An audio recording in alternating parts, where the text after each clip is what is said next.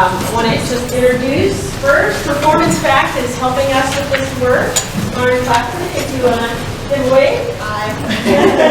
Mutu is with me too, but yes. Set us up for a minute. Yes. We'll do longer intros. And then James, if you'd like to.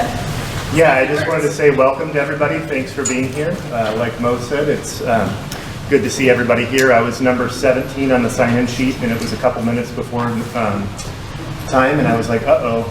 But I saw a lot of people come in here right on time. So appreciate everybody's investment. It's not lost on us that it is Monday and Tuesday. It's full days. And we know how bad sub situation is, and so it's not lost on us that it's full days during the school day. When we were working with Performance Fact, that was one of the things that we wanted to make sure was that we were having as much of the activities happening outside of the school day, so that we were able to make sure that people were able to focus on the work they need to do on school days. That said, this was a little bit of a non-negotiable in terms of having 2 full days, so I appreciate the investment of your time in terms of being here, because I know it's time away from things that you have. We also have a cross-section of our school community here. We have students, we have parents, we have community partners, we have staff from across levels and across job roles. So this will be a very rich conversation. Every voice that's here is going to be important to the process that we're undertaking. So I appreciate your investment both today, tomorrow, and the future meetings that we have here as well. A lot of things have changed since Destination 2023 was established. So that was our 5-year plan that was established 5 years ago. And guess what? It's the 22-23 school year. And so it's time for us to re-envision what things are like. There have been a lot of successes, and as you know, there's been a lot of challenges, especially in the last few years. So what we know now is not what we knew 5 years ago. So it'll be important for us to incorporate our new learning into this process as we design a 4-year plan going forward. Now I say 4-year plan going forward because that is the ODE suggestion, Oregon Department of Education suggestion, is that we review strategic planning on a 4-year cycle. Our current plan is a 5-year plan. We'll be looking at doing a 4-year cycle going forward.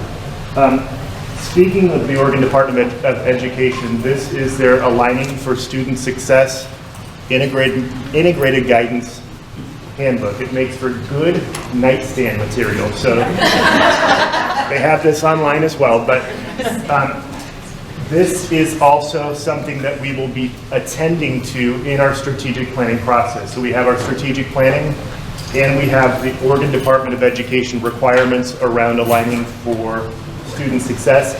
Basically what this is, to distill it down, and I'm not going to get into it right now, but basically what this is it takes 6 different funding sources that previously required 6 different plans and 6 different engagements, and synergizes those together. So the strategic planning process that we're undertaking now will help to satisfy the requirements for this as well. So that's another piece. We are getting into full swing with strategic planning this week. We have our core planning team today, and you might be wondering, okay, I read the write-up on core planning team. I kind of have an idea what that is. I'm not quite sure. You will have a better idea after this morning as far as what your role will be as the core planning team. Basically, it helps to shepherd the process from start to finish. So this team has a very important role to play as it pertains to the strategic planning. It's not the only team that exists, though. We have an instructional focus team that will initiate tomorrow afternoon. The instructional focus team will focus specifically on the instructional practices for the district. We have a student voice team that will initiate on Wednesday. We had student focus groups earlier, and this will be a subsection largely of that, those sets of groups. Students are the reason that we exist here as a district. They're why we're here. So it's important that student voice is centered in the process, and so that'll be an element as well. I believe that the core planning team will take all of those inputs that happen in those various committees, and at the end, synthesize all of that together.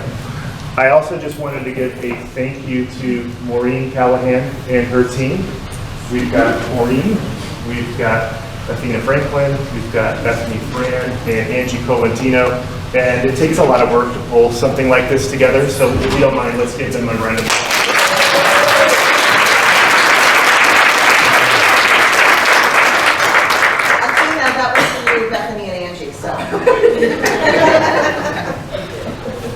So with that said, I'm going to turn it back, I think, to Maureen, who is going to share with us an opening activity for us to get running.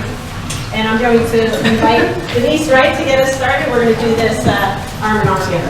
Good morning, everyone. Welcome, Centennial. We're so glad to see you here. Good morning. All right, we got to pump it up. We're here together for 2 days, plus we're going to be together a few more. So let's get cozy and let's settle in.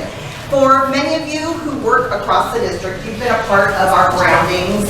And then for those of you who are new to Centennial, welcome and thanks for being a part today of this. So for us in Centennials, groundings are a way to kind of let the things go that were happening before, that we were thinking about before, and to get settled in for this moment. This is a way to really think about a shared activity, a shared focus for all of us. Because many of us had to drive to a new place this morning. Maybe we had to get kids on a different routine. Maybe checking in to see, was the sub really there? Make sure my pets were warm and cozy and fed because it's so cold out. All of those things kind of clutter our minds, and we need to spend a few minutes kind of just settling in together, thinking about what's our focus and our intention.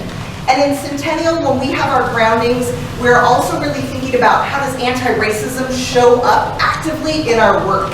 It's not a passive act. We have to be intentional about that, and especially myself as a white woman, I have to be super intentional about that because I can get away with not having to think about it on a regular basis, and that's not okay. And that means I gotta do some connected and some serious and some intentional work. And we also in Centennial want to think about how are we moving towards action. We want things to be better and different for all of our students, and that takes work and it takes intentionality both at the personal level as well as the system level. So as a part of that, we lean on several different tools. On your tables, you'll see there's some equity lenses. We also have the Courageous Conversations Compass, the 4 agreements, and the conditions. And so today, and over the next couple days, and as we go through this process, we're asking everyone in this room to stay engaged. Staying engaged means present while you're having conversations at your table. Staying engaged means that when things get hard, or when we have to challenge previous beliefs, or we have to look at data that maybe is different than how we thought things were, that we stay in the conversation, we stay in the work, instead of leaning out and being like, whoo, that's too hard, whoo, I don't want to change things. We got to lean in together. And part of that being engaged means there might be some discomfort. For myself, this is my 25th or 26th year in Centennial. I have been a part of, unfortunately, probably perpetuating some of the outcomes that students have had. I need to be uncomfortable right now because I want things to be different for students. We're also going to get to celebrate with that. And if we want to move things forward, we have to think about how is it that we reflect on maybe what needs to shift for students and to hold on tightly to what is working for students. We also have opportunities to speak our truth. And we also want to think about how are we speaking our truth in a way that minimizes the impact on others. So I need to think about my intention as well as my impact when I'm engaging in those conversations. And then lastly, with the agreements, we're not going to fix everything today. We're not going to wrap everything up in a bow tomorrow. This is going to be multiple sessions. As James has said, there's multiple groups working on this process. And when we get to the point in February or March where we have to send things to ODE, we won't be done yet. That's almost the beginning of the next part of this process. And so trying to stay engaged through all that is really important as well. The 6 conditions, the first 2 conditions help us to start to engage in conversations. Many of us might not be comfortable engaging in conversations that focus and center race, and to think about how our practices may be showing up that we need to do intentional to put that anti-racism work to place. So those first 2 pieces are going to be a way to engage. It's a way that we come into the conversation. The second 2, normalizing the social construction and monitoring the agreements, are a way for us to continue and to sustain that work. Conversations around what's not working for students can be really, really difficult, especially when we're centering race. And so having those next 2 pieces to help us sustain those conversations is really important. And then the last 2, having working definitions for race and examining the role and presence of whiteness, that really helps us sustain this work over time. We don't want this to be something that we do today and tomorrow and we say, all right, we've got Centennial figured out. This is a process For those of you who have been in the district for a really long time, you've been a part of the process of really trying to analyze and to shift things. And for those of you who are new, you might be like, whoop, what am I getting into today? So we appreciate all of those perspectives. And it will take all of us in this building, as well as when this information is shared out with different groups, to help them support and engage in these conversations as well. And with that, I'm going to turn it over to Mo. Great. Thank you, Denise. So at your tables, you've got a one-page document, looks like this. It's titled Section 1, Integrating 6 Programs. A lot of times when we do what we call a grounding, we like to have some context to think about that, and especially as some commonalities in the group. And so if you would, just take a skim through the front and back pages of this handout. It is from the book that James had held up from ODE. And what I really appreciate around what ODE is doing is their goals are really aligning nicely to how we operate around equity. So they have 4 common goals for us to embrace during this process. And so you'll read more about them, but they're equity advanced, engaged community, well-rounded education, and strengthening systems and capacity. So this will give you a little context from where the state is coming as we dig deeper into what our strategic plan is. So let's take 5 minutes, take a read through that, and be thinking about the 4 agreements as well as the 6 conditions, because then we'll pair you up for some conversation. So just let's go ahead and take some time to read through that.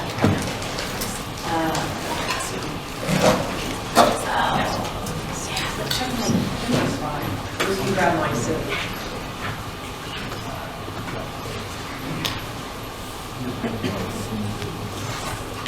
Programs, and so just so you have context, those 6 programs are high school success, the student investment account, comprehensive improvement planning, career technical education, everyday matters, and early indicators and intervention systems. And everyday matters is really about how we help kids show up and be ready, and so that cuts across all of those. And so the state is really hoping that we can see those connections and integrate that, just so you have a little context. So what we'll ask you to do is connect with one other person and have some conversation around this. And so these are suggested questions. You might have some other things that you want to talk about that might be surfacing for you. That's totally fair. Find someone that maybe you don't know, introduce yourself, and we'll take about 5 minutes and just connect. You can choose one of these questions to get started or one of your own. Feel free to stand up and connect with someone, or you can sit where you're at.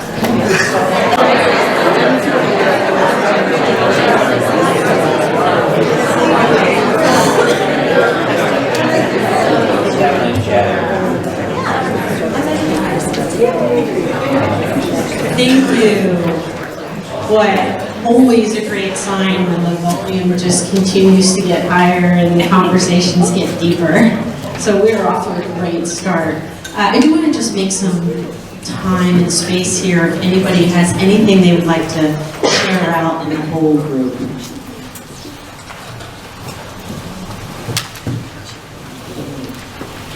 Well then with that, I'd like to welcome Matteo and Lauren to kick us off.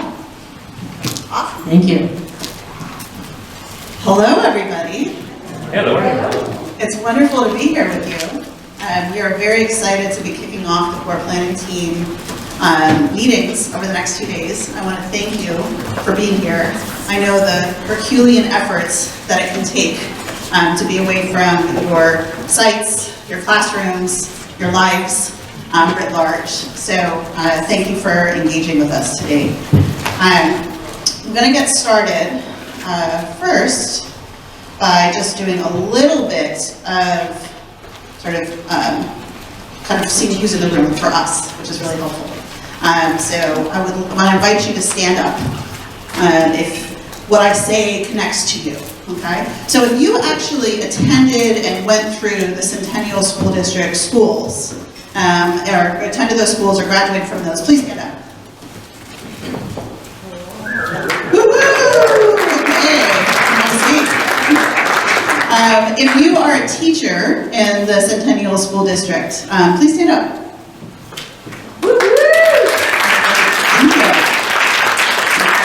If you work as a classified staff or employee in the Centennial School District, please stand up.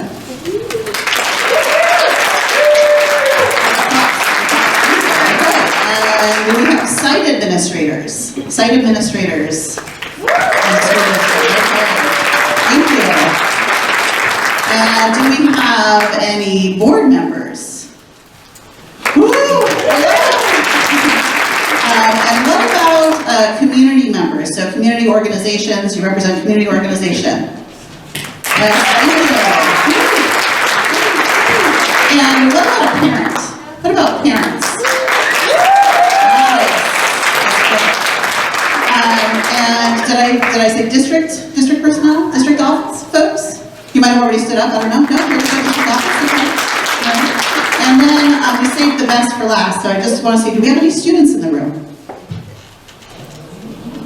Not yet. Okay, so we're missing our students.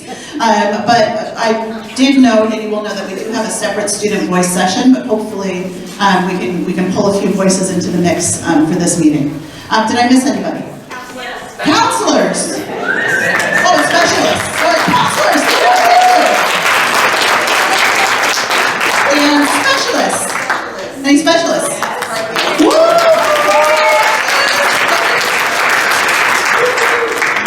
And now, if you're tired of standing up, you can raise your hand. If you're mostly do the high school, like work with high school age kids, let me see your arms. All right. And you put your arms out. If you mostly work with middle school.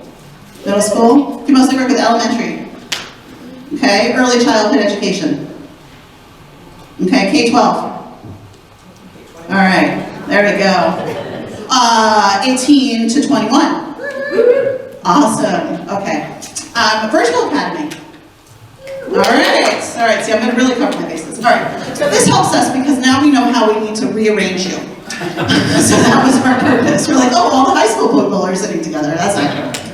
As we move into our process, we are going to be kind of spending the majority of our time, really, you're going to be doing the talk. You're going to be doing the engaging. We are just here to help facilitate the process. I am going to turn it over to Muthu to kick us off and kind of walk us through and give you an overview of both your role, our positionality in the work, and a little bit about what we want to invite you to do to have some fun with us today. I can put in slideshow. Thank you. Do you want the PowerPoint? Yeah. Good morning. Good morning. Nice to meet you all. Happy Monday. Let's see. I'd like to begin by saying, well, actually, let's begin with slide number 2. This is the most important slide in the presentation. And that's how I say my name. Who wants to try? That's easy. Great. Yeah. 3 syllables. The accent, you hear my voice is from Nigeria. This is year 50 since I left home. Came to the US to go to college. Studied chemical engineering, undergraduate and graduate degrees. Joined Eastman Kodak when Kodak existed. In upstate New York, Rochester, New York, in 1978, as a research scientist. And about 3 years after joining Kodak, a group of 9 African-American scientists, 8 of us from Kodak and Mark Waller from Xerox, decided we wanted to do something with students. And what we chose to do was to adopt one elementary school, Clara Barton School number 2, to teach hands-on science. We spent the summer putting the curriculum together. Then we went to John Seymour's class of one fourth grade class, about 36 students, and we were scared. We knew science, but we knew almost nothing about kids that age.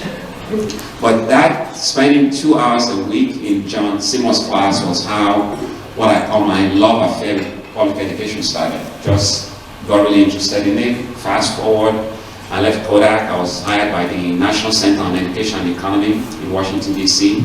as the Chief Operating Officer.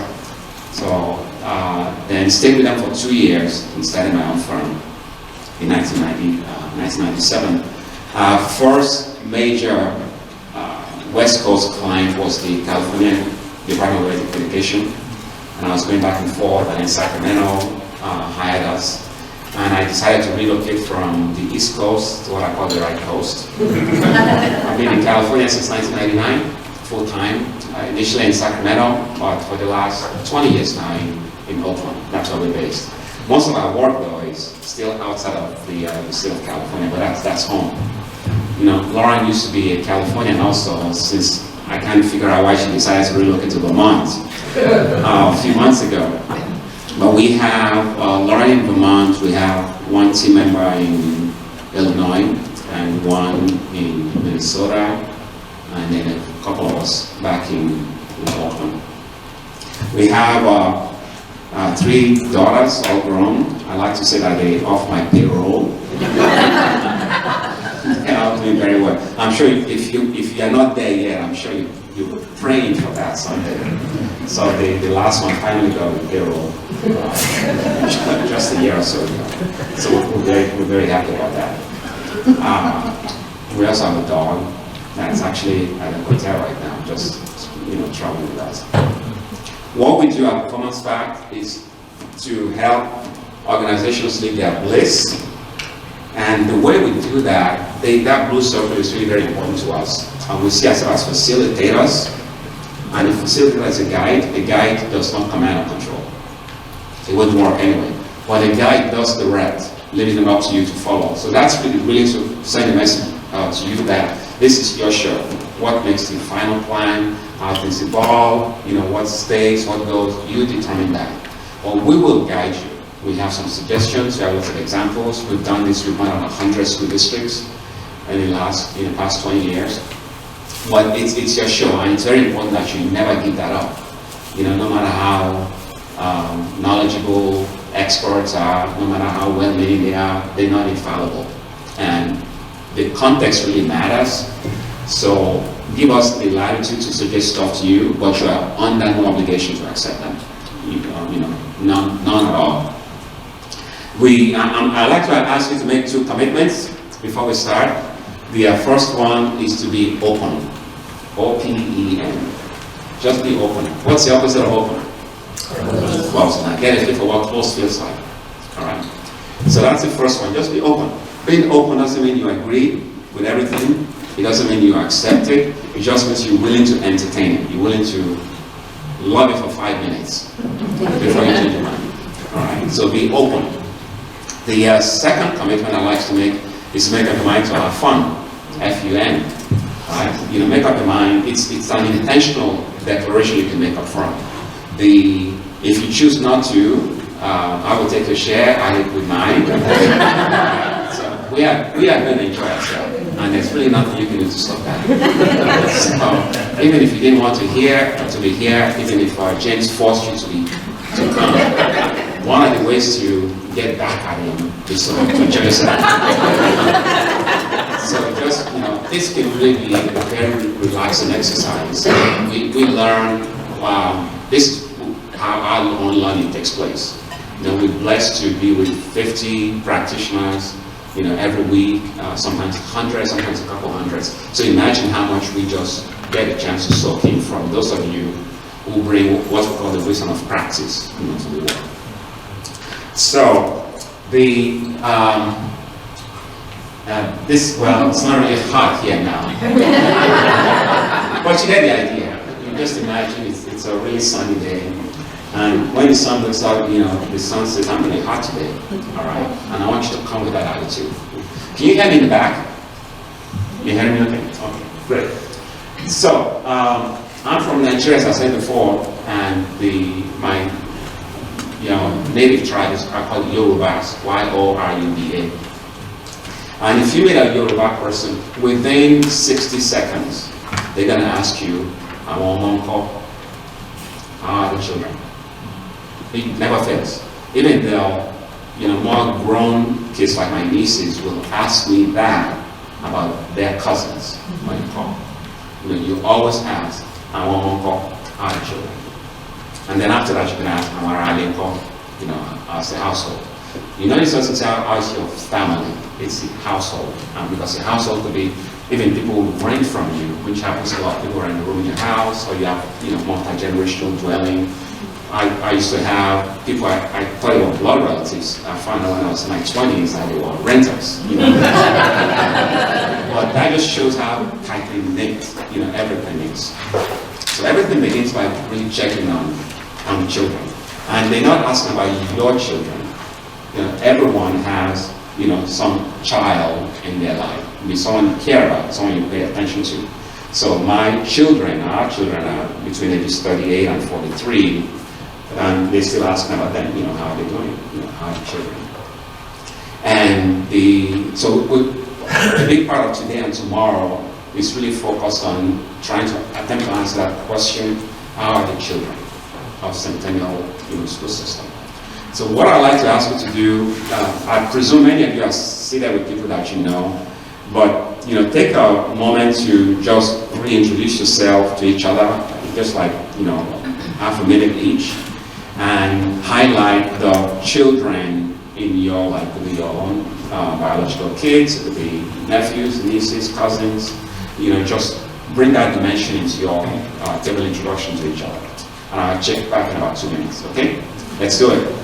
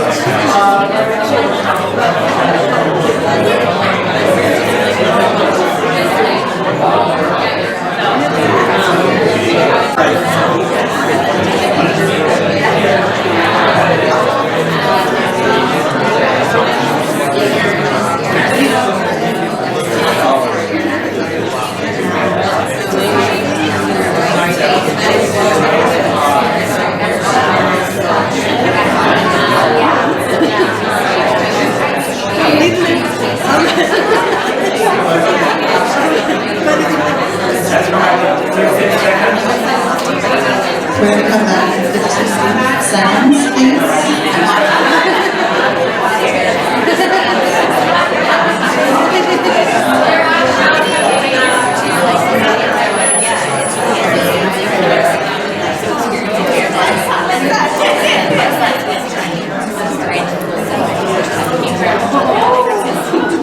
All right, let's come back in 5 seconds, please.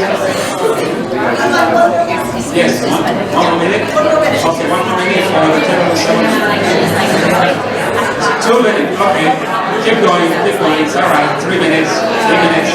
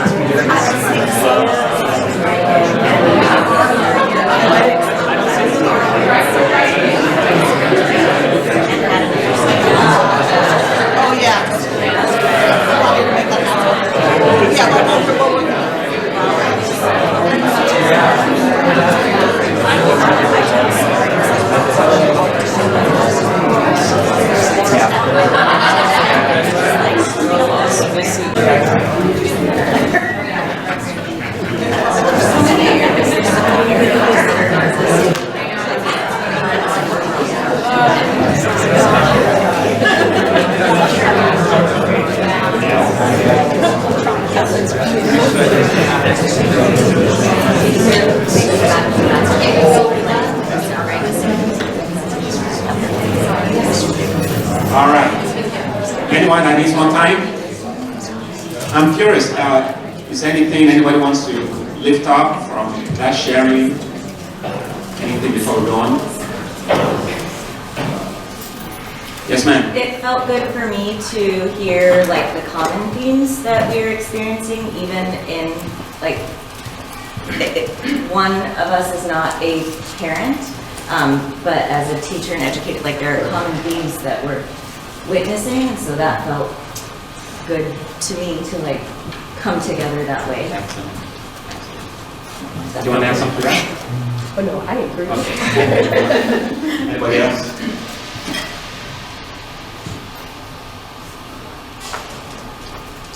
Okay, so the children. One of the ways to assess that is just to look at the outcomes for students. This is Exhibit 1A, the main PowerPoint. We're going to be using it for every session that we have. You see a whole lot more about the data later on. So now, data only tells symptoms. If you can't read that version, don't worry about it. It's okay. We have a full-page version in your Exhibit 2A. But you don't need to be able to read it. I'll summarize for you.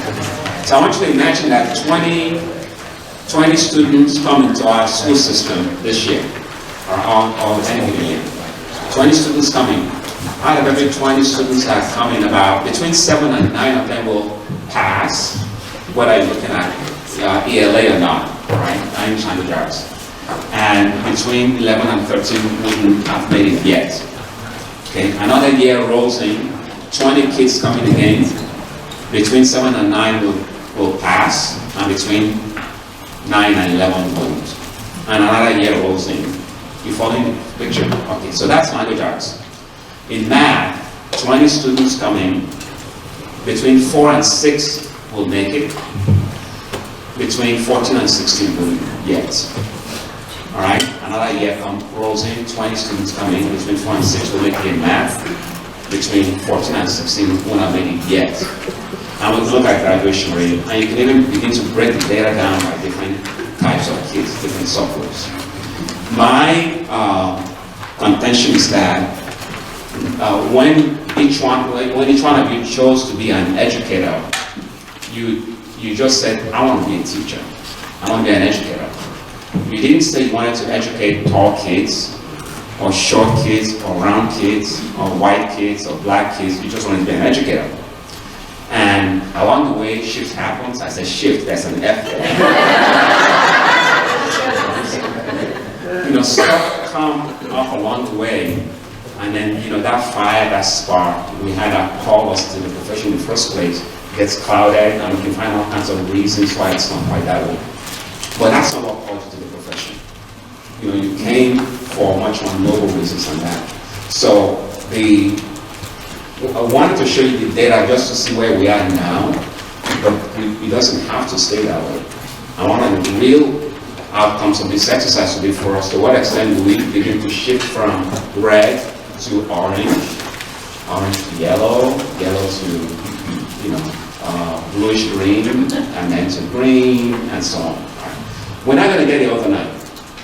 If you have a student who comes into your class 4 grade levels behind, and there's very little you can do to close that gap in 1 year, no matter what you smoke. It's not going to happen in 1 year. But if all we do is give that student 1 year's growth in 1 year, he or she is still 4 years behind. So on the one hand, I'm inviting us to just chill a little bit. You know, don't get too worked up about this. At the same time, I'm inviting us to, you know, crank up the heat a little bit also on our practice. Those sound like they're contradictory, but I think you see where I'm coming from. You know, we have to own where things are. We could sit here and try to explain it away. We can justify. We can say we don't like the test. You know, it's all of that stuff.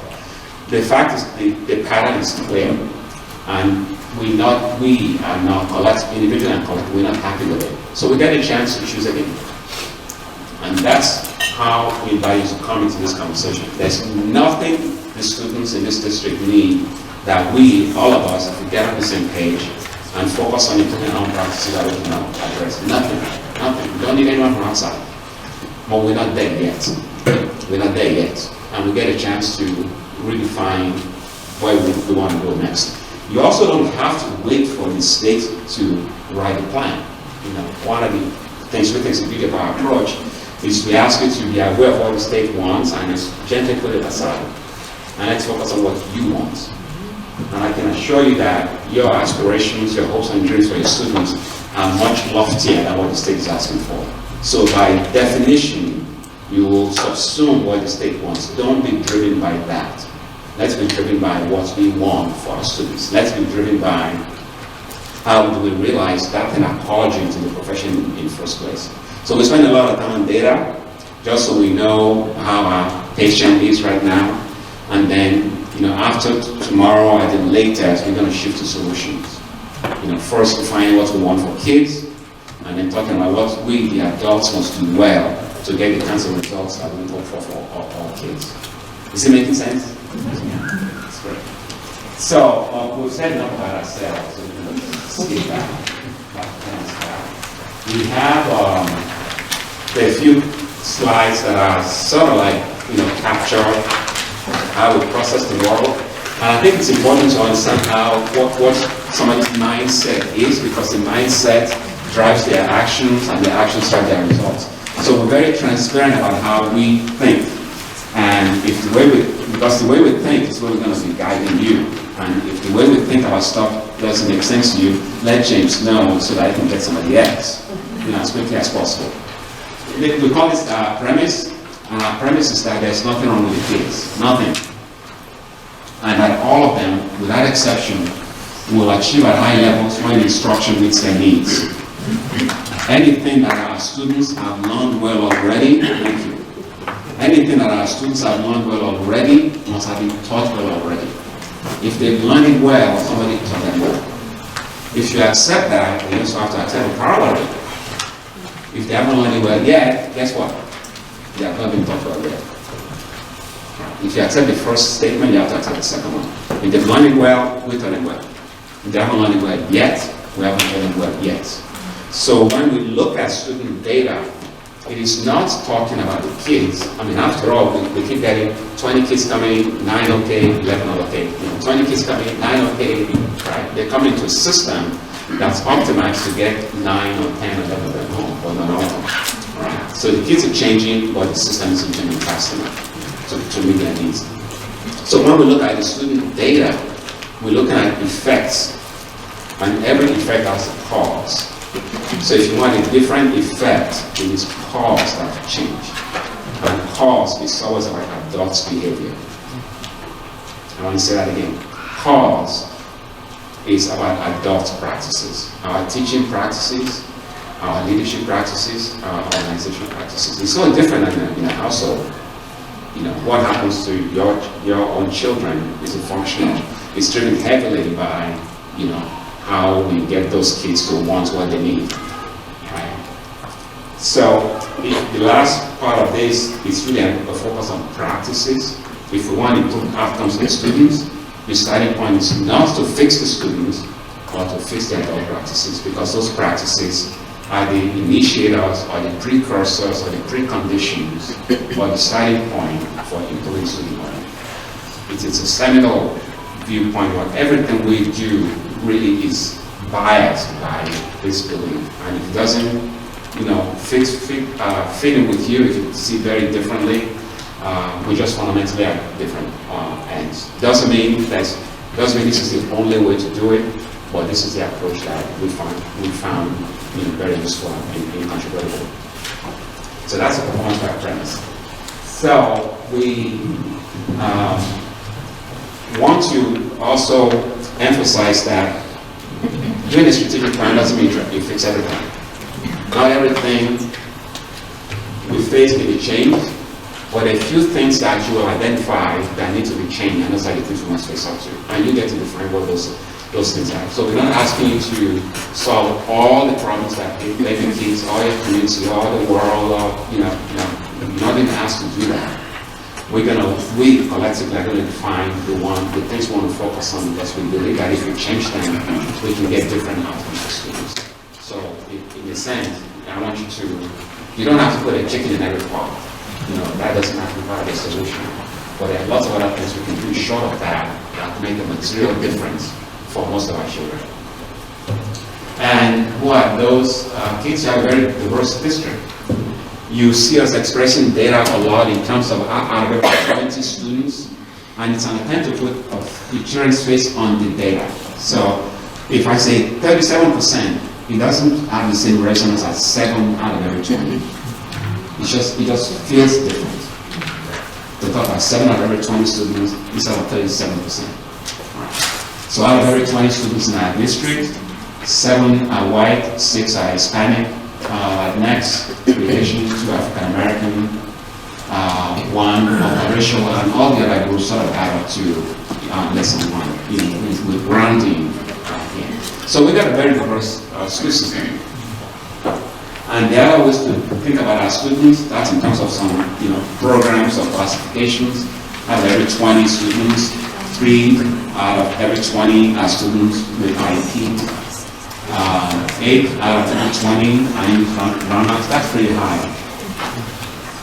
And 12 out of every 20 come from homes that are classified by the government as low income. So you've got diversity there also. So why plan? We suggest that the primary purpose of planning is alignment, getting all the arrows going in the same direction. That's the primary purpose of planning. Now, this doesn't mean we all become, I look around, I kind of date myself with my examples. I was just going to use the Stepford Wives movie. Who remembers that? Oh, I don't feel so old. You probably saw it. So we all don't have to do things cookie cutter. So if you look at what I call the chunky yellow arrow there, it doesn't have to be of its chunkiness. We just want its chunkiness to be pulling in the same direction as the rest of us. We want all of us to be going in the same direction towards common goals. You can still do things your own way. You can still have a lot of flexibility. Now, there are a few things you will define that all of us have to buy into. We call those the professional practices, a few core practices. So what often happens is that we all mean well, but we addressing what we want individually. I'm doing right by my kids. Well, that might not be it. So the same kid that I care a lot about now goes to his class, and then he's doing right by that kid his own way. And then the same kid goes to her class, and then she's whacking in a different way. So the kids start getting really confused, very schizophrenic. Because each adult is doing things differently. That doesn't make any sense. You won't run your household that way if you have one-on-one company.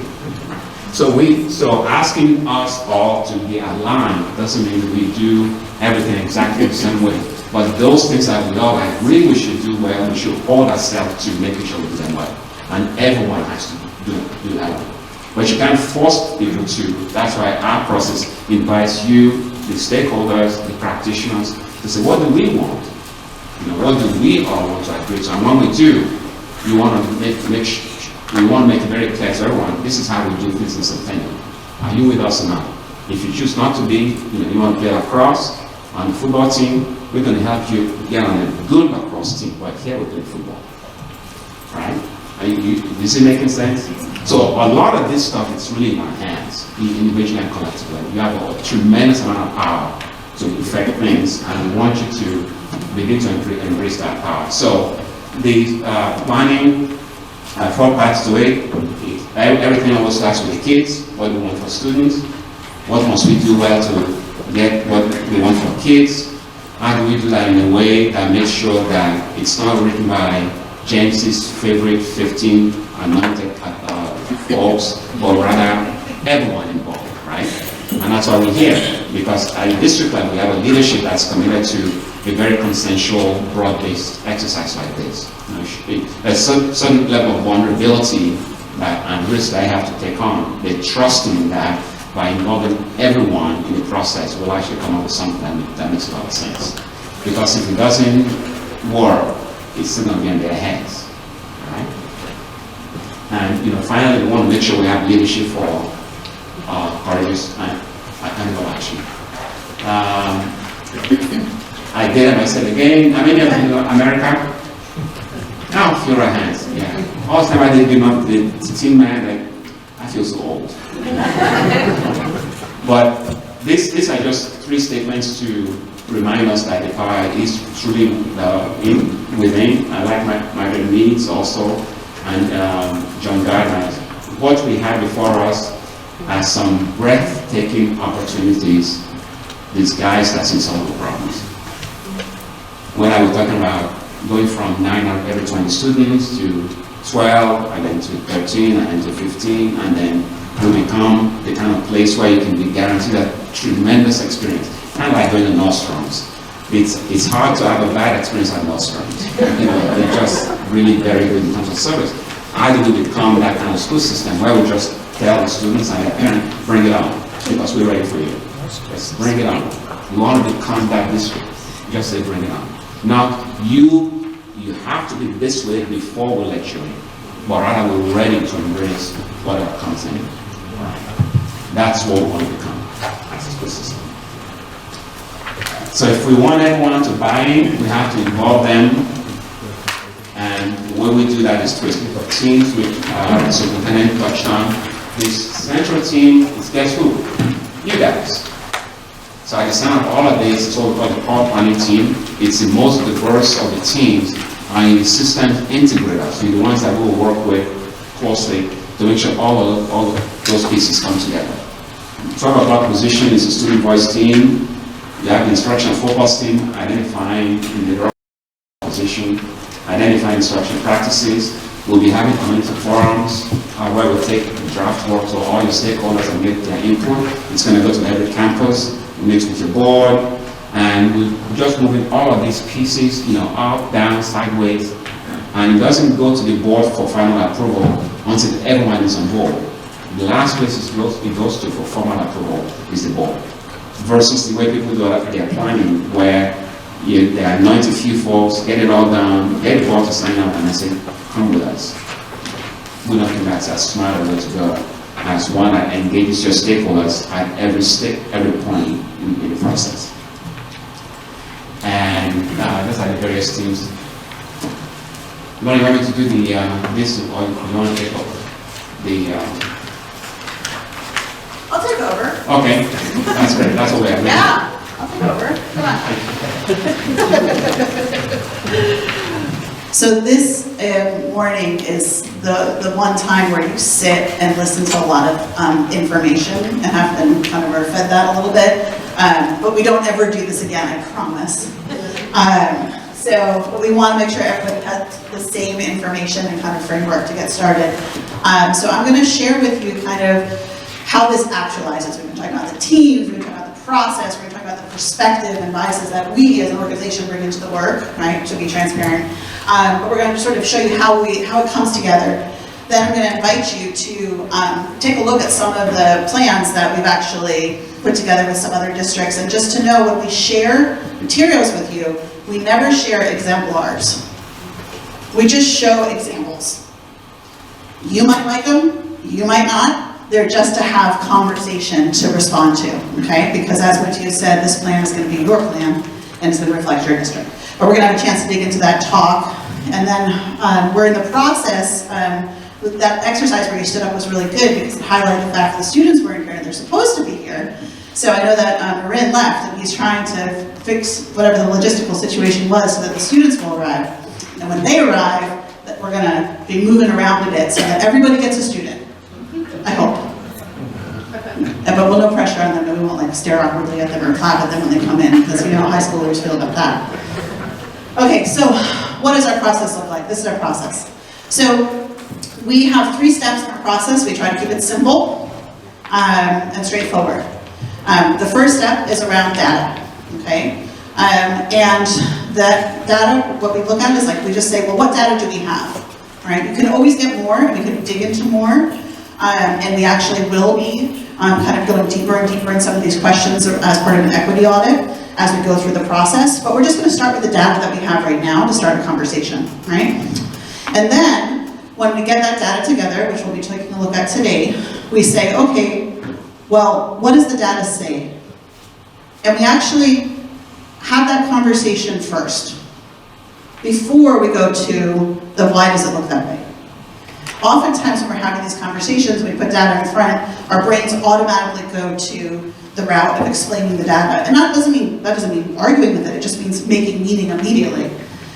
But you can be sitting next to somebody who sees this exact same data point as you and has a completely different perspective on what that data is saying, whether it's good or not good, or what we should be doing about it. And so the first part of our conversation as a team is to have shared meaning about what the data just says. All right, what are we seeing? What's a strength and what's an area of need? Then we'll turn into this question around, well, why does it look that way? Right, to start to make some meaning around it. And then finally, we'll move into what we call the solution phase, which is, well, what are we gonna do about it?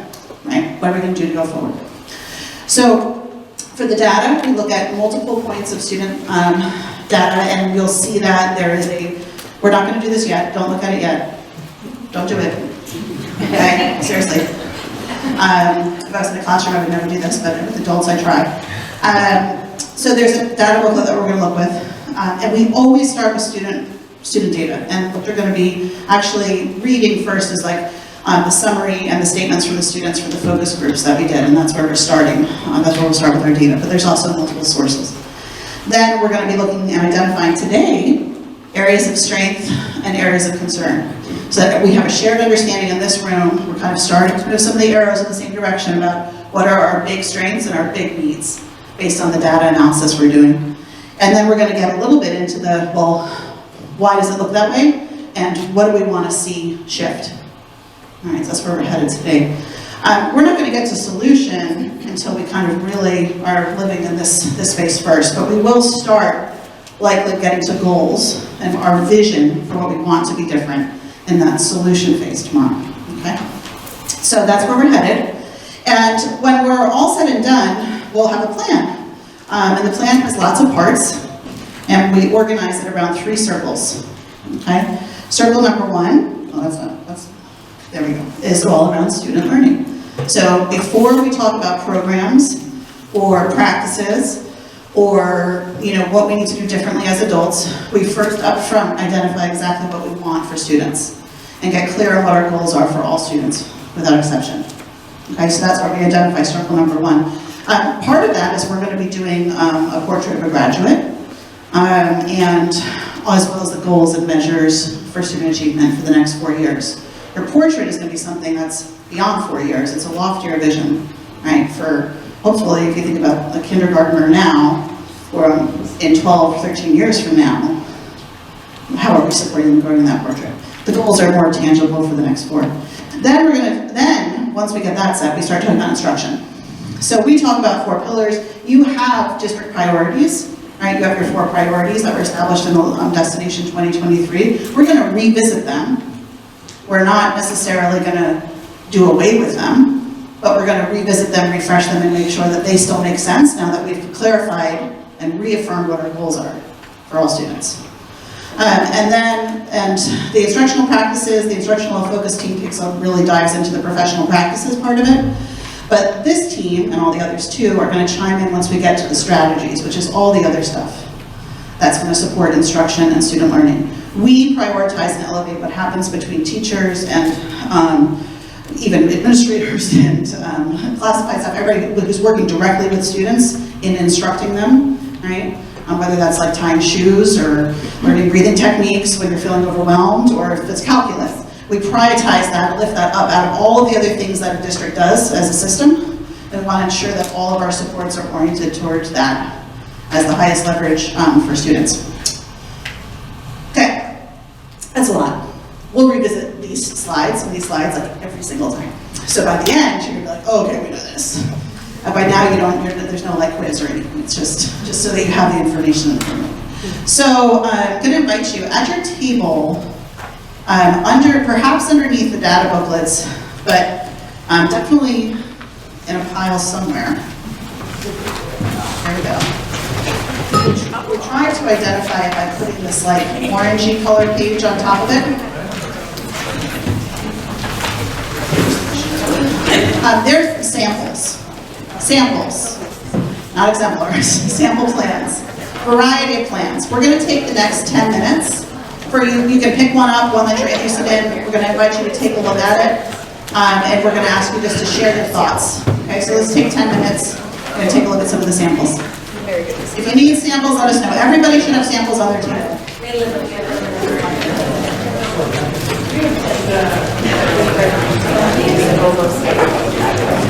Yes, ma'am.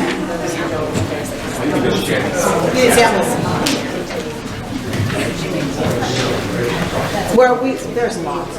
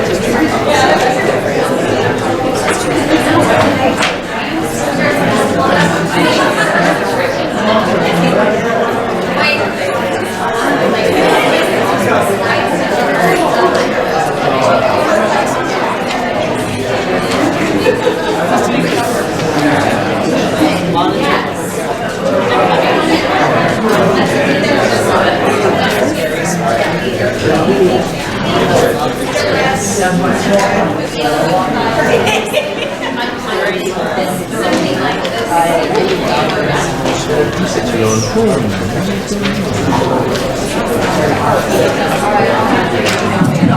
can notice things you like, things you don't like, questions, just process, flip through.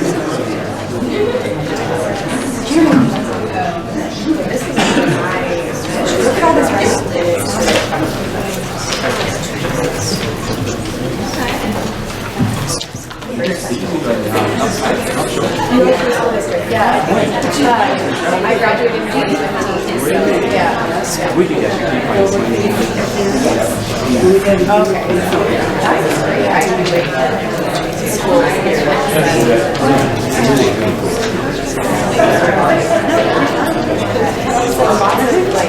high school, we all had to take some classes, and so we all felt like we graduated. It was wonderful.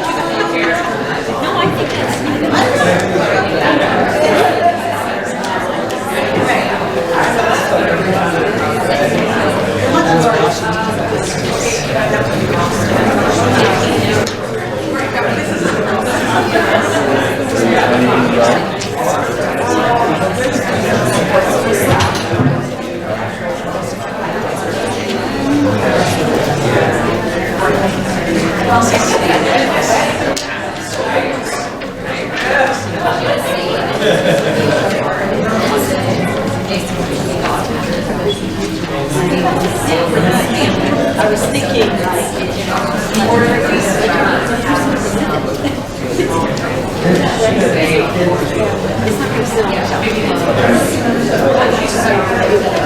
we did it.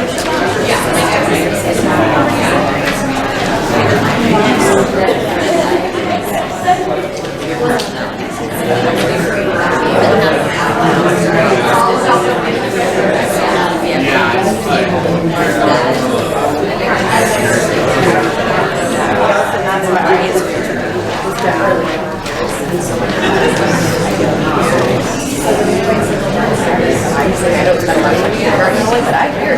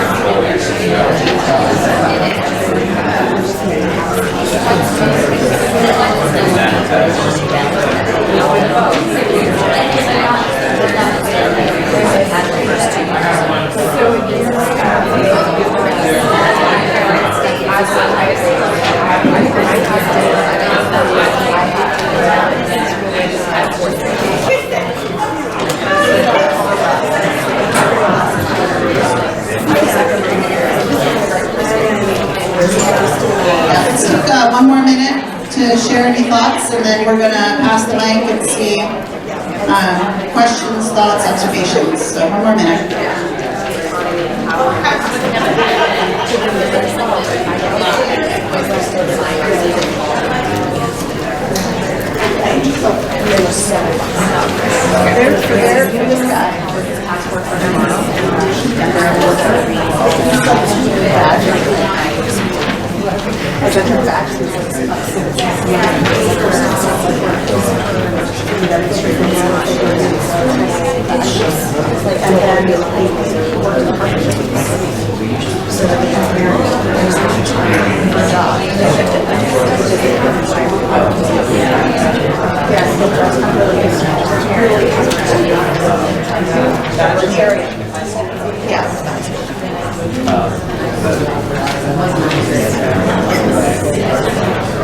Okay, my friends.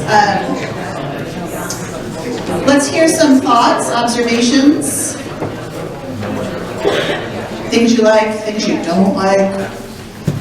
You can learn as much from what you do and don't like. This helps us get a feel for kind of how the community thinks too. All right, over here, we have two hands, they're ready. Okay, well, just like looking at them visually, we picked up a few, and the really thick ones were not very enticing to us. We really like this, like, you know, 2-page, 4-page. They could go to anyone in the community, and they might actually pick it up and read it. We felt like anything more than this is way too overwhelming. And if people wanted more information, maybe you have 2 versions for those people who are really wanting to dig in. But we really liked the short and sweet kind of elevator speech version. Thank you. Okay, other thoughts, comments, questions? All right.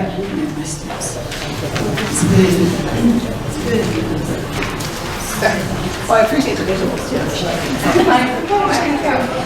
So I actually agree with what you were just saying as far as liking the short and sweet. So I'm a parent, and I will say straight up that I would not take the time to read this. I wouldn't. But as an educator, it's probably got information in there that is important for everybody to understand and to have that detail behind the summary of what we're getting in these. The other thing, as far as if we're talking about these, I like the portrait more than I do the landscape. And the reason for that is this feels more like a report, like a booklet that you're going to do something with. This feels more like a very quick presentation where we show it up on a slide and throw it in our drawer later. The other thing that I wanted to point out also, just for cost, doing something like this, we're talking about including all different ethnicities. We're talking about including all different dialects and, you know, all of that. This is more cost effective in order to put out multiple languages and include more people and have more parent engagement, more educator engagement than what these other books are. Also, the color. If we're looking at these, looking on the inside of them, this one draws my attention more than this one does. Great. That's great. I love it. That's great. So the good news is you're going to get both. We go for win-wins. So definitely the shorter, you know, 4-pager, widely shared, translated into everything. You know, that's part of the process for sure. That has just something that's digestible for parents and families, right? And really everybody. And then what we call the version for insomniacs, right? That has every single detail. Is something that we also produce, but that's not usually something that gets printed and widely shared, but might be accessible on the website, etc. And you might notice that one version, that landscape version, that is from the PowerPoint that was presented. It is the PowerPoint presentation of the plan, which is usually what we do first once we have the very first draft of something done, is for the board to see that full PowerPoint version. So, and the community. Any other comments before we? Yes. Great. I just want to, again, also love the shorter version, but I really like that the Canvas included the action steps. I think that, especially if I'm somebody who's not in the school every day, I want to look and see what you are doing to make all of this in there. Yes, hand in the back.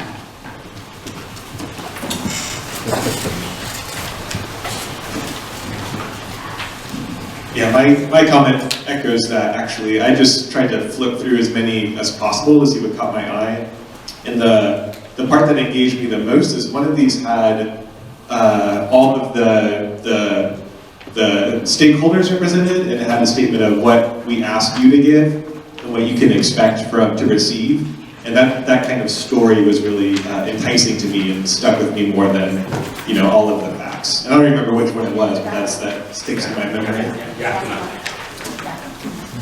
Yakima districts. That was something where we actually, you know, when we meet with students, and you'll see this in the data, we ask them, like, what is the one thing they want the adults to promise, the promise they want to make.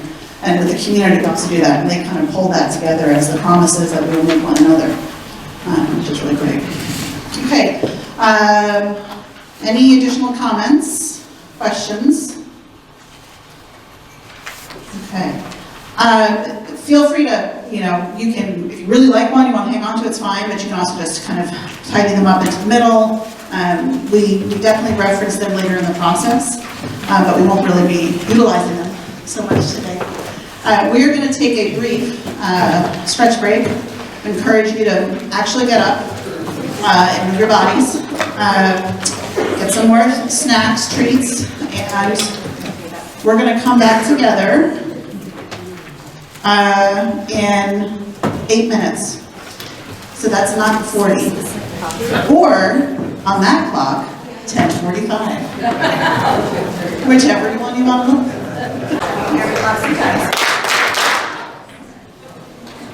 Okay, fine.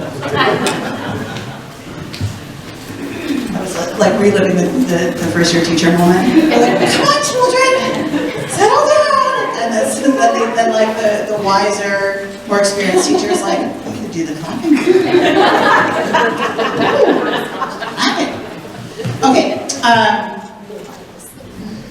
In a moment, I'm gonna sort of ask you to move. To gather your things and move. I'm not going to make you, we're not going to count off, and I'm not going to force you into a seat that does not make you feel comfortable, okay?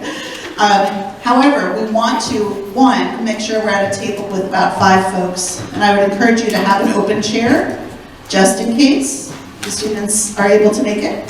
So we're sort of like a special chair for a student, so 5 people at a table. And if, for example, you're like all teachers, or you're all from high school, or you're all community members, or you're all parents, we want to just kind of say, okay, let me go mill around and find a new group, okay? So I'm going to invite you to kind of gather your resources. If you're going to be one of the ones who moves through your table, you do not have to be, because I know some of you are like, give me the evil eye. I picked this seat. I got here for this seat. I'm not moving, and that's totally fine. So gather up your stuff, and let's take we're going to do a 120-second shuffle. All right, so let's go. Redistribute yourselves. Start one of the name. What do you need? Need a man over here. Need a man.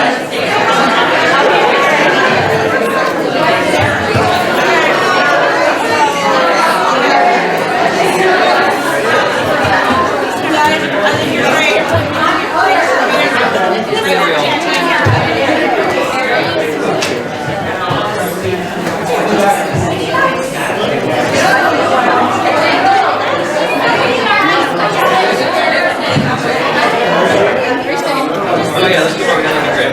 That'd be great. No longer need a home.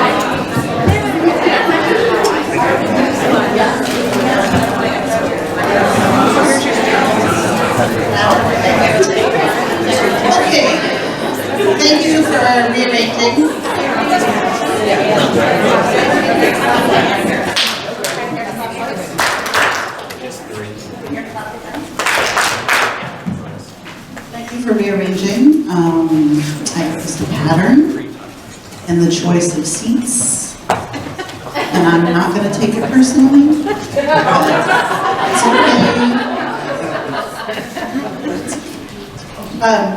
So we're going to dive into some data, and I'm going to give you just a very quick, because I didn't introduce myself yet, like who's this lady, just intro so you know who I am, a little bit of it, who I am. And then we're going to dive into some data work, and I'm super excited about it because I can gather this stuff. So I was born and raised in New York, and I had the great fortune of getting accepted to college, which was sort of touch and go for a moment, but I did get accepted to college, and the college I decided to go to was the one that sent me an envelope filled with confetti. When I opened it up, it had confetti that exploded, and I was like, yes, I'm going to go to this school, even though it was 3,000 miles away from home in Portland, Oregon. So I went to Reed, is where I was. I was at Reed College. You know, it was only after I graduated that I heard that the like motto was like communism, atheism, and free love for the school. And I was wondering why people were always like, oh, you went to Reed. And I was like, I didn't know about the motto. But no, really I went, honestly, because it was 3,000 miles away from home, and I didn't exactly have the loveliest home life and experience, and I was very excited to get myself removed. in my time when I was there, one of the things I did was I had a volunteer job at one of the domestic violence shelters in North Portland. And I was an intake counselor in the evening, and untrained, 20-something. And but what I noticed in my work and in my time and doing my intake work in the overnight shift is that a lot of the young ladies who were coming in were just that. They were 16-year-olds, 17-year-olds, and they were coming in to receive services and get necessary support. And it really raised a lot of questions for me about what's happening in the community where young people, not very far in distance from where I was, were having such a, this different trajectory in life experience, and I really couldn't help but think about all the support that I had received when I was in school, where that situation of me showing up in a shelter was not too far afield from what might have happened, but I got pulled back in a lot of ways by the adults who were in the school system. So that led me on to getting interested in getting into education, and of course, with my lovely liberal arts training, that didn't really get me ready to be a teacher at all, but I had a lot of passion and interest, and I ended up teaching in northern New Mexico. I was hired really in about 1 hour because school started the next week and they didn't have a teacher, and I showed up. And so I started teaching without any training in northern New Mexico, and learned very quickly about the complete and utter inequities in our school systems around the states, like between the states. Just the kind of access to resources, materials, buildings, things. There just were no books, there was nothing that was provided for the young people in my care, whose families entrusted me to take care of them and support them in their growth and development. So I worked hard to build really strong relationships, and I learned a lot. I was not in the room, and I was schooled a lot about my own race, class, privilege, all of those pieces, and humbled again and again, but really loved and had great relationships with my students. However, what they really needed me to do was to help them become really extraordinary readers and writers. And I didn't have any business continuing to be in the classroom as a teacher until I opened my room so that I could support them in their growth and development. So that led me to Cal. I went to UC Berkeley, was trained, got my master's degree in education, and then for the last 20 years have been working as a classroom teacher, ELD teacher, coach, professional development, kind of in that whole side of the wheelhouse. So I like to joke while Mutiu was founding a company, I was hanging out in student union at Reed, but we all have our own journeys, and I'm very fortunate to be here now and doing this work. So that's just a little bit. And then I have an 8-year-old and a 10-year-old. My journey with my daughter has been a challenge, but a beautiful one, a beautiful experience. And she's taught me a lot. She struggled in school, starting in kindergarten, and was diagnosed with dyslexia finally, after fighting the system for a while. Was finally diagnosed and is getting necessary services. But she's taught me a lot about kind of what it's like to be across the table. And it was really eye-opening going from being the administrator who was meeting with the parents in those meetings to being the parent, and just how vulnerable and terrifying it is. So anyway, so that's just a little bit about me. And yes, I'm in Vermont, and Woodgoose doesn't understand why. He also was looking for a very large, ice scraper today when there was the ice on the windshield. I think he had what was it? Where was he? Rochester trauma. I was telling him, I was like, just put the heater on. It's really not that thick. He came back out. He's not in the room. He came back out, and I was like, and he's like, oh, the windshield just warmed up, and the windshield wipers did it. He's like, I brought tools, and he had a plastic spoon and a plastic knife, and I was like, that was going to be a story. But no, there's no ice. Yeah, I know, the credit card. So we're gonna, I want to start with this quote, and I'd love to see if somebody wants to read it for us. And I'm just going to ask you after we read it for you to turn and talk to a neighbor, just one person, because otherwise it takes too long. No offense, but you're going to have a lot of time to talk. So just somebody who wants to read this into the room for us. If the ladder of educational opportunity rises, can you hear her in the back? All right. If the ladder of educational opportunity rises high high at the door of some youth and scarcely rises at the doors of others, while at the same time formal education is made a prerequisite to occupational and social advancement, then education may become the means not of eliminating race and class distinction, but of deepening and solidifying them. So I'm gonna just invite you to turn to a partner and just kind of share any thoughts or actions and thoughts on this quote. Just 30 seconds, just a little chance to chat.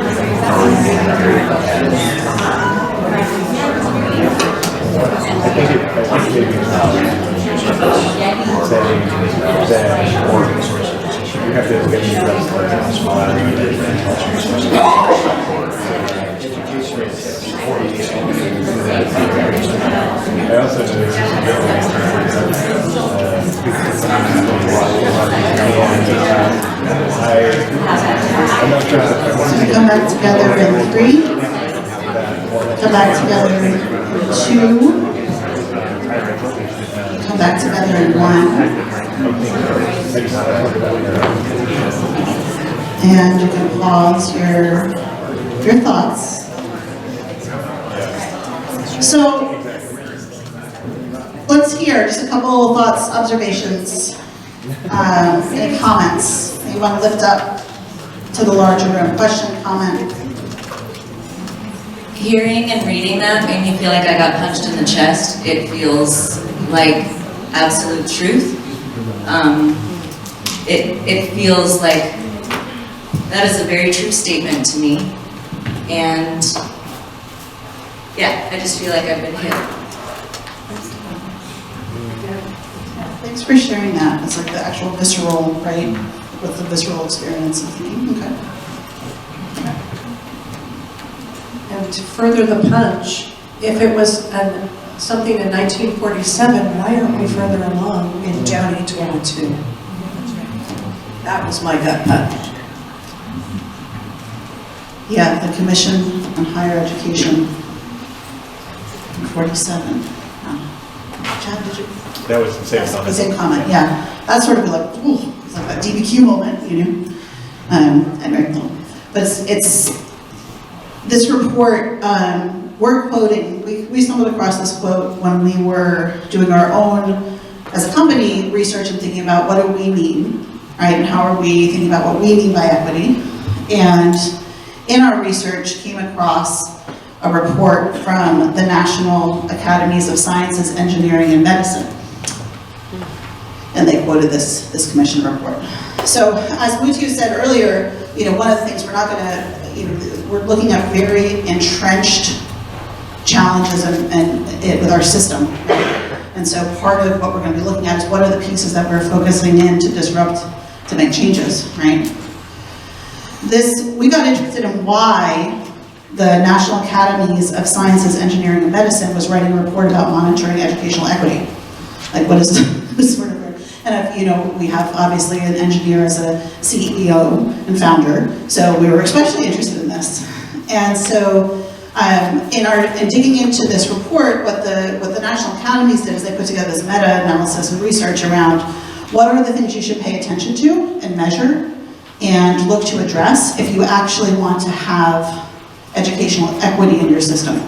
And they came up with a set of indicators, right? A set of domains and indicators in this report. And we're taking a minute to share this with you because this is how the data that we're going to look at today is organized. Okay? So that's the purpose of why we're talking about this framing.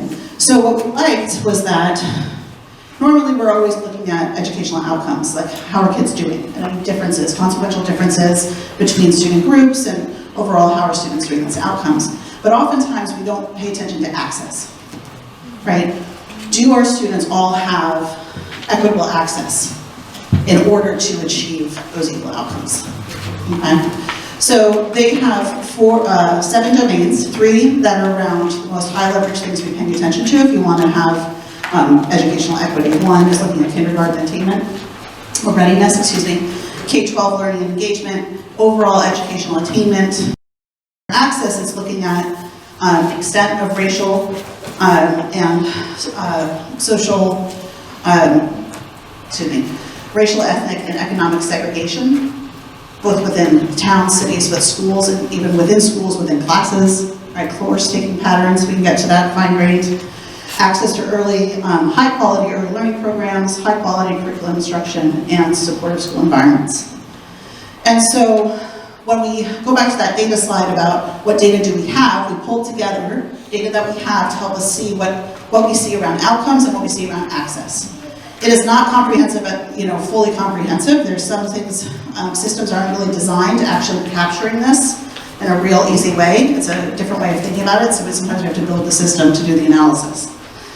So I know when you all started, you have the framework that you're using in thinking about anti-racism and equity work. This is our stance in terms of how we think about what equity in education is as a company. And so we talk about equitable access for equal outcomes. Sometimes we'll say we want equitable outcomes, or folks will say that in education, let's have equitable outcomes, but that's not what we suggest. We suggest we want to have the universal, shared, high outcomes for all students, right? And we need to have differentiated and equitable access so that all students can retain those outcomes. So this is for reference to kind of see where we stand in terms of how we define equity. Okay, so I'm going to pause there and direct you to our activity with the data booklet. So if you take a look at your table, there should be a pile of data booklets that look like this. If you can take a grab of those and then get out of this.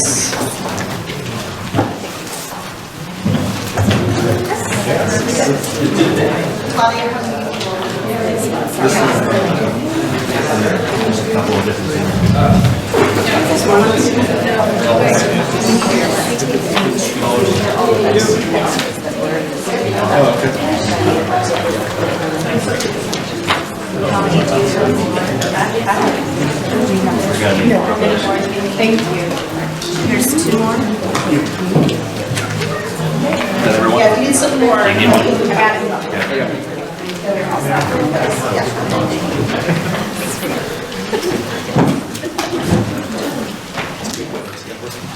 Okay, thank you for all the provisioning of resources.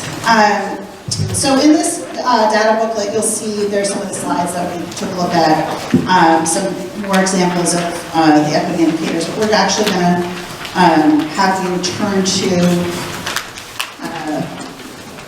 it's just the top page to see.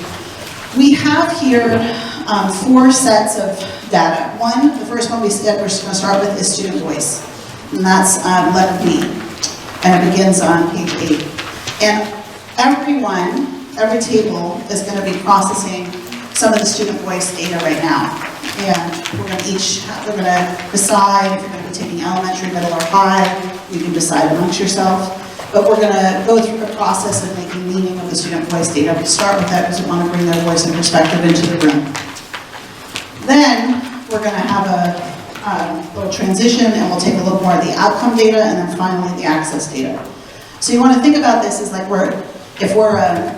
we use the analogy of like being a doctor, right, who's taking different vital signs or different information, right? We're gonna layer on that information to kind of come to understanding about how are the children, right? How are we doing right now?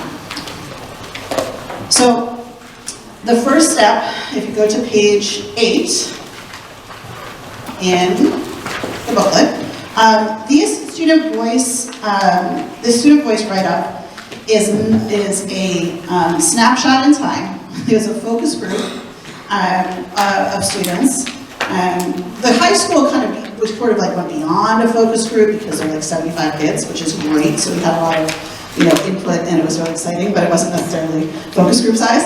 And so these again are voices of students in the community just a month ago and what they were sharing and their perspective. Okay. It's not designed to be representative of the entirety of the community. It is a focus group. It's just giving us some information based on what they shared. The students were selected by the site administrators to represent the diversity of the student body in all aspects. We met, and I met face-to-face or online with the students over the course of 2 days. So what you're going to see is that there is a, just to orient you to the data, there's kind of it starts with elementary, and you'll see the first part is just really about the students' perceptions. There's some things we ask them, what do you like, what's working, what's helping you learn, what's helping you grow, what's helping you belong, and what matters most to you in schools, okay? So that's sort of the first part.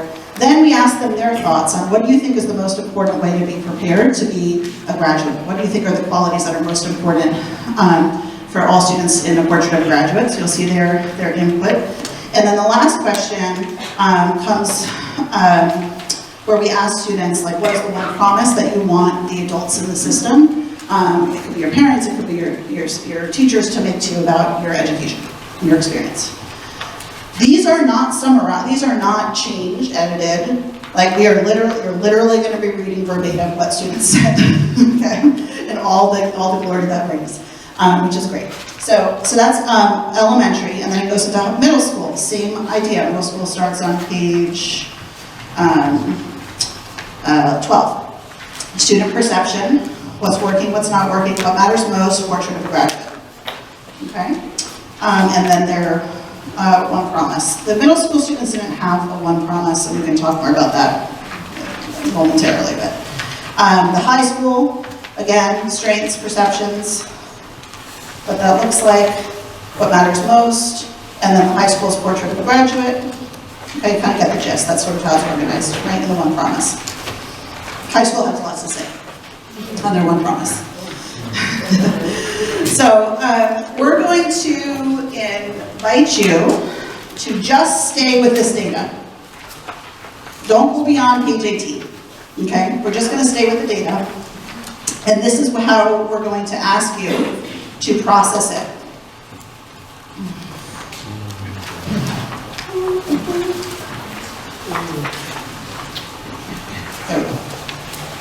There we go. So at your table, we just want you to pick a person or somebody who's begrudgingly agree to be the sort of timekeeper, facilitator, just kind of help us move through our process. What you're going to be doing first is taking time to just read through your section and highlight the facts. Now remember the chart I said earlier, our brain starts saying why, and oh, this is because this, or oh, this and that. Just try to just kind of turn that side down for a minute and just focus in on what you're seeing in the data. So you're going to go through that you're going to do that independently, and then as a table, you're going to come to consensus on what you see as the highest priority or the most important strengths, right, and areas of need. Right? We can learn as much from studying what's going well as we can from focusing on what's not working. Right? So we want to think about what are the strengths we see and what are the areas of need. So that every table is going to have a consensus. Now, this is your first activity of consensus. There's no voting. If 4 of you are like, I think this is the most important thing, and one person's like, no, you talk it out. You don't just say, well, 4 of you said it, so we want. Like, you talk it out to come to consensus, to understand each other's perspectives, and to decide what you think is most important. So we're gonna do that, and then you're gonna have a spokesperson. How many tables do we have? Yeah, we'll share out. Where are you gonna write up your consensus? You're gonna put it on chart paper. So I'm gonna be coming around in about 5 minutes after you get started. I'm gonna put a piece of chart paper at each of your tables, and you'll have your chart of your strengths and areas of concern. And so here's just an example. Again, example, not exemplar. This was literally taken from a chart. So this was about student survey. So this particular district was looking at survey data. So they said, this is what we see. 86% of students said this, or students report that, and that's a strength. And then somebody else said this, and it's a need. We intentionally don't tell you what's good or not good, or what's a strength or not, because you need to make the meaning of your own data.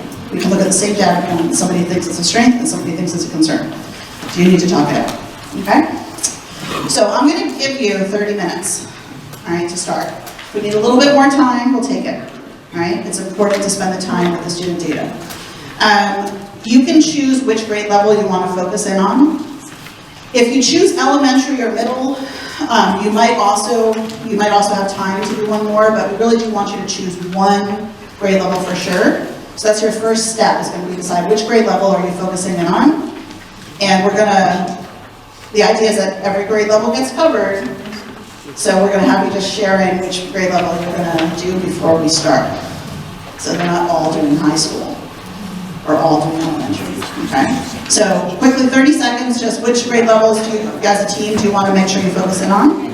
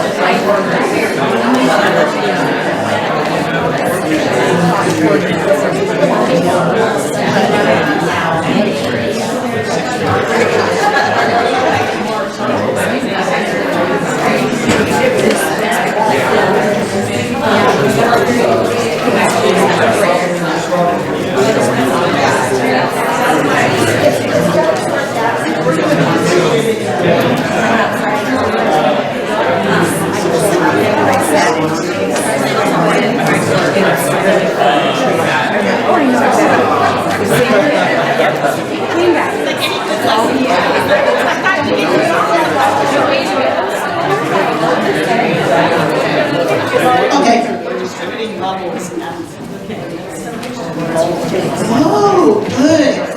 I was unclear. I was going to say each table will choose one level. Yeah, but I like your pivot. And if you want to do that, again, I'm just here to facilitate. What was the pivot? The pivot was distributing so everybody has a level in this table, because this table wants to do all of it. Those were not the instructions, but that's okay.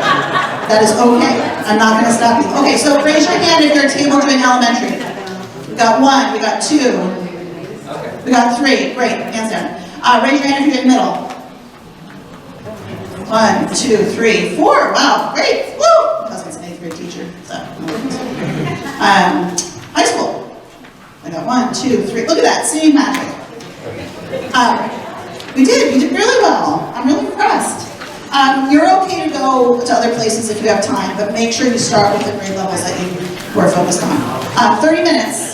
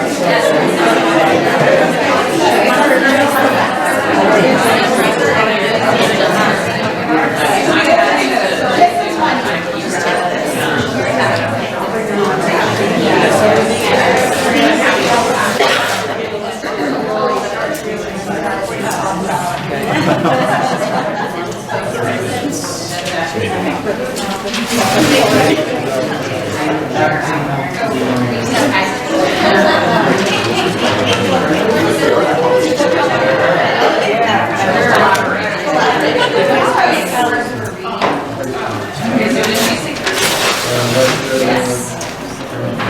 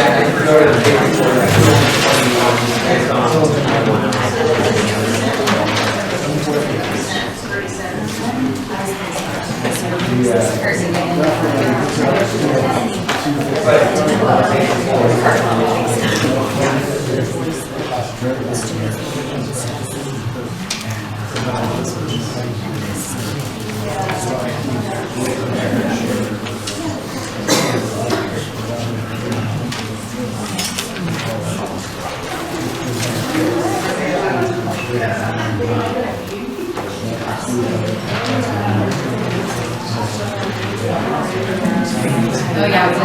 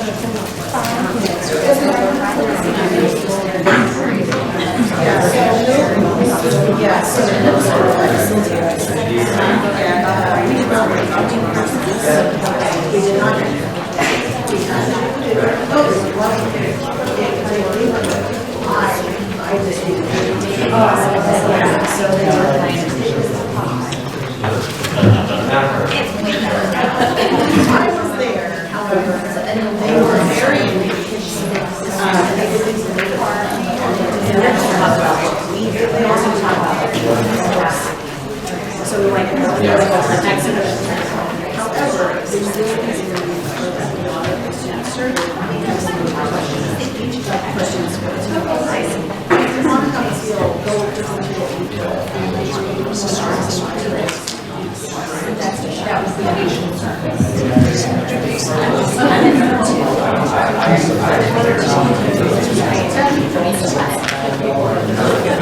That's just a list of that. It's just for, so it's not a, no, it's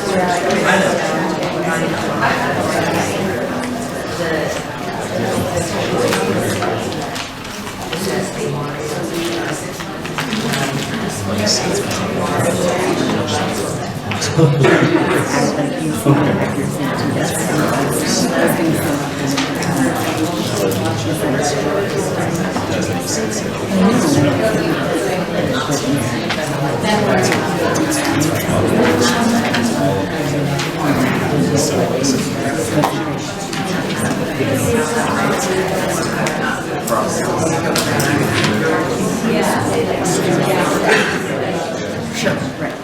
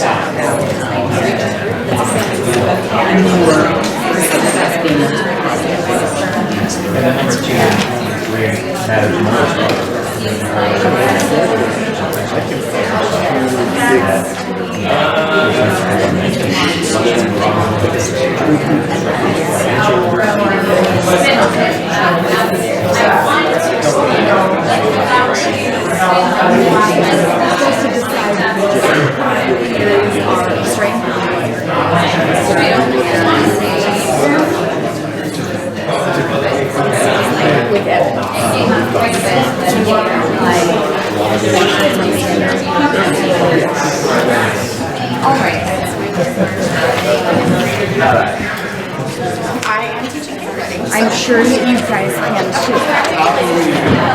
Who is tall?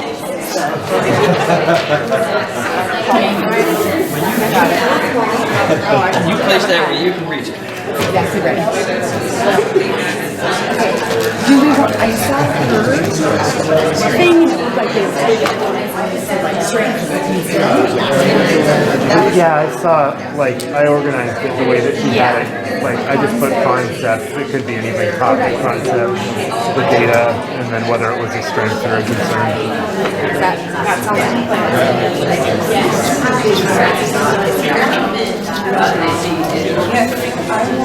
Data.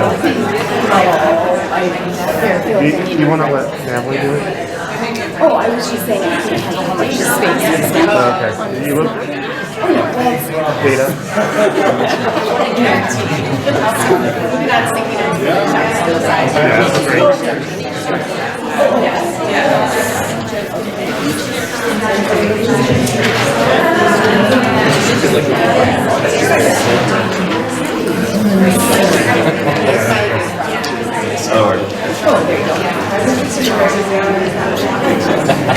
I love it. No. That's bad. Well, that's.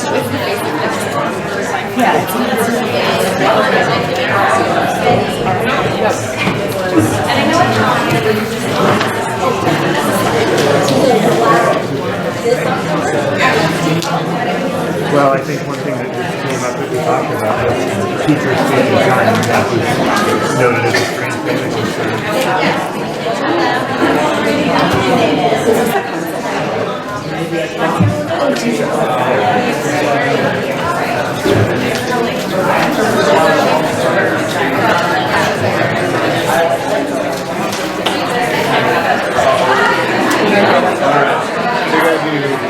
Strengths and concerns. Yeah, that's what teacher, somebody said teachers take time to take the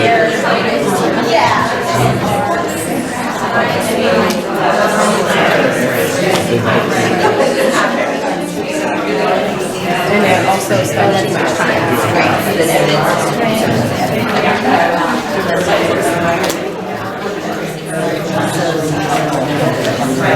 and then too much time, yeah.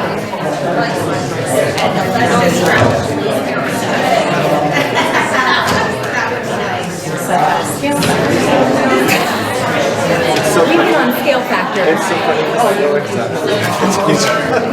that when I was in middle school. I'm not sure. It's always like a concept of scale factor. Yeah, that was. That's hard. So it's I don't even know what that is. somebody else said they've been doing the same thing since the year started.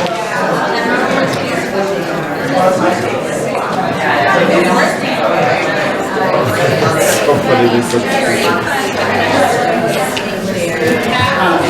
sometimes those are things like expectations and things that you do have.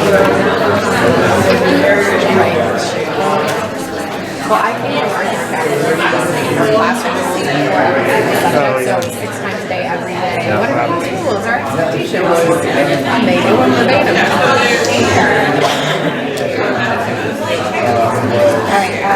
next one. Another positive, or should we do I really like yours, Ms. Knowles, about the, like, you know, like a lot of people on this team So then students not recognizing that it's something that happened on drawing. There's a disconnect there between what they're trying to doing in today's days.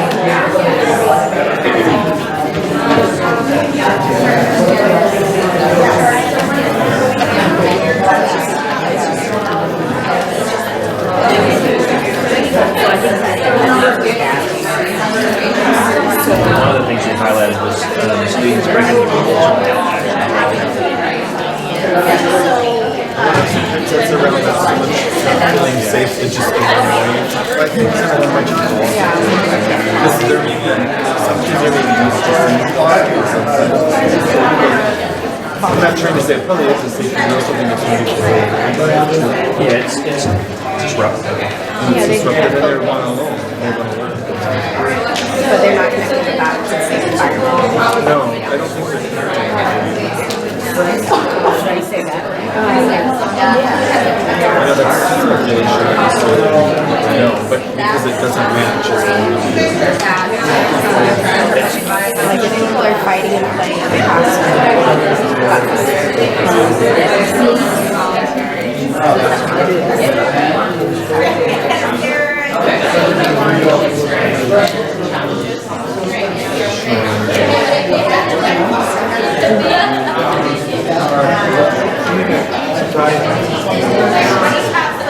Strengths are all like there's a lot of teacher activities. There's a lot of teacher training, people understand. Caring teachers who are good people, principals who will do, I don't know. teachers show respect. But I mean, it could be Nathan too. But both of them call that.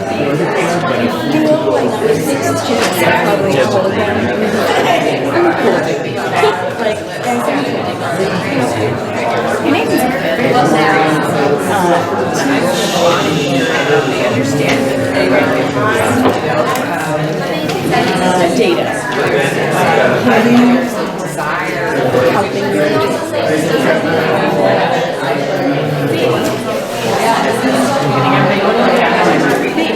Respect.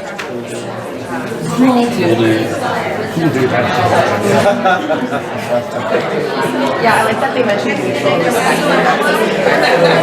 That's very for kids, but we can respect them and respect you. Yeah. I think that's such a big thing, I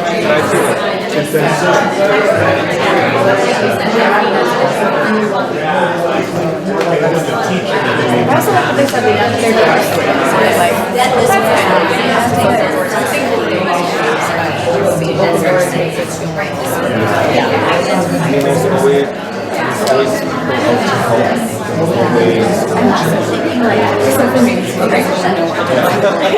the kids are running the show today. Christmas colors, I just realized it now. I want to change it. We're appropriate. One holiday early, that's okay, It's winter. So I want to add, because this is important to me, that these strengths and what matters most both mentioned after school activities. Yeah, I noticed that too. Like, maybe the concept should be that when I'm doing feels like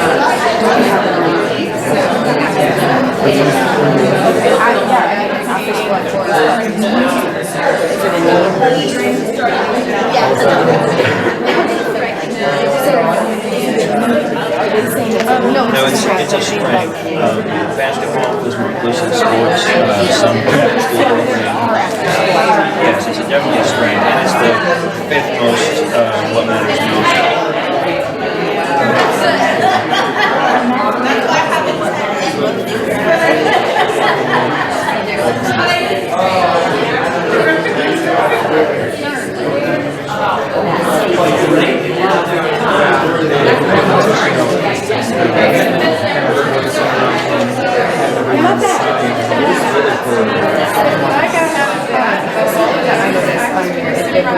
be more prioritized.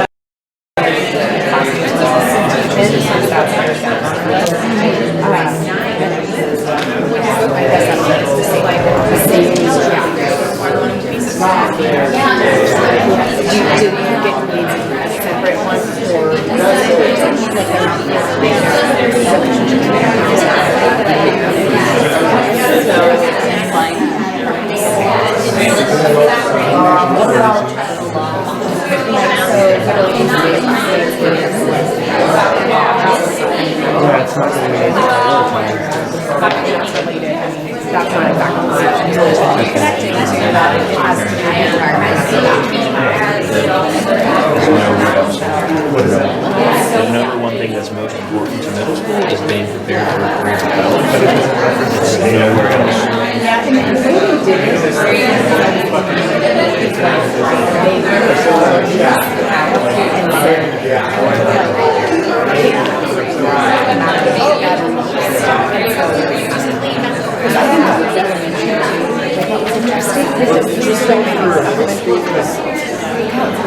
I would think that'd be more like a high school, the middle school is more like their friends. But so it's interesting. Everything else in here has a definite social intent to it. But I think that, they do talk more about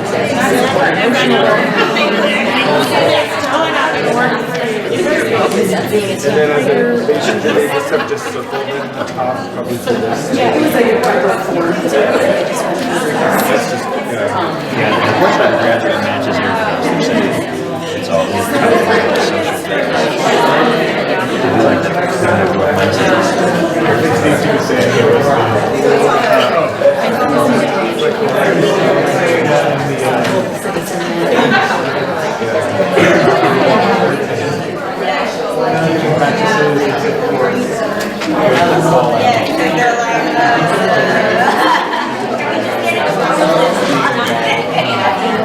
I saw a couple of comments about along the lines of kids not taking punishment seriously.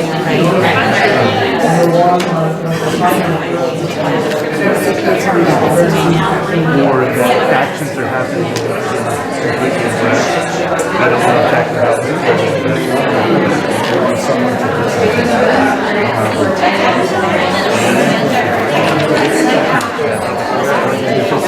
fighting and then breaking the rules of that the one that's chat online. Is there Area of need. I know that one exists. I know that one exists. But is this that it's an issue or Well, there has been some talk, they go online I haven't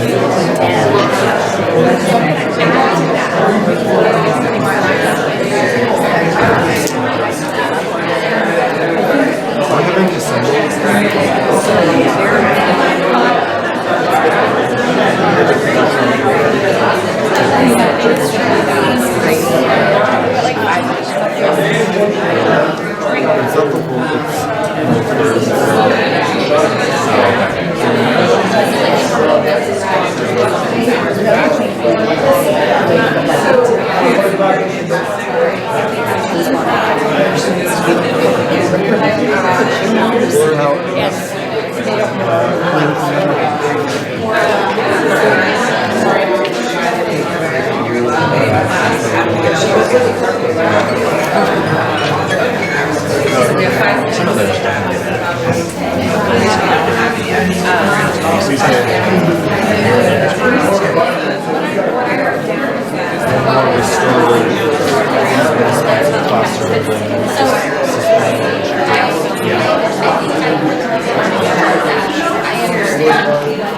But I think sometimes it can be hard to follow up on these things that happen. It's important, but it's like sometimes figure out what the system is. That's what our academics to talk about. How to make it better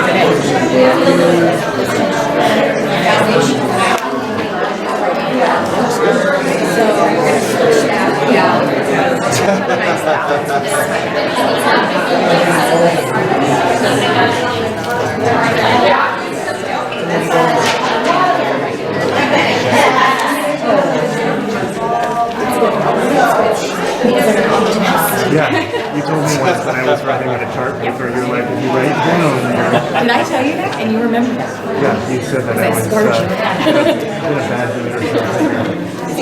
Yeah, very much like me.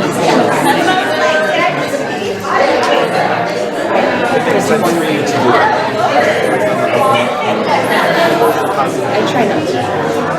Oh, yeah. James, some days.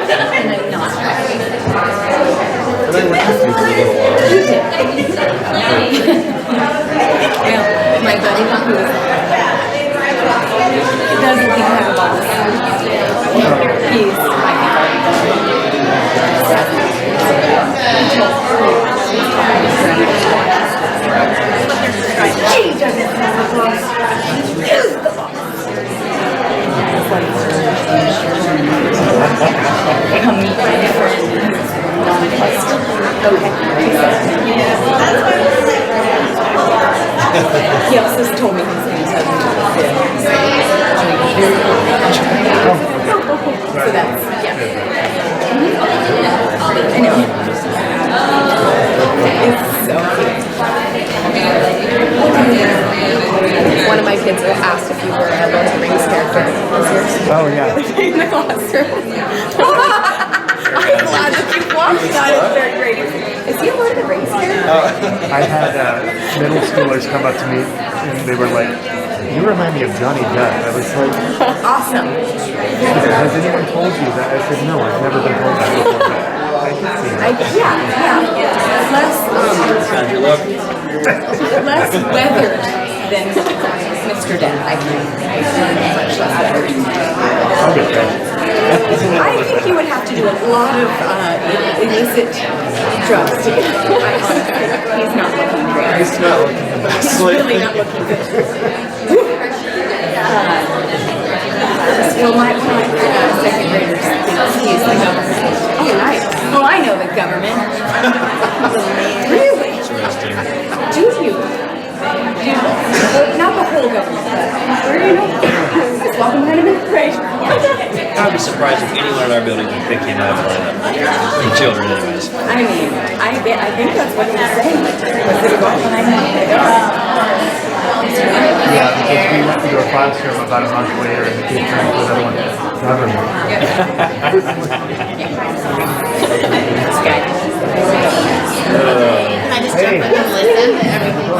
So we hit the 30-minute mark, and we're going to give you 5 more minutes. 5 more minutes. Okay? Good, how are you? Yep.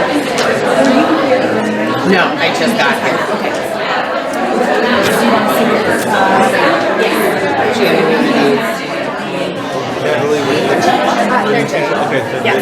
Parkland. Oh, okay. Yeah, it's my first year there. My second year in the class. Okay. I love it. Yeah. What did you do I got out of college and I was a sub and a pandemic hit. So that my first year was virtually doing next month at Arthur Academy. I never went to third grade.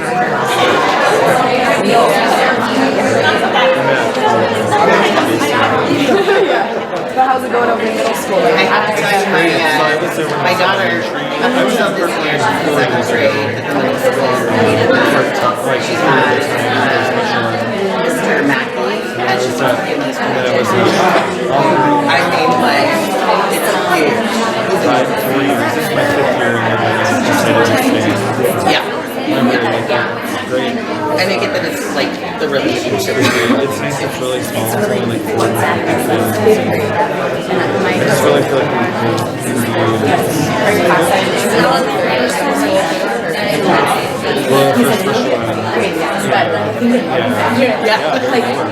Oh, sure, I'll definitely that, but I've never seen him so except for electives. Yeah.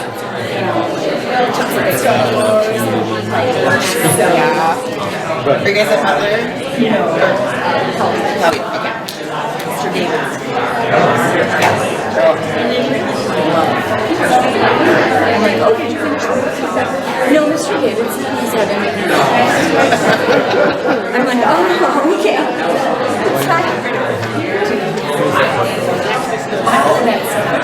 My husband might go.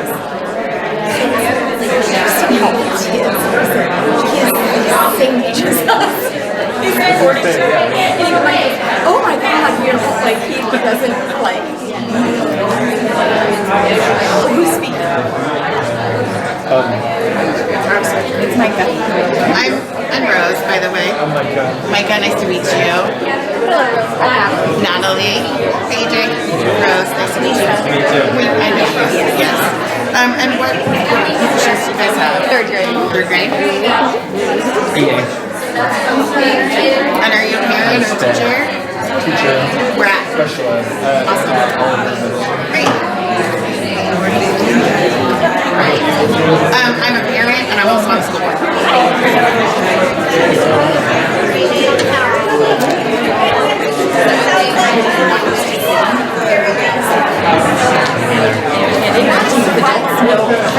It's just I'm not used to it.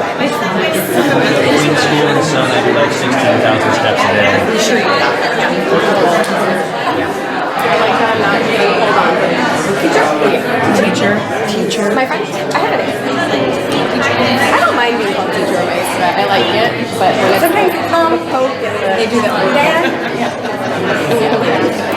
Sorry. Occasionally I'll get the teachers. So it's oh no. Totally, yeah. That's I do have truly haven't had a chance to see, but that's so sweet. Love you so much. And we had to have that conversation. Like, how do you run in puppies and you can't run and then jump in tonight in the parks? We can't. That's unexpected behavior. Even with the littles, you're like, sure, that's slow down. I mean,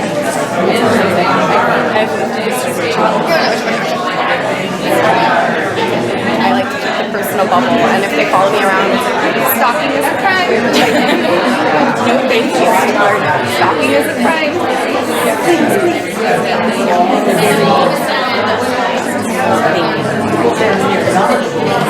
They're not.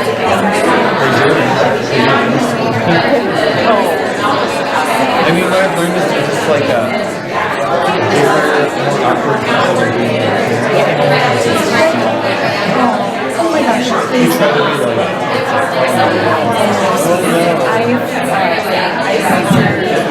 We have 2 minutes remaining. Do you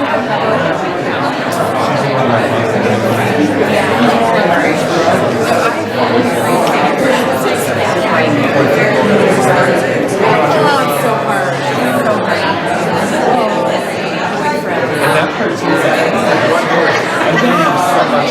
I've never done this. And I've been teaching for so much over the years. So it's like, oh wow, this is like a whole. So much. I really like this class. We just laugh and we tease them all day. That's all we do. It's my 6th graders a lot. Well, in 6th grade, it's always been my favorite. I'm still waffling. 7, one of my teachers Eighth grade is a no-no. I don't know how anyone could do high school. When I just subbed in high school one day, kids were mean to me. They were taller than me. I was not about it. I was not a fan. Middle school, like elementary school. can hear me clap twice? Can hear me clap 3 times? Can hear me clap 4 times? Okay, welcome back. So our final step in this process is that a spokesperson is going to share their strengths and areas of need.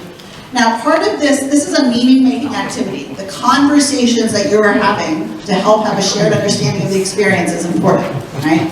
It's a conversation that's going to be developing over the course of the next 2 days and beyond, right?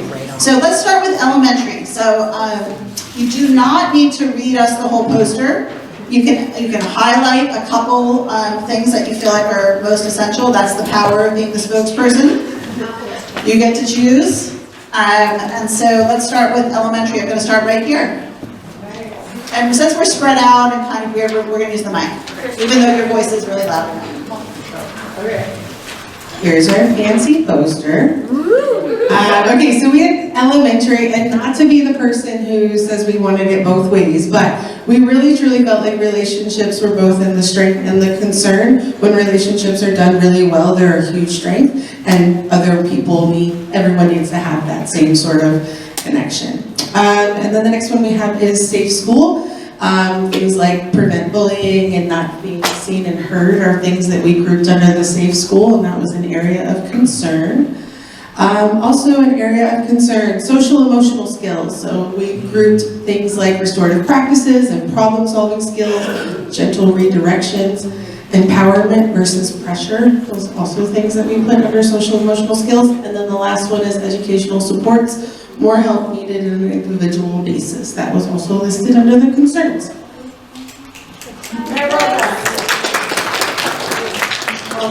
Yeah, I'll take that one and we'll hang it up. Let's do another elementary group. Yeah, here we go.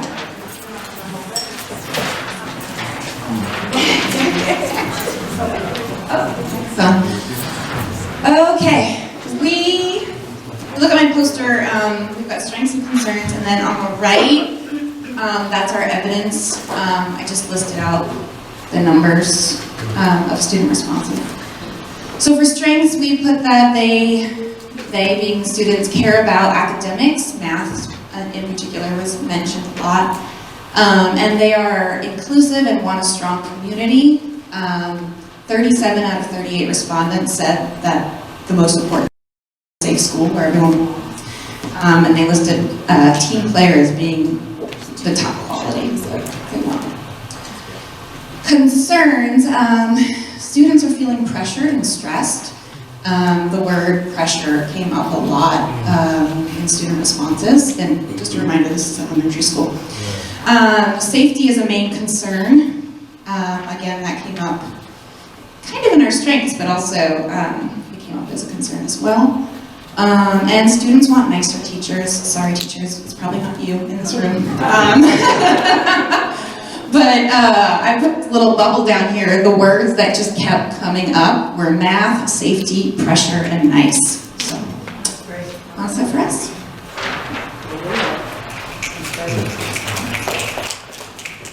Very well done. Where's our other elementary group? Where's another? Right here. So we also noticed social emotional learning as an area of strength and something that needs to be addressed as a concern. We put it as a strength because we felt like something that came across in the survey was that students understood the importance of every student feeling safe and belonging, and they had that as a high priority. We put it as an area of concern because we also felt like something that came through was maybe that's not happening all the time. Safety, that word we saw come up a lot. They wanted spaces, bathrooms especially, to be safer, more orderly, predictable places, less chaotic. And then another area of concern, we just noticed that students wanted adults to set boundaries and support them, but to do it in really positive, caring ways. We noticed that, be nice to us, don't be mean to us, don't yell at us came up. So they want boundaries, they just want adults to do it kindly. Well done. Very well done. I think there's one more elementary group, at least. Or I am wrong. Yeah, I think there's 3 elementary and then 4 on the other. Nice, very observant. Okay, so let's go to middle school. So we're starting to tell a story about, some of the experience. Let's just start listening to what you hear. Okay, middle school.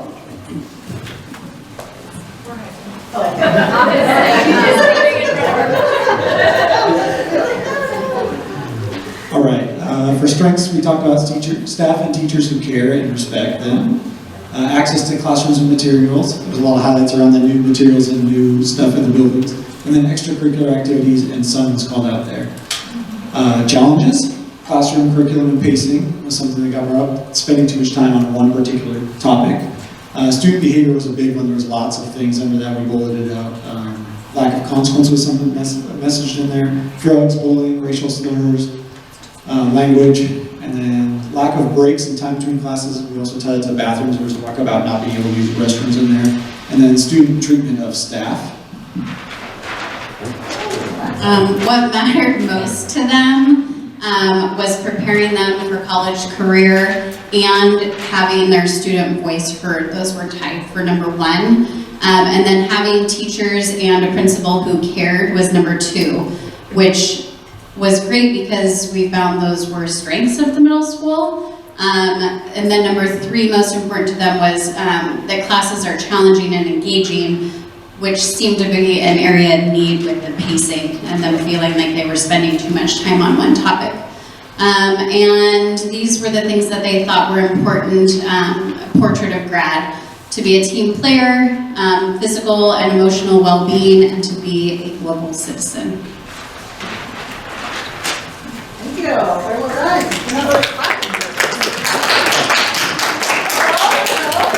All right, we got another middle school crew. There we go.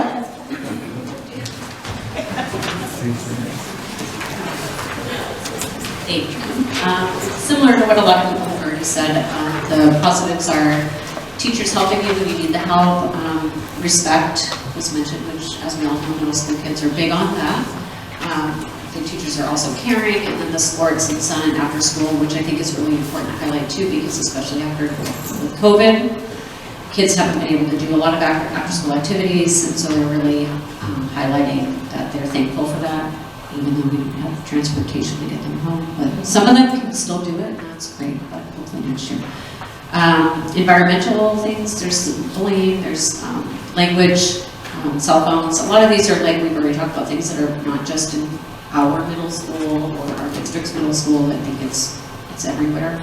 Unfortunately, we had some high school voice participation, even though we were middle school, but we were able to bring in some student voice from the high school just about some racism and how that's handled, just disparage treatment, and back at the middle school, like for the physical environment, the physical space. I know that we were fortunate to have bond work done, but like our bathrooms, the students are commenting on how bathrooms are still not really proper. Like some of the bathrooms, they don't have a door on the stall, or the sink is leaking, and they notice that. It's like the broken window effect. And then behavior, so like students mentioned, no action taken for like rule breaking, or maybe it's like inconsistent, and then also fighting. Those are areas of growth. Thank you. We have homeschool is, I think, our most popular situation. There we go.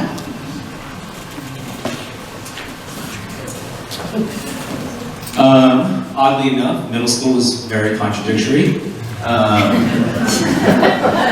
Well, now we put relationships over both strengths and concerns, just like the elementary group did, because relationships seem to be foundational to like everything. That if you read through the lines, it is all about relationships with like middle school age kids.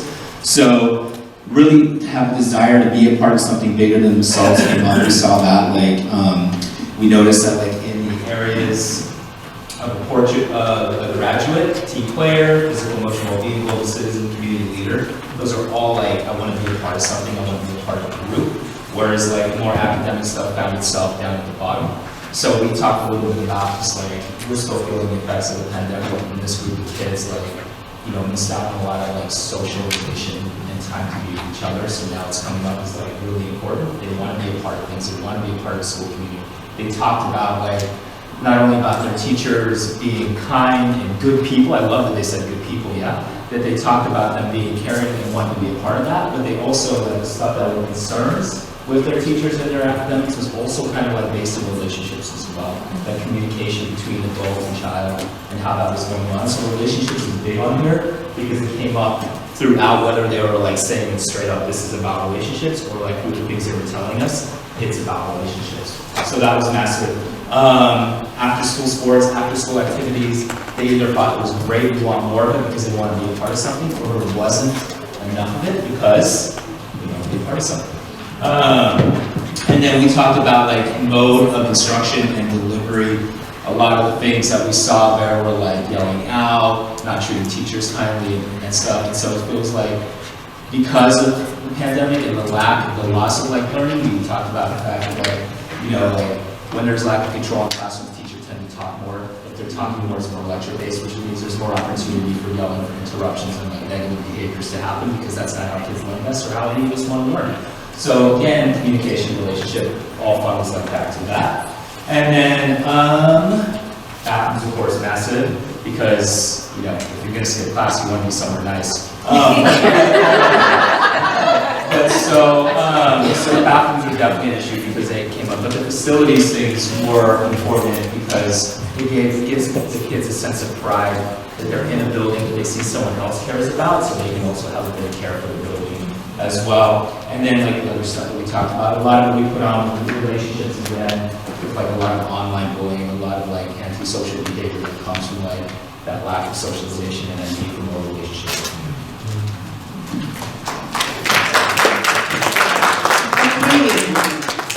This is high school.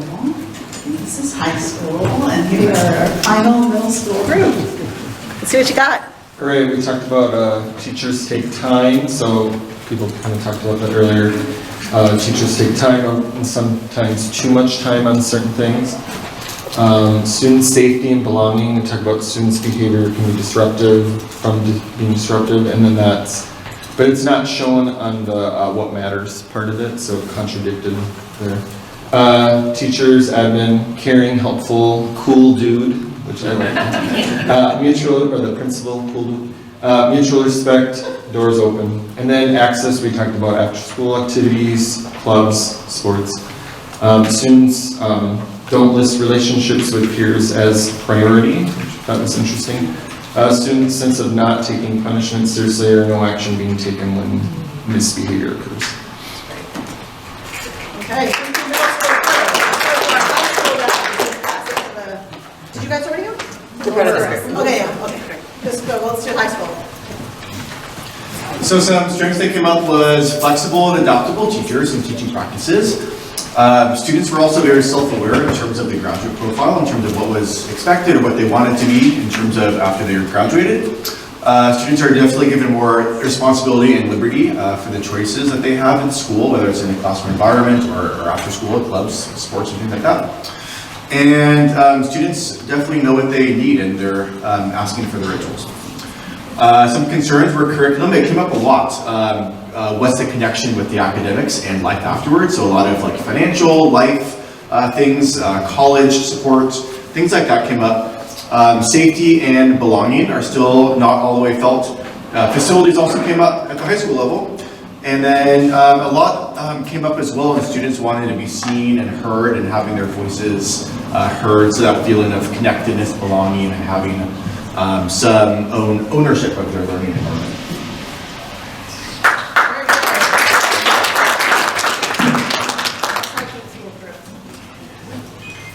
Okay, similar findings. We noticed that instructional practices came up both as a strength and as a need. I think more comments talked about instructional practices, being culturally responsive, differentiation, meeting students' needs was more of a concern. A big strength was the extracurriculars because there was a list of them there. Safety was probably one of our biggest concerns that we noticed. There were multiple comments about that, and safety in terms of physical safety, social emotional safety. Real-world learning also came up. Students want to be prepared for practical skills for the future.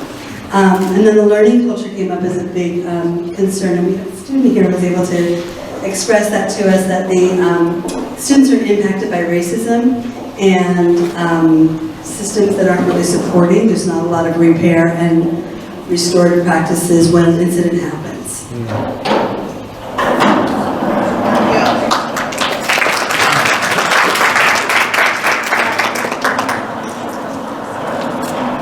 Doing a great job. I think we have 2 more high school groups.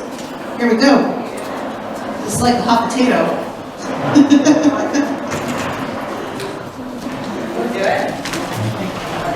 Try not to say too many words.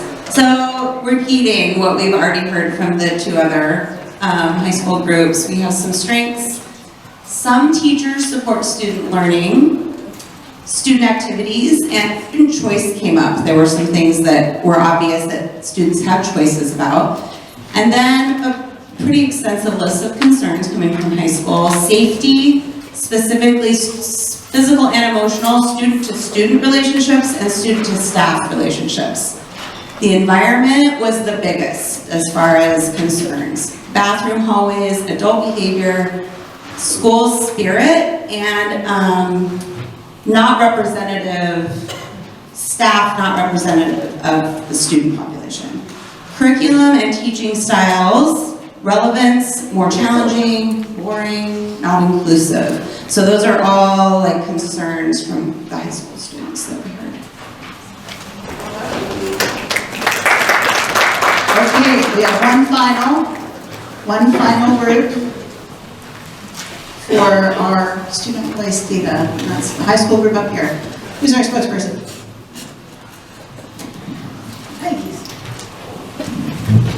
Alright, everybody heard me there? So we have pretty much the same thing as everybody else in the high schools. One thing about me is that I'm able to work closer with the students, so I hear a lot of this. So, you know, one of the strengths is having the after-school tutoring, because sometimes in the high schools, you will see students get out at 3:10, and then you have staff leaving at like 3:15 to 3:20. So to get that extra support for some of the students is very much a strength. Teachers are more involved a little more now, getting to know the students on a personal level, find out what it is that they like to do. They could tie into extra curriculars, which could be Sun School, that is very, very important, because a lot of students aren't able to make certain teams or, be a part of the club, so that also is giving a student, which I like to do, is a student voice to have those clubs, the ones that they want. A lot of concerns are outdated, as well as everybody else, someone said around the corner, and non-relevant curriculums. A lot of the time, they don't want to learn about what transpired 1,000 years ago. They want to know what's going on today, and that also stands to some of the strengths that, or some of the concerns that they had, not being able to learn around what's going to be taking place after they get out of there. Safety is a main thing as well. Racism is a lot of the things that I also hear. And just not being prepared for the future. The food is a major, major thing as well, which I also see a lot of students do not want the food. And the one thing about Sun is what we do, we offer also some kind of snacks or something like that. So students will skip that lunch, which sometimes I think is pretty okay, but we'll skip that just to come and have a snack, which is very concerning because you're not prepared, if you go to class hungry, it's also going to turn you to have a negative response in the class, and that's a thing that I don't think a lot of staff or students or people in the building are aware of, and that's it. So there's more, but... This is very well done. A lot of meaning making from just a snippet, right? In a voice. This is not the only data that we're going to be looking at, right? This is one set, and we'd like to start and begin by bringing students' perspectives into the room. I also want to welcome students. I think we had some students who snuck in during that time. If you're a student, if you wouldn't mind, raising your hand and waving. There's another student. Welcome. We're glad you're here. So we have, it looks like we have some lunch being set up. Yes.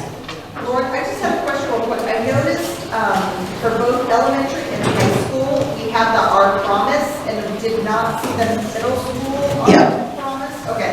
So a couple of things on the data booklet. First thing, we had actually 38 elementary school students who participated. So it says 21, but that was an error. That's why we had 37 on that number. So that's the first thing. Second thing is, we didn't get to it with the middle school. I facilitated the middle school, take responsibility. They were very excited to be sharing. They had a lot to say and a lot of energy. And there was a giant bowl of popcorn, which was their snack, that they had to independently scoop and put into their trays and navigate them back to their tables and back. So we had to end a little early and do some cleanup. But no, we didn't get to doing the actual promise. However, when we do bring in the student survey for all students, we can add in that text box, that text question to gather that, those voices and words, right, to make sure we get that. So I just want to name that, so it's not, it wasn't an omission, but it was, we didn't quite make it there. I was a little rusty with my middle schoolers. So I just wanted to, is the idea to have lunch now? Not necessarily. Not necessarily? How hungry are people? We're all right? Are we all right to do one more round of some data analysis and then we'll break for lunch? Great, that's a good answer. I'm not going to just leave it at that. Okay, so you can go back to your tables. Yeah, we're going to do one more round. I do want to invite, you can turn to the, what's going on? Yes, I agree. Success. Yeah, so if you're gonna, we're gonna transition to looking at what we call our outcomes data, right? So we had a little bit of student perception, but now we're looking at outcomes data. So if you can turn to page 19 in your data booklet. So I am going to explain and kind of orient you to what's in the data booklet. Okay, we're going to walk through so you can kind of ask questions, not about like what the data means or anything like that, but just like what the data is. Okay, and then we're going to be back in our small group sessions, and you get to decide 2 data points that you want to make sure you cover. But you get to choose which ones you want to dig into, which ones you're most interested in. If you have time, you can go other places, but that's what we're going to do. So just to orient you to the district data, the first one we included in this data set, because the state actually puts together a pretty nice profile. You know, we see different states and what they do. This is actually a pretty nice profile, so we wanted to include it. So this is the state at a glance profile for the 21-22 school year. And it has a lot of information in it, right? It has your, it has your overall student demographics, right? It will have some indicators on early measures, so both regular attenders in K2, and then English Language Arts grade 3. You have your math, you have some on track in 12th grade. And then it has it disaggregated, right, by student group to look at some of those data points. So you might want to spend some time just kind of looking at that overview. It is. Has that been going on the whole time? Is it on? Oh, okay. I'm sorry. I was like, whose timer is that? It's so rude. I'm sorry. It's been on. Okay. So this is one data set. This is not ours. We didn't put it together, but this is one thing to take a peek at. But don't make any meaning about it now. Okay, so I'm just going to move us forward. So earlier we had shared that we look at the data both as outcomes and access. We're doing both together, or just do outcomes? Outcomes, yeah. We're just going to focus on outcomes before we break for lunch. So the outcomes data that we're looking at, again, we organize the data around those equity indicators. So that's why these particular data sets are being chosen. They're being chosen because these are what we want to pay attention to if we care about educational equity. So one is around just attendance, right? Are kids attending and engaged? So there's 2 different ways to look at attendance. All right, we'll take a look at that. There's grade distribution, so just looking at D's and F's and GPAs, like how are students performing on our measures, our internal measures, right? And then there's achievement on state measures, and then participation and achievement on AP courses and CTE programs. And then 4 and 5 year graduation rates, okay? So to start, we're going to start just to, I want to orient you kind of to the lay of the layout. Here we go. So at the top of the data booklet, it will tell you kind of what indicator we're talking about for the equity indicators. This one says learning and engagement. It'll tell you what the measure is that we're looking at. This one is 90% attendance rate, regular attenders. A 90% attendance rate means that a student as attending school 90% of the time, right? So they might miss up to 10% of their classes, but they're hitting that 90% mark. So if you think about that, what's the equivalent in like, if you're coming to work? 2 days. 2 days. 2 days a month. It's like they still could miss 2 days a month and still be a regular attender, okay? So if they're not hitting the 90%, they're missing more than 2 days a month. So this gives you the definition here. And then it shows you what our scale is. So there are different scales, and we always put the scale and the heat map up here so you can kind of see how we're doing it. Sometimes it's conditional formatting, etc. So this has it at the top, district-wide percentage, right, for 3 years. So there was no data for the 1920 school year, so that's why that's blank. No data reported or gathered in this way. Then we have 2021 and 2022. Okay, so district-wide, all students. That's always the first column on the left.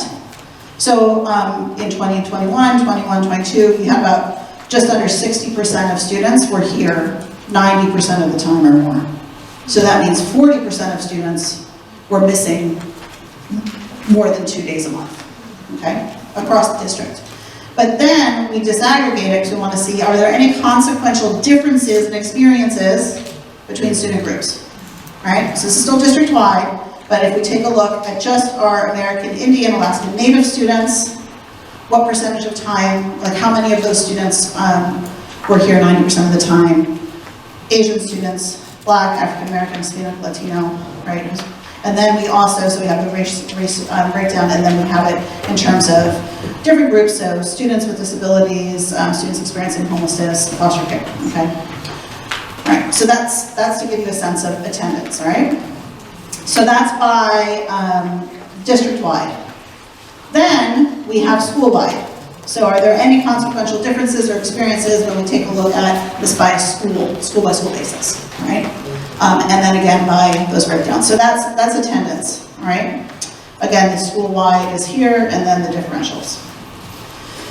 So that's kind of the overview. Yes, ma'am? Are those zeros meaning that there are 0 students or that 0% of the students? Let me double, I'm gonna just confirm. Thank you.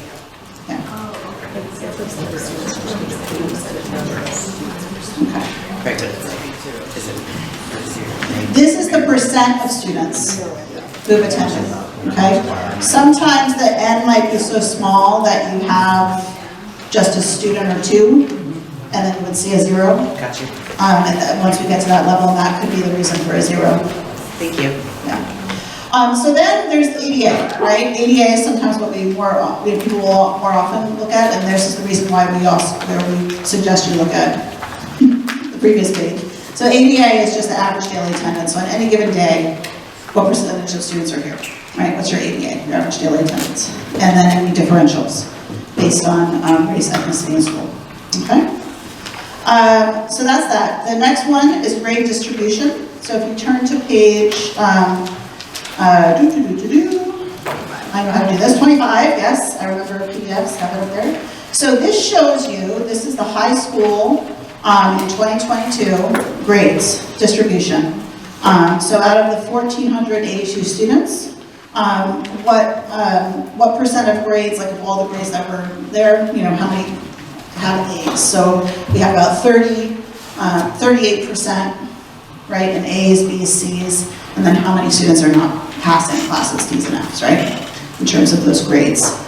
And then, if you go across, you see the differential in terms of those, the total number of students' grades in that distribution based on different student groups, all right? So it can give you a sense, a snapshot of how are students achieving across the district, across the high school, and then based on those differentials. The online data, the students who are in the virtual academy, it is included in all of the data sets, just so you know, it's not pulled out separately for this report. The other way to take a look at it is just like passing, not passing. So we define passing as A, B, and C, and then D and F not passing. So you can just kind of take a look at like the overall rows of what percentage of students have passing grades versus students who have or D and F in the class, okay? So that's one set. Yes, ma'am. I was just being reminded of Freedom Area School District. It's in Pennsylvania, and they have ABC or not yet. They don't say any students has failed, just ABC or not yet. And I just kind of caught my eye. We have percent failing, just not yet. So that could be something to think about when it comes to the grading system. Thanks for that, and for our visualizations. That's great. So this is another cut of it, but it goes down to 7th, so you can see 7th, 8th, and it's differential, all right, by English language arts. So this is the percentage of students who have a D or an F in English language arts, okay? So if I take a look on page 26, 7th graders, there were 312 7th graders in the district, about 14% of them in 7th grade had a D or an F, or, grade in that class. And then if we break it down by the different student groups, you can see the differential in terms of those D and F grades, okay? So that's all of the grade data, All right, so that's sort of the grade data. So we're saying like what's happening in classes, how are students achieving on the work that we are providing them with, supporting them on, etc. Okay? The next set of data is around the statewide assessments, okay? And so the statewide assessments, again, you can see the scale here. It goes from 2019 to 2022 because there was not reporting on statewide assessments in 1920 or 2021, okay? So this is, you can see the 2 years and then the most recent year broken down, again, out of 20 students, right? Okay. And it's broken down by ELA, math, and it's also broken down by school site. So we have district-wide and we have by school. Okay? For ELA, math, and science, I believe. All right. Then the last one here, not the last, sorry, the next one is on page 33, which is participation. So this really is looking at the number of students who are enrolled in AP classes and for the number of students enrolled in CTE pathways. Okay. So that's what this is looking at. Okay. And then, sorry, I think there's a scoring. There also is scoring 3s or higher on the AP exams that they were taking. We didn't have the end for how many students took the individual exams, but we do have the percents of passing those AP exams. And AP exams, for folks who aren't familiar with, are the kind of college level taught in school that students can earn college credit for if they pass the test at a certain level. Okay. And then the last but not least is the 4- and 5-year graduation rate. So the top has your 4-year graduation rate. This is a cohort graduation rate. It is saying of the students who entered in 9th grade, how many of them graduated in 4 years? And then the chart below it says, of the students who entered in 9th grade, how many graduated in 5 years? Okay? It's a lot of data. You don't have to look through all of it, but you do need to choose 2 pieces that you want to dig into. And you're doing the exact same process that you just did. So, first at a table, you're going to decide what data do we want to look at. Do we want to look at, and I would suggest you kind of go back to this page here. You know, it has it listed. You know, if you would highlight 2 data sets, which 2 data sets do you want to make sure you dig into as a team? You can go elsewhere, but you want to dig into those. And then you're going to come up with your chart of what are the overall strengths or areas of need on those data sets. We're confident between this group, we don't even need to really share out. I'll just kind of walk around and see if we have a missed data set. But we're confident that this group will distribute themselves between those data sets. Okay? And we're going to spend 30 minutes on the outcome data, and that's when we'll, and then we'll pause for lunch. Okay, so choose your data sets, 2 data sets, and I'll put the slide back up on what the directions are.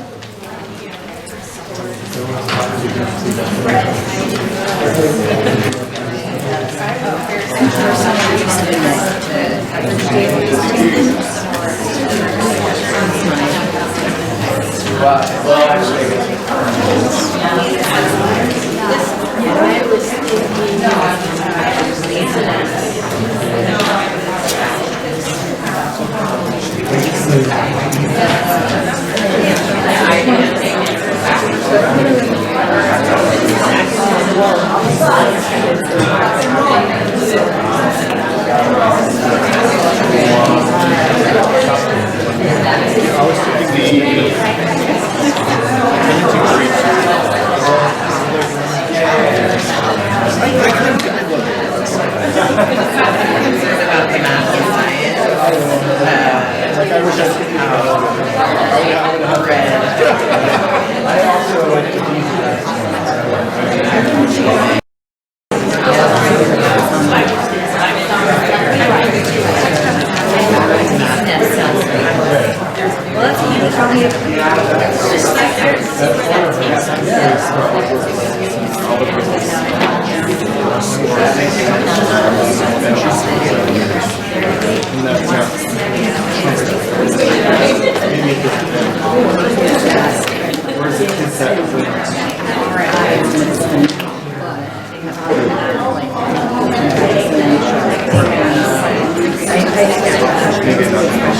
I'm just curious because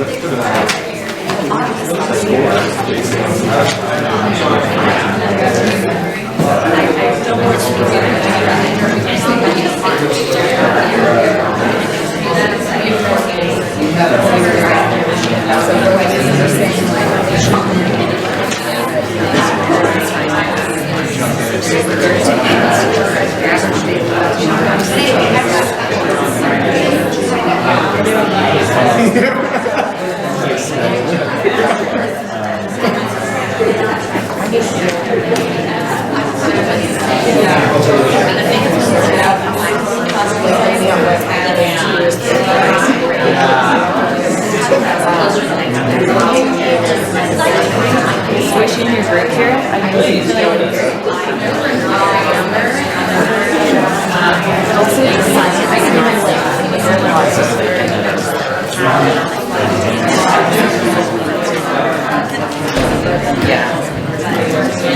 please.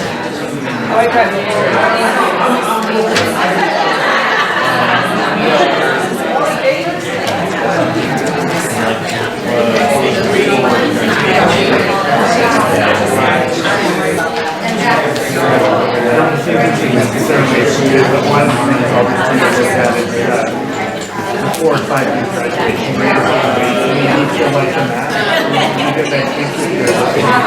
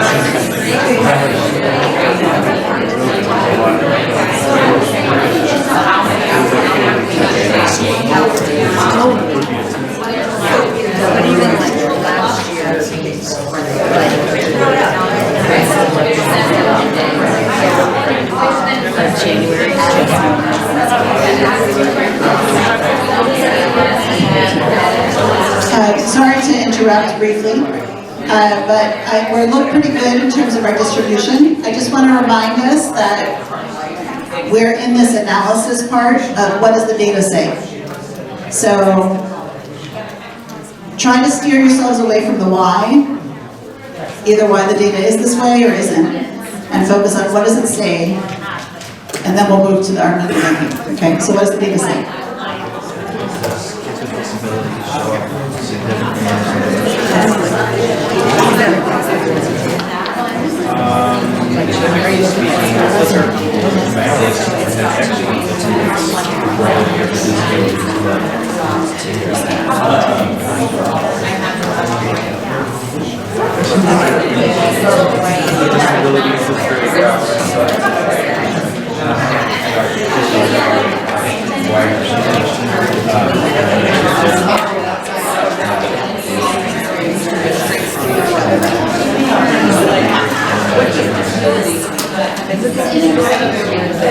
So it can be from like emotional to speech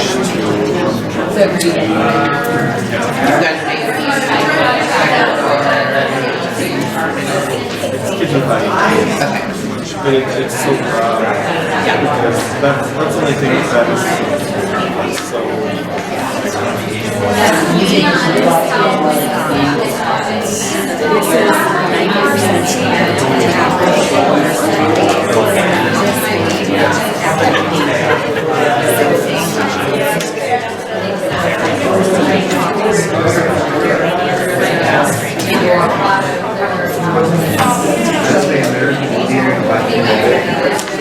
So,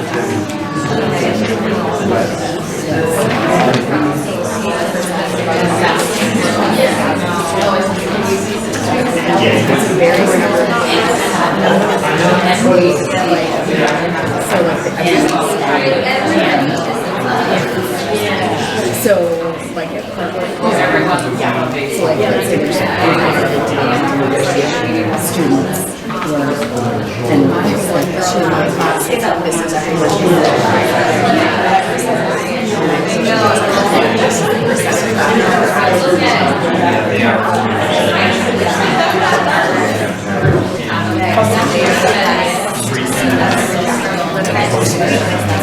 Are there schools that stand out as better than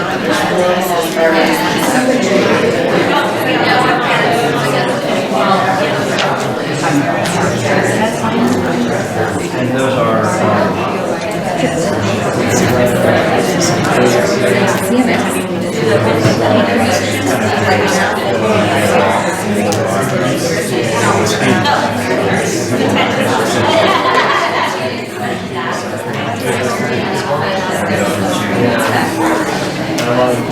black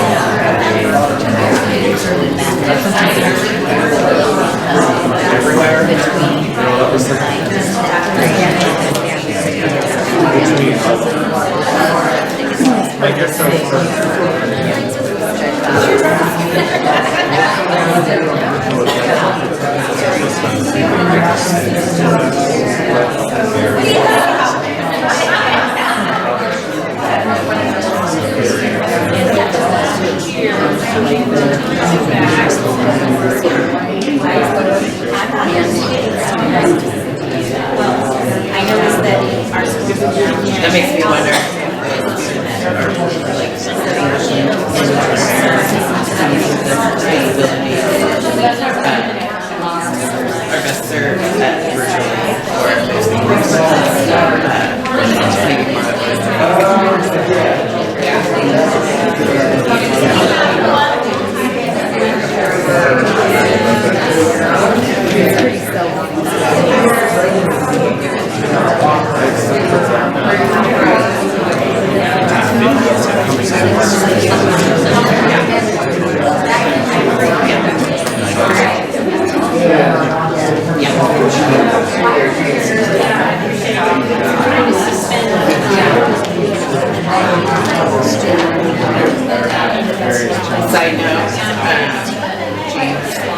in the world of strength-based, I started seeing English language learners being turned emerging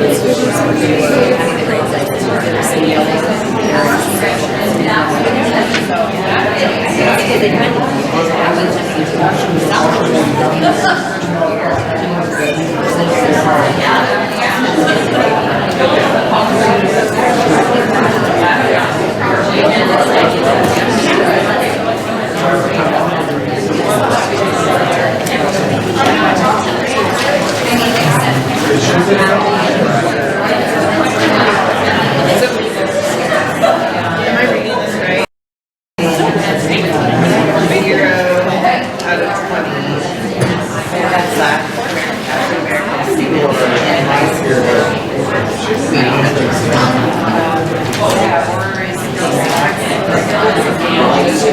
1 out of 20 is Hispanic, and that's the percentage of our portrait of the, out of 20 students, how many were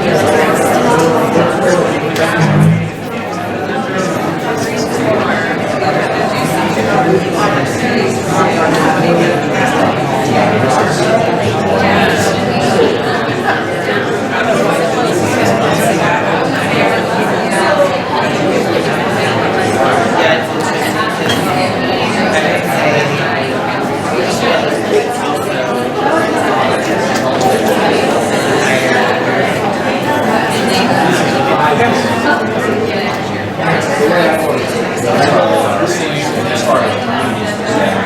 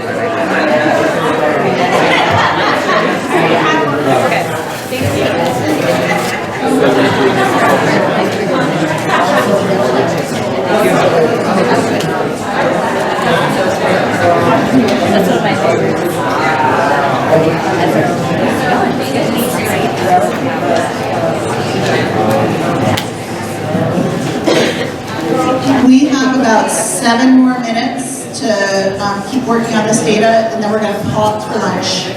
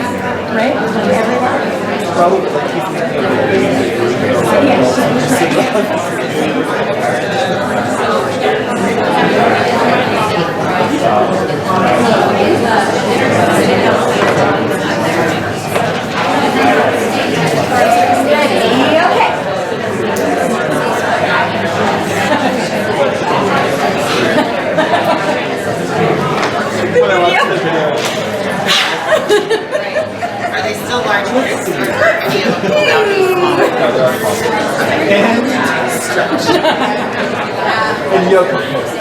I am bored. How do you do that? Okay, do it again. Longer. Oh, a few more. We have, just about 2 minutes. 2 minutes for our charts to get started, and then we're going to pause for lunch.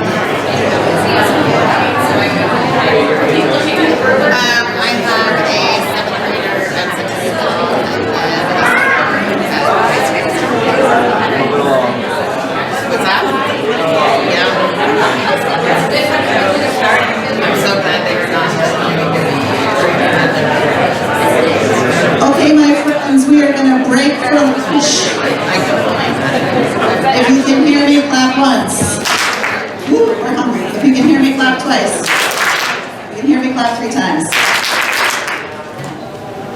If you can hear me in the back, clap 4 times. They can't hear me back there. They can't hear me. Okay, we are going to break for lunch. So I know a number of you are still working on your posters. Some maybe haven't started yet. All is well. So we're going to take 35 minutes for lunch. Please enjoy the lovely spread. We will be back and we're going to wrap up this part and do the final data set when we get back from lunch. So let's see, 35. Let's just say 12:45.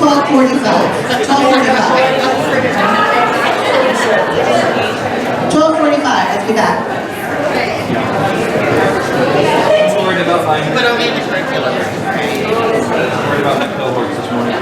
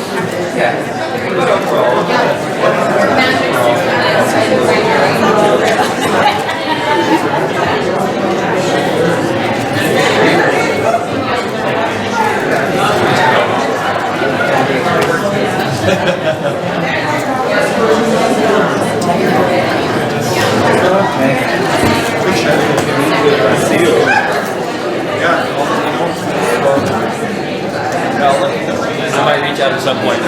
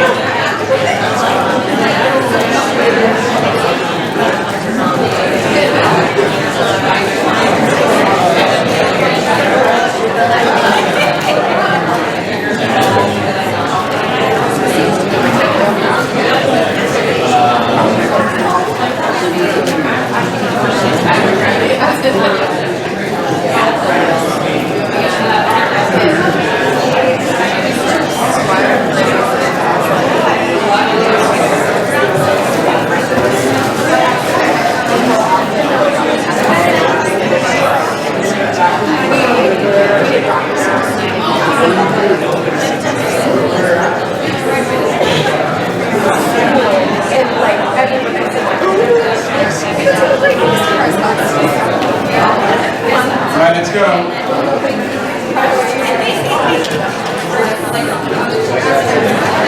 right, let's resume, please. Thank you.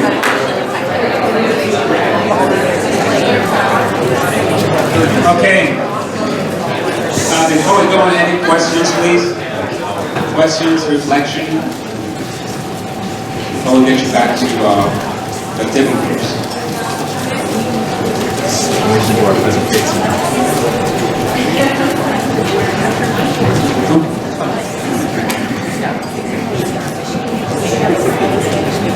Before we dig in this afternoon, I just wanted to recognize 3 of our school board members who are here today. Director David Lynn, right here. Director Claudia Andrews, who is faculty. And our school board chair, Rose Lasky, who is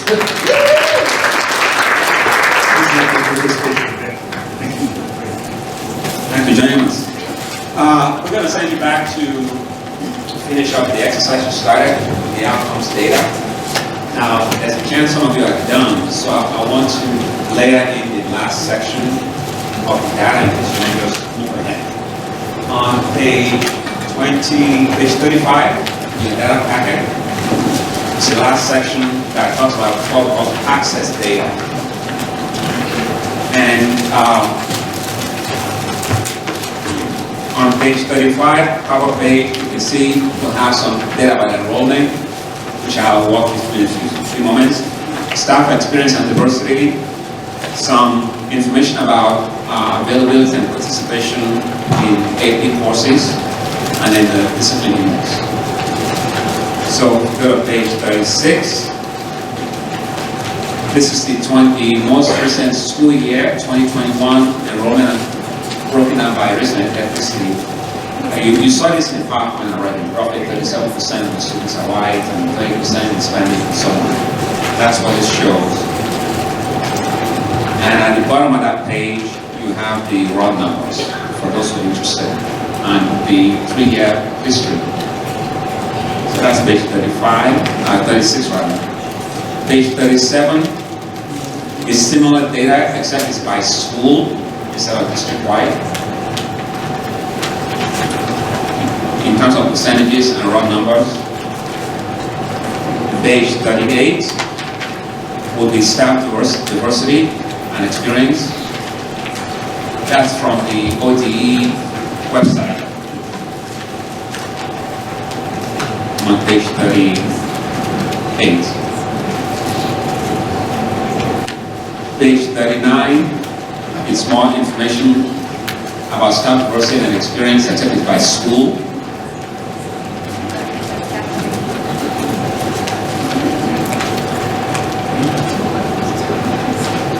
For 2 years, 2022, 21 year, 2022. And then second to the last page will be AP course listings, and then the CT articles that are available to your students. That's on page 40. And the last page, most of those are just pure numbers. If you have any questions, I'd be happy to come to your table. The last page is about suspension and expulsions, and perhaps the column to point your attention to is the one that's highlighted in red in a few cases. It's something we call the discipline index, which takes what percentage of the total enrollment a particular student group represents, and then what percentage of the suspensions or expulsions they account for.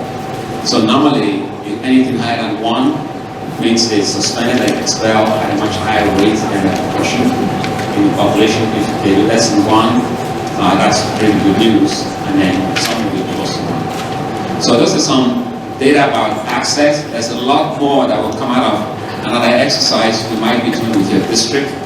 So I'd like to suggest we take 30 minutes, finish up the previous one if you haven't summarized your notes, and then pick 1 or 2 of pages 35 to 42 that interest you, right? And then do the same exercise. What are the areas of strength based on the data? What are the concerns based on the data?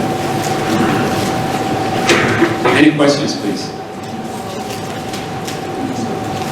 Okay, so finish up the first part, the outcomes, if you haven't done that yet on paper, and then pick, here's page 7. Yeah. Pick 2 of the items starting on page 35, and then analyze and assemble. Have any questions? Just raise your hand up. All right.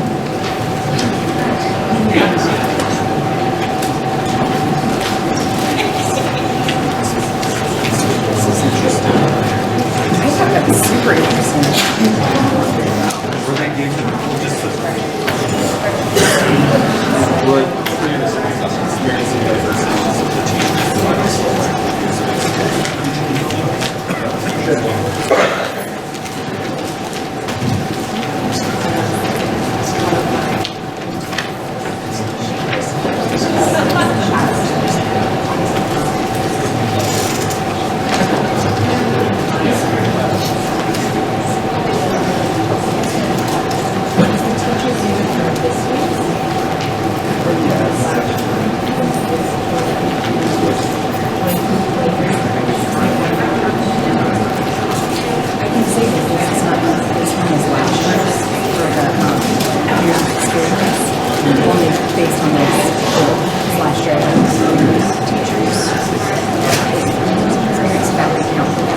This year I don't have any, so it would have been 21 and 22.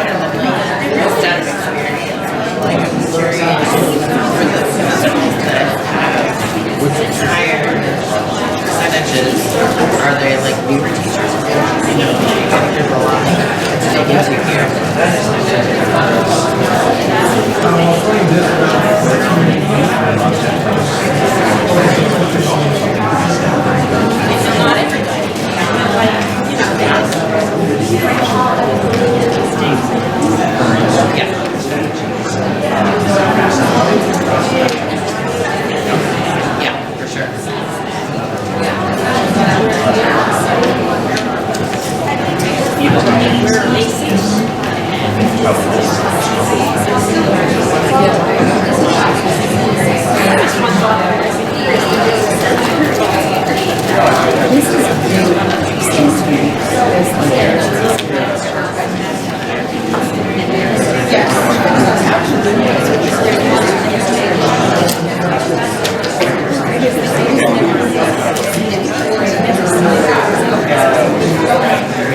Yeah.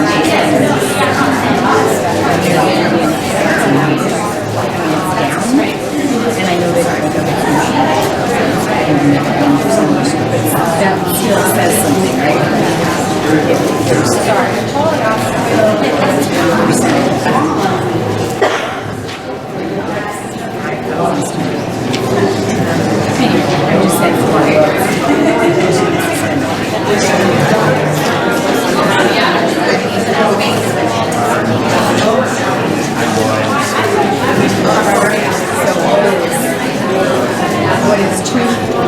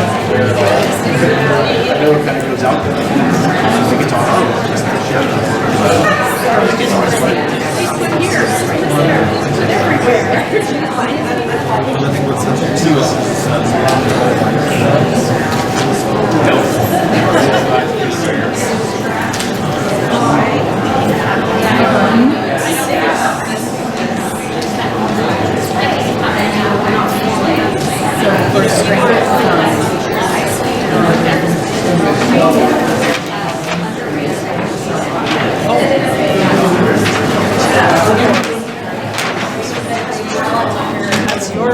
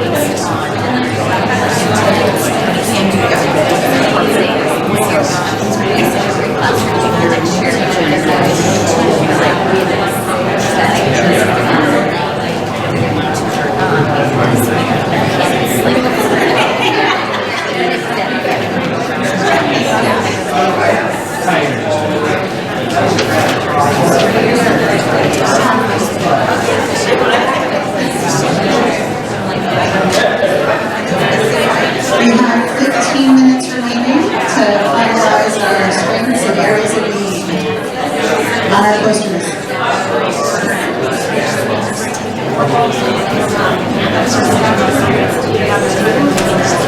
It's would be interesting to break up some of them. Like if it was just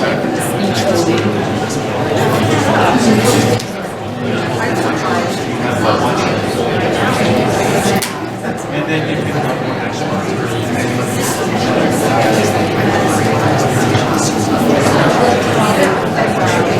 So let's wait.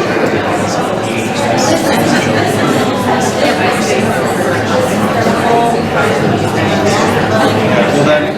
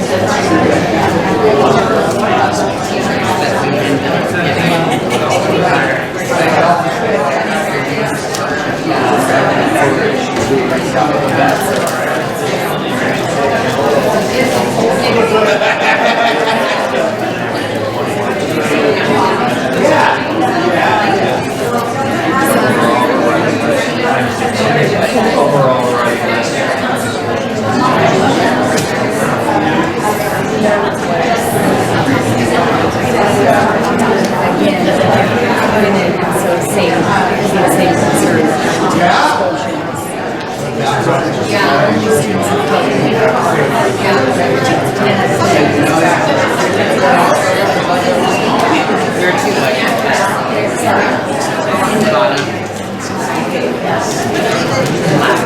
We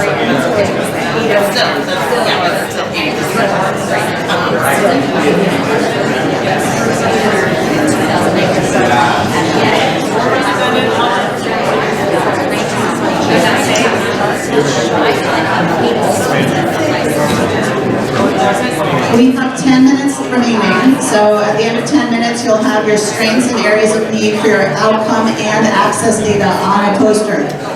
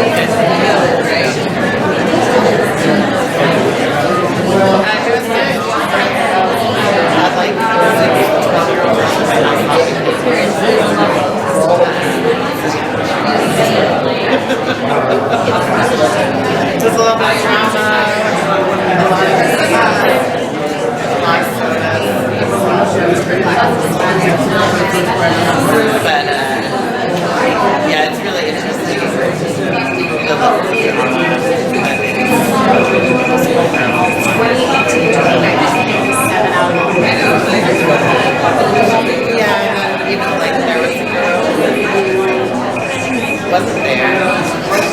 And then she was texting everybody, you know, getting.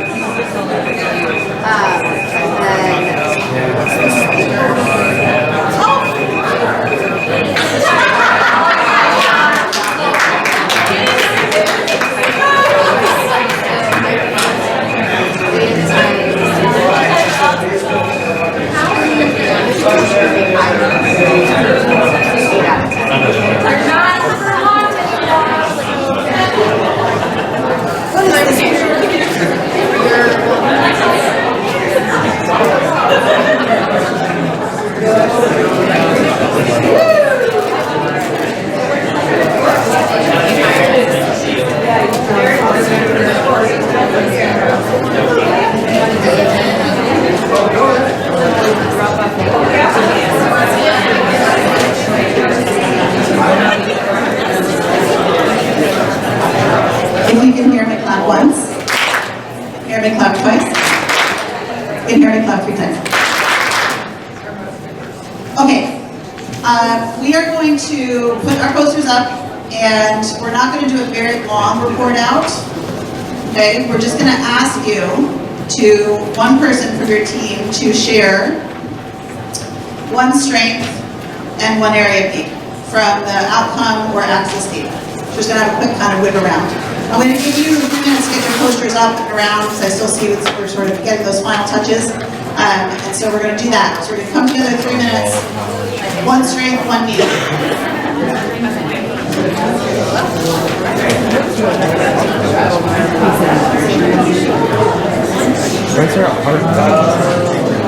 Because I started to write challenges.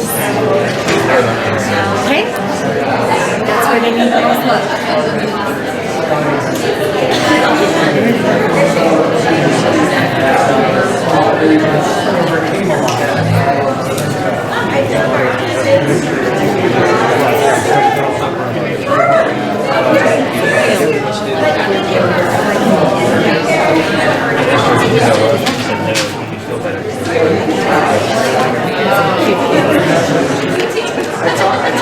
Two minutes. We're recording.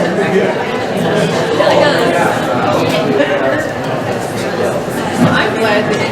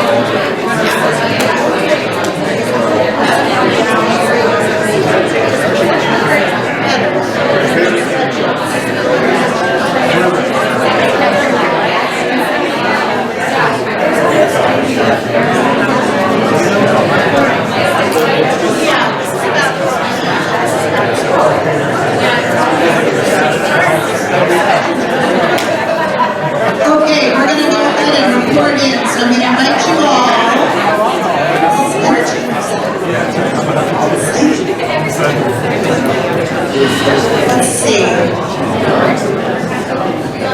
Let's see, what do I want? What do I want? Do they want to move around? Not yet.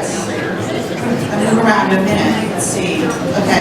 So the back corner is lobbying to go first. There's a lobbying happening back there. So I didn't know that was how we're going to do it, but that's how we're doing it. So let's hear. We have about 9 tables, so we're going to hear 9 different strengths and 9 different concerns. So the strength that we came up with was like the dual credit course completion. And one of the concerns with that was the disproportionality of participation across the classes. And that gave us the opportunity to increase the participation in classes. So while we do have that, there's an opportunity.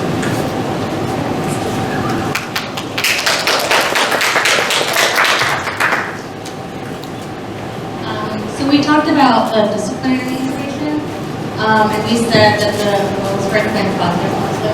But just positive, we found that there was an overall decrease in the number of students suspended from the first year that was reported to the 21-22.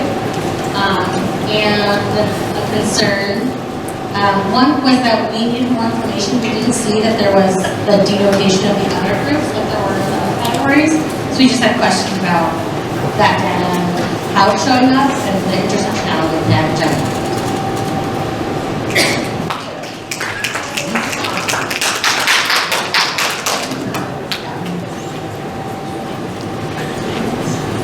Are we skipping the academic and going straight to the last one?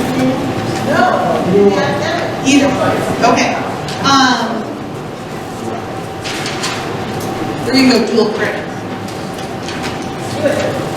So a strength is we saw 18% of Centennial High School students were taking one of either the AP or CTE.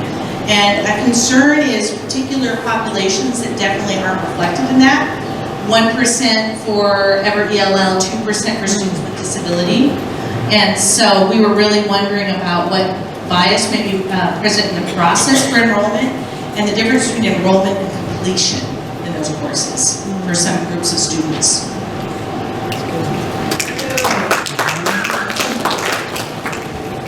We're going to take a look at the equity indicators, specifically for staff diversity and then staff experience. Those were particularly important to us, or curious to us.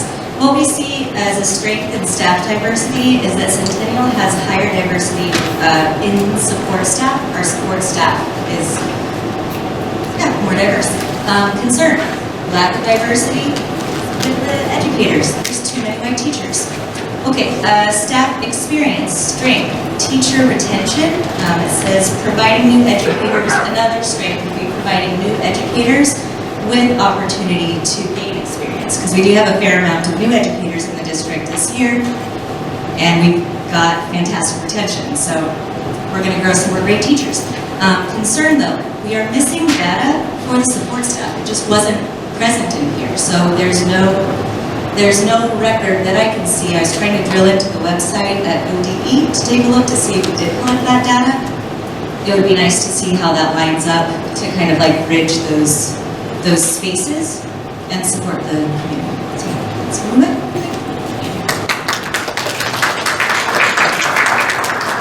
So we're going back to average daily attendance, and we saw positive that all buildings were above 87% except Centennial Virtual Academy. And if you knew what I know, it's that we had attendance reporting issues in the past. We're trying to remedy that. And so, but looking at everyone else, so CVA is kind of the outlier at 81%, but everyone else is above 87%, so we thought that was a strength. And, oh right, the 5th year graduation rate was much lower for students with disabilities. And we were concerned about that as compared to the 4-year graduation rate.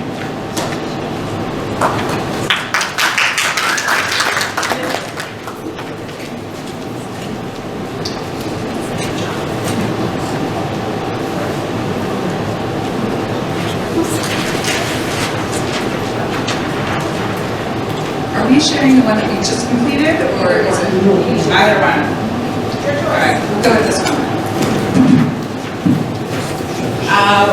We saw that there was an even distribution of teachers, teacher experience at OMS and Howview. We had a conversation around this, and this being both a strength and a weakness for the implications it has for the other schools. And then areas of concern, yeah, I think they're pretty much echoed, but particularly one that we haven't heard so far, I believe, is overrepresentation of students of color in our expulsion data.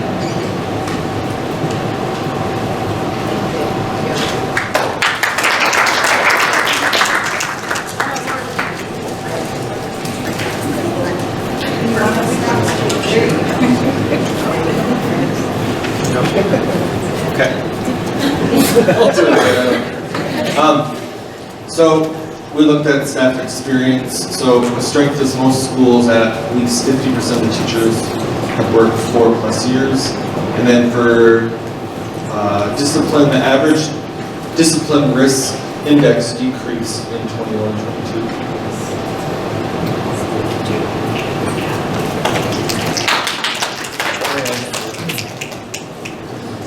So we'll go back to the outcomes, and we're doing percentage of students who are not yet. Give it to you for that helpful way to describe the DF grade. So a strength is that starting in 7th grade, we have a pretty low percentage of students who are not yet DF students. But one of the surprises that's a concern is though we have students starting pretty low in terms of having D's and F's, they end 12th grade with more D's and F's than they started, with a pretty significant bell curve peaking in 9th and 10th grade. So the strength is seniors are overcoming a lot more failure rates in 9th and 10th grade, but at a place that's higher than where they began as 7th grade students.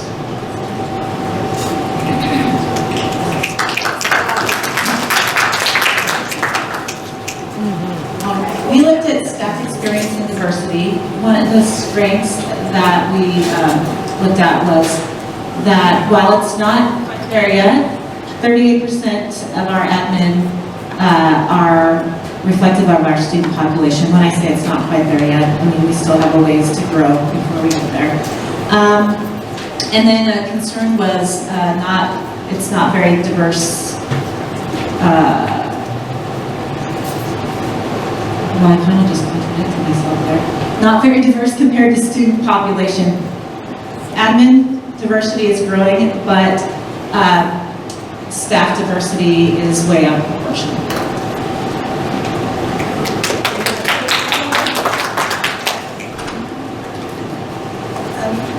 We decided to do something slightly different, so we don't really have a strength or a weakness, but we decided to compare attendance to graduation rate. And notice that really there's not a huge relationship between attendance and graduation rate.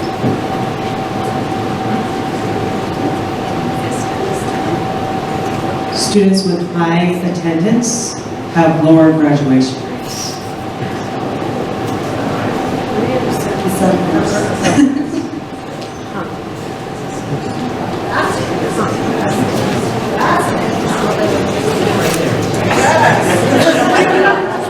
Okay, all right, very well done. So, I'm going to invite you to take your seats. We're going to do an activity now that we've had a chance to process some of this data.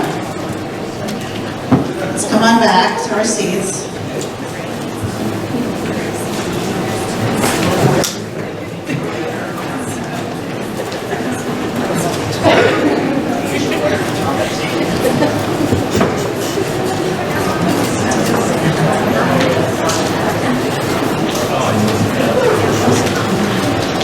Okay, this should be in your PowerPoint. So if you open up your PowerPoint 1A and go to slide number 43,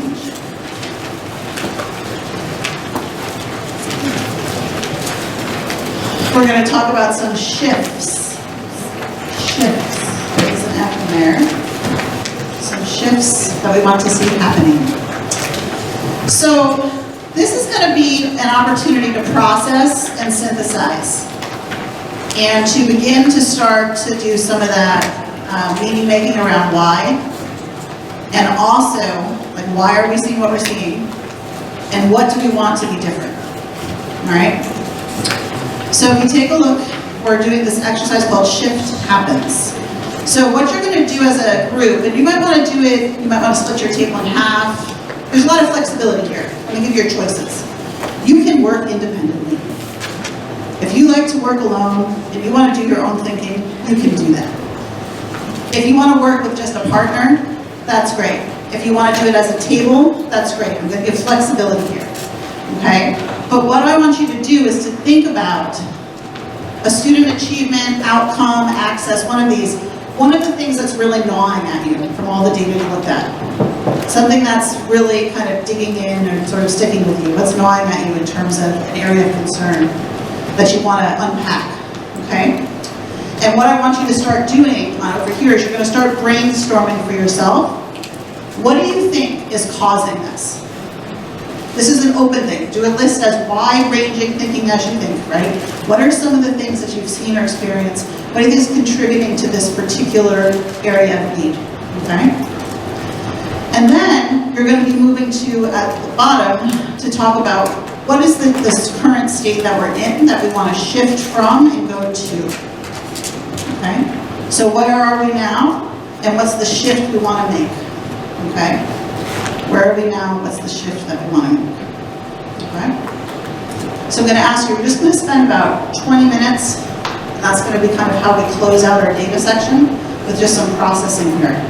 So pick a data point, talk about or think about just all of the possible reasons, right, that things might be happening, and then what's the shift that you would like to see in the data and in the student's experience from where it is to what? 20 minutes.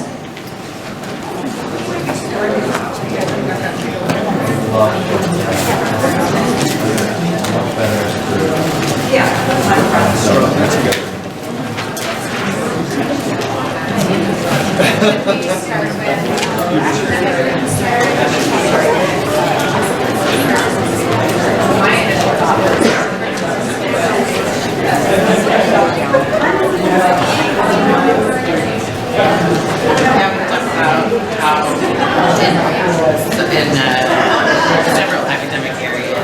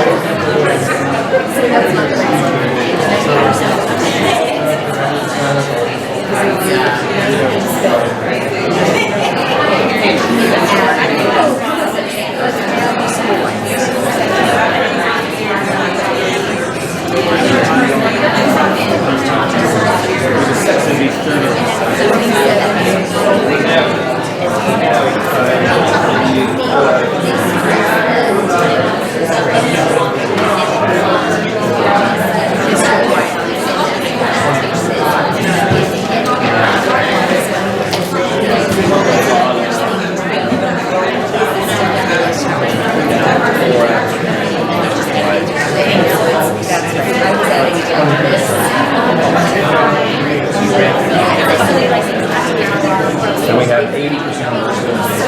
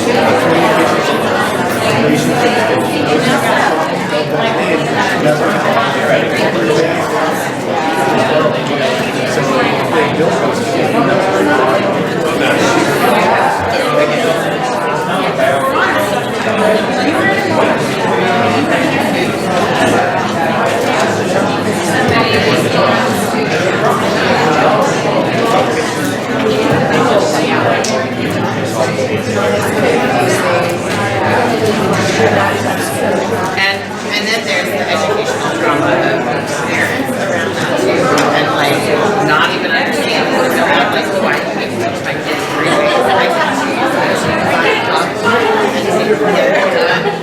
and then the teachers are like, they need to conceptually understand it, not just know how to do it.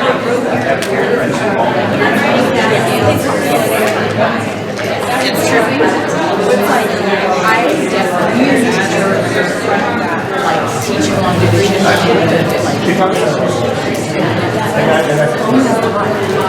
that's what it's like. I do long division, but I didn't know why. I didn't, you know what I mean? Like, so I get it. Yeah. So Tuesday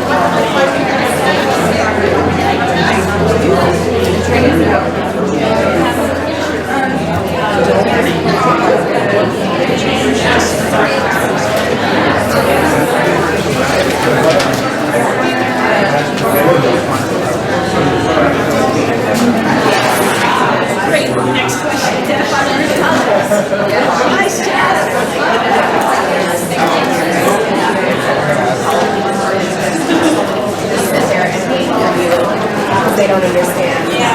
And they won't do any of the work.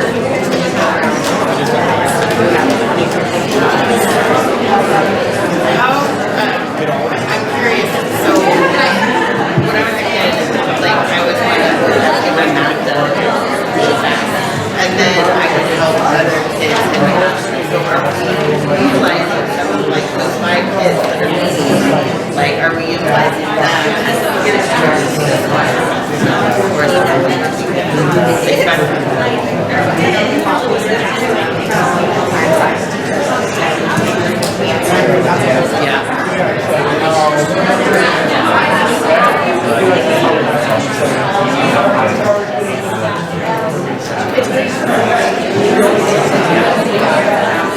If you can hear me whistle. If you can hear me whistle. If you can hear me whistle. We can see people who like to whistle and everybody else just keeps talking. I know, you know. That's right. So I put a chart paper on your, or near, maybe I missed a couple tables I come to, or on or near your table. Sorry, words, afternoon. Whew, goes down to afternoon. So on or near your table, there's a chart paper. If you decided, if you guys are all talking about one particular shift, you could put that shift up. If you each talked about different things, you could just make a list of the shifts. So you might have one chart paper that has 4 shifts on it. But we just put the shift. We want to shift from this to this. Okay, so we just want to have a record. This is the record of your thinking. So I'm going to give you, take 10 more minutes to make sure we get the record of your thinking on the chart paper. Okay? First shift happens.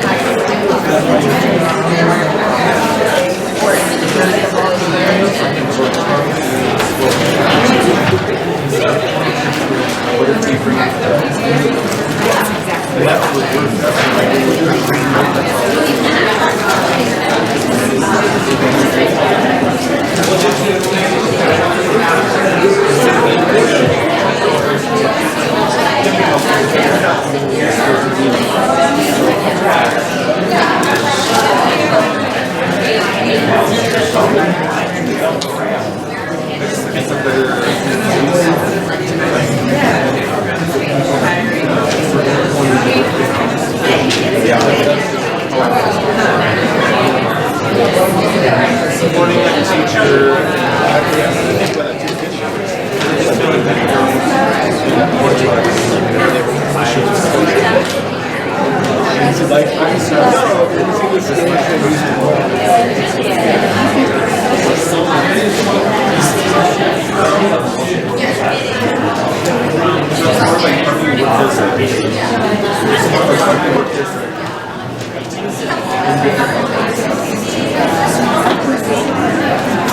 What are some other ways you find that? Like, I think that, having my program in schools, implemented curriculum in the classroom for the kids, so they often act as like a teacher. They're not just there helping the kids, they're there. So what are some partnerships that we can create that also maybe doesn't extend our bottom line, but still gets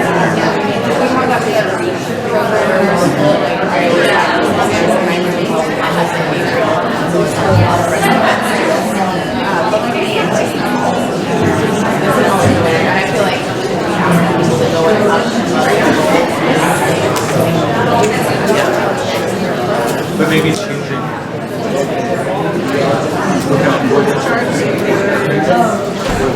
Who needs a chart?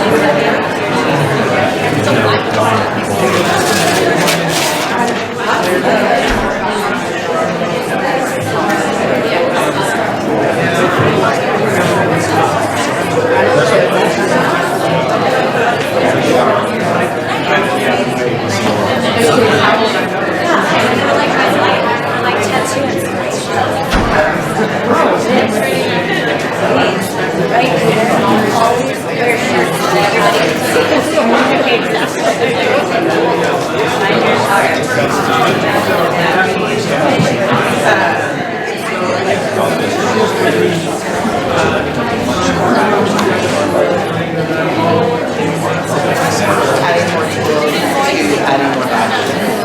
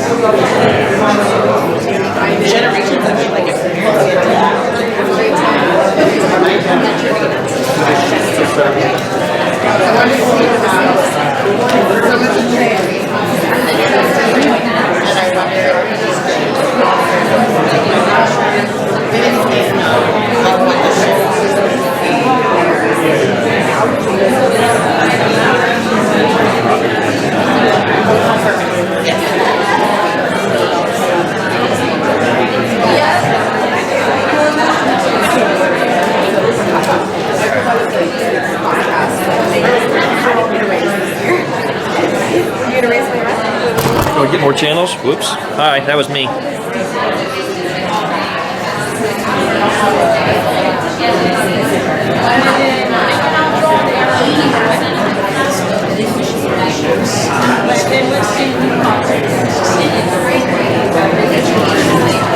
Do we mean tools in terms of like technology and support?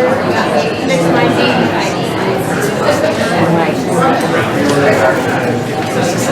Oh, shift from active. There we go.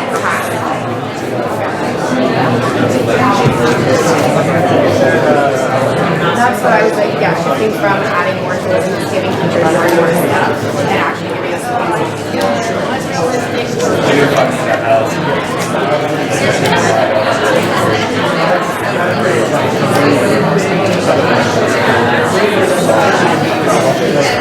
that is Right, and it's all about finding what's efficient for students, but it also can become overwhelming for kids like mine who resist change. Have so many things thrown at them so quickly. Or like, how much do we pay for do you pay for that IFL, or it's not IFL anymore, or whatever it is now, like, whatever we're paying for it, for all that kind of stuff. And then which of the things are actually okay.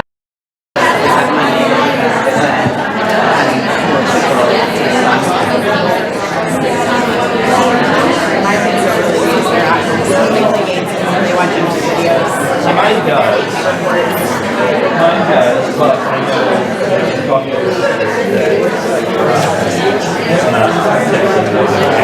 not regularly used. I love to do reading.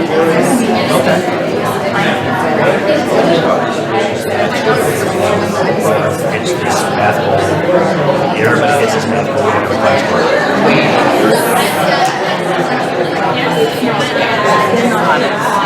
If we could do that all the time, or trade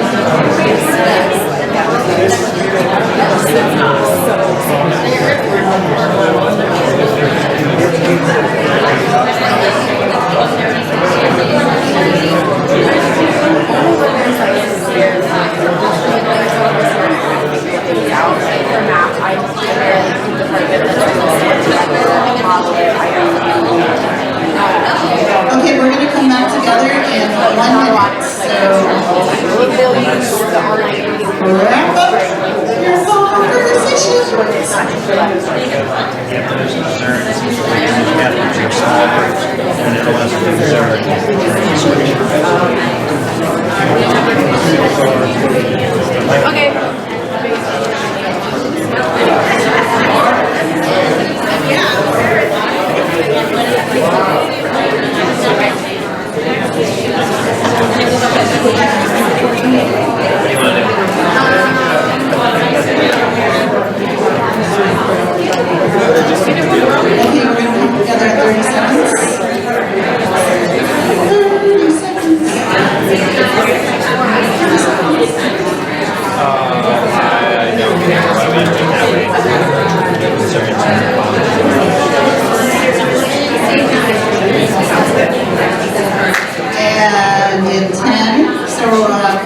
group's going to wrap up their writing. Take the time. Slide them on. Okay. Here, this slide. All right, if you can hear me, touch your nose. If you can hear me, touch your shoulders. Ooh, that one was good. You have to do a little like, what is that, TP? Like a little total physical response, right? Well, we're going to do some calisthenics, just wait. Excited. So we're not going to share all of the shifts. However, we're going to hear from, I want to give the opportunity at each table to share a shift, or if you really want to share the shift that you're thinking about, I want to be able to lift up, so you can pass the mic, hear a few of the shifts, and then we're going to ask you to put them up on the wall, maybe towards the back of the room, next to each other, and you can kind of peruse those when we take our 10-minute break. So we'll do that, okay? But let's just hear some of them. I want to hear some of the shifts that were percolating. There's some really, really great conversation that was happening. So, who's got my peripheral vision? Margot Handlers. All right. Okay, so we were thinking about the biggest concern for us was how 80% of our elementary students are not meeting standards in math. And we were thinking that some of the root causes of that were just the lack of time. Like, we need more time and we need more physical human support in the classroom for math instruction specifically. And our shifts were going to shift from adding more tools, more websites for students to be passively learning at their desk on, to adding more people to support students, even if that meant, fifth graders going down to help first graders. We wanted to shift from fixed mindsets. A lot of kids come into math with either I'm good at math or bad at math. Clearly that's not a growth mindset. So we wanted to switch from fixed to growth mindset in math. That's important language. And we want to switch from a summative assessment of skills to a formative assessment of skills. That's all we have. Thank you. That's great. All right, who else? Anybody else want to share? We have 4 or 5. Whether there's something compelled. Here we go over here, and then over here.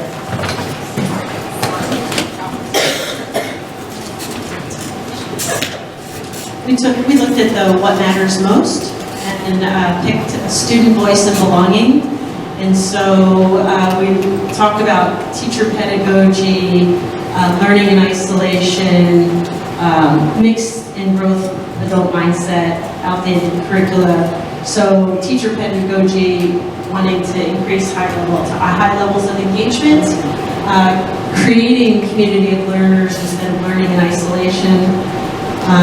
This is a mess, but it's actually direct instruction to more of a facilitative instruction, adult mindset from fixed to growth, outdated curricula, making sure that it's relevant and connected content. Some of the root causes, fixed mindsets, need to reach a particular target or standards, perceptions of what we have to do. So maybe uncertain expectations and the traumatizing from a pandemic. Thank you. Okay, over here. Getting trickier. I feel like that was just beautiful. We probably don't need to go any further. But, so our overall was that we were hoping to get students to want to be at school so that attendance increased. And by wanting, we're saying that they feel safe, they feel included, and they feel that content is relevant so that they do want to be there. I'm not saying that we don't, but maybe we could be doing a better job of that. And so looking at what's required coursework that maybe feels unengaging or not relevant to real life, as we heard today, especially I think in the high school level, that it really didn't seem relevant. And our conversation at our table was much about relevancy to real life and how that really engages students. And so looking to require coursework that feels a little bit more relevant, engaging, and culturally responsive for students. And how can we, and then knowing that teachers have things they have to deliver. There's standards for a reason. So how can we teach what's required in a different way? What flexibility do we have as a district to choose how we achieve what is required? And or can we find some more engaging curriculum or find ways of training to support our teaching staff to increase engagement? And I think they probably just need to look at that poster, because it's great.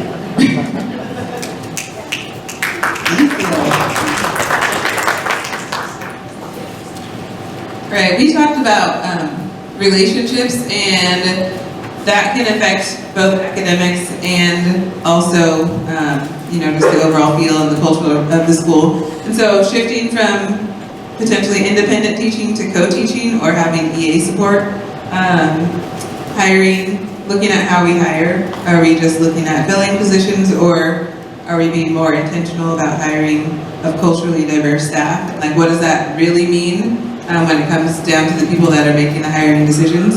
And then the traditional use of technology in a classroom, shifting to incorporating relevant and engaging technology for the student opinion. So like, what's popular now? Because a lot of times we kind of dismiss what students are doing, but if that's what they're interested in, how do we bring that into the classroom? So that's it.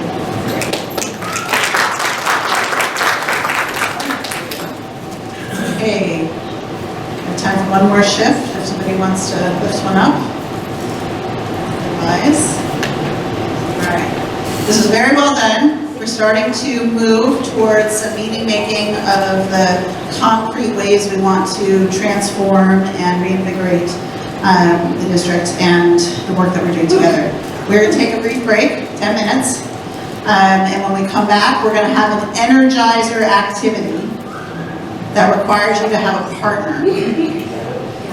Okay, so you can be all stressed about that if you're thinking you're going to want us.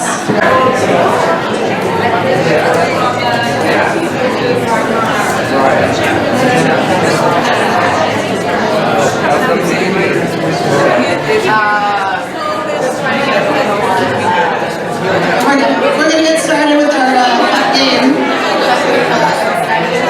So excited.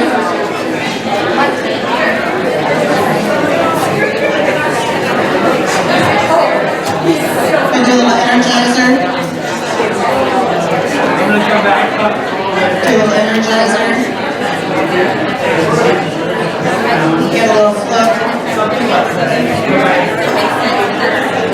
Our neurotransmitters from energy.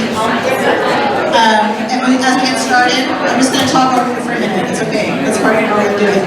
If you want to stand up, something that helps you really get a lot of energy is using your legs. Like actually, if you move your legs a little bit, you can be like, oh, I feel like oh my God. You can do some some squats. That really wakes you up. It does. And some people like me fall over. But what we're gonna do right now, and I'm gonna invite you to come be my guest. Yes. Does everybody know you? I'd like to introduce you to my partner. Hello. Hi, Sonia. My name is Sonia. Okay. So Sonia and I are going to be modeling what we're going to do. And so we're going to have an entire room rock, paper, scissors competition. Okay, I see. Okay, I see how this goes. So let's explain how this works. So how this works is you find a partner, and you're going to battle them in rock, paper, scissors. And then whoever wins, just once. It's just like sudden death. So whoever wins, they get to go on and find another person who's won the battle. And then the person who loses, and I'm not assuming it's going to be, but you would be cheering for me. So it's important to know each other's name because, if she wins, I'm going to have to be like, come on, Sonia, let's go. Have your cheering squad, all right? Single elimination tournament is what we got. Single elimination tournament, but you get to be on the winning team as soon as you lose. Yep. It feels good to win, even when you're not winning. All right, so it's going to look like this. Ready?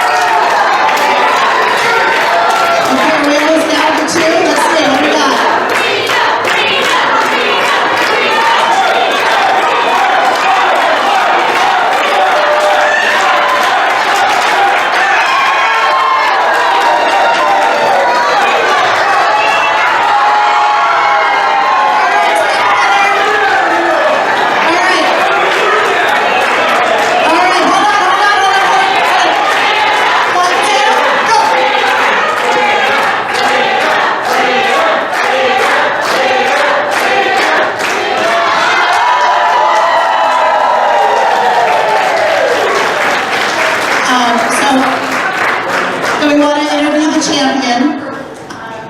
What's your name? And is this your first time winning a championship? Yeah. What do you think was the secret to your success? I didn't want to win. Oh, in a mind game with herself. Okay, congratulations to our winner! All right, nice work. Let's come on back.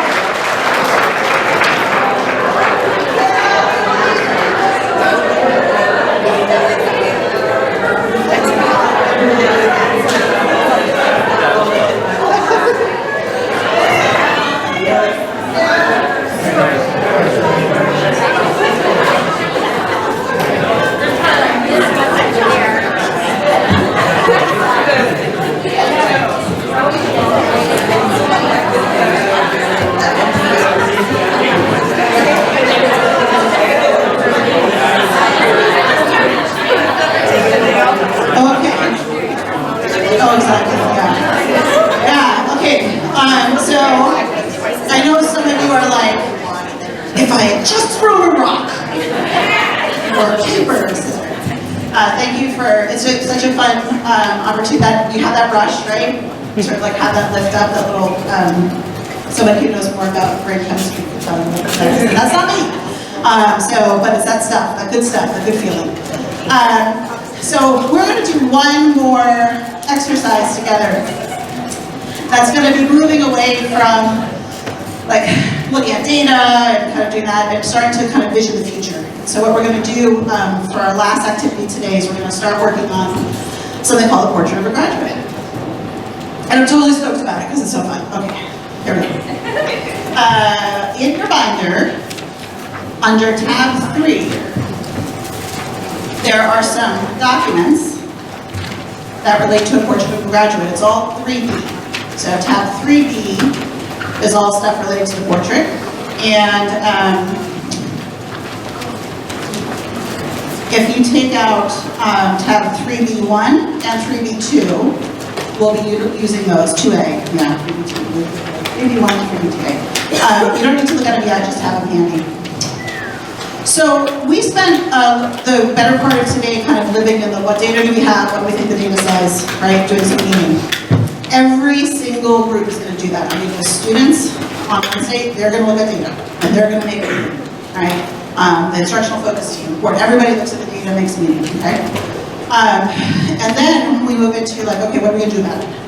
And one of the things that we start with is really thinking about what is our, before we get into nitty-gritty of goals and what we want to say for math and what we want to, change about, how we're doing our discipline policies or practices. Before we do any of that stuff, we want to nail down what are we really envisioning for students long-term? What is our shared vision for all the young people in our system and how we're supporting them growing and developing? And so circle number 1, we kick off with a portrait of a graduate. I've got 2 quotes up here, and I'm going to have 2 readers, and they're so excited, they're putting their hands up right now. Who would like to read the quote on the left? We are currently preparing students for jobs that don't yet exist, using technologies that haven't been invented in order to solve problems we don't even know are problems yet. Thank you. Former Secretary of Education, Richard Bryan. It's really small, you might not be able to see that. Okay, quote number 2, which is on the right-hand side. The person who wants to read that is about to put their hand up. They're so excited. What is needed more than ever is a laser-like focus on the kinds of human beings that we are raising and the kinds of societies, indeed in a global era, the kind of world society that we are fashioning. It's good old Howard Gardner. All right. Just let those percolate in our brains, and I'd love for you to just turn to a neighbor and talk about a quote that resonates with you, or maybe neither one does, and just kind of what comes up for you in hearing these quotes. Thoughts, ideas, questions, reactions, as one more connected to how you view things. We're just going to be here for 3 minutes just to chat with one another about the quotes.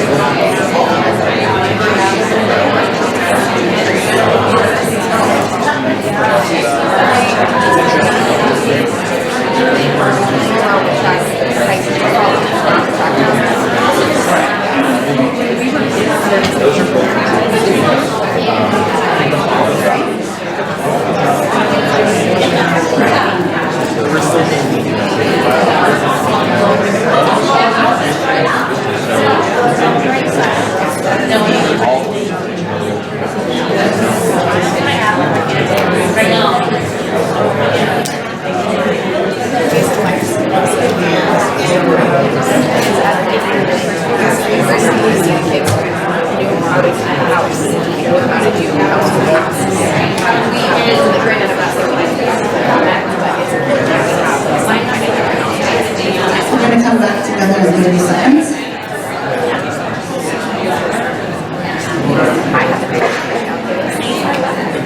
I feel like it's so crazy.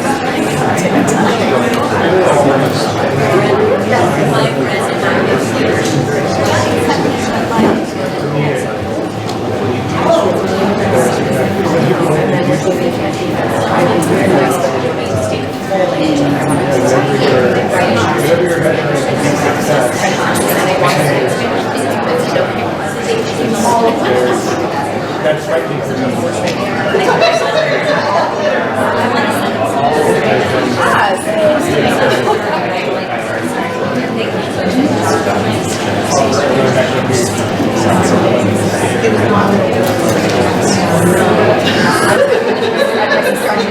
Okay, let's go back together. We're going to be having circling around these ideas in our conversation. So,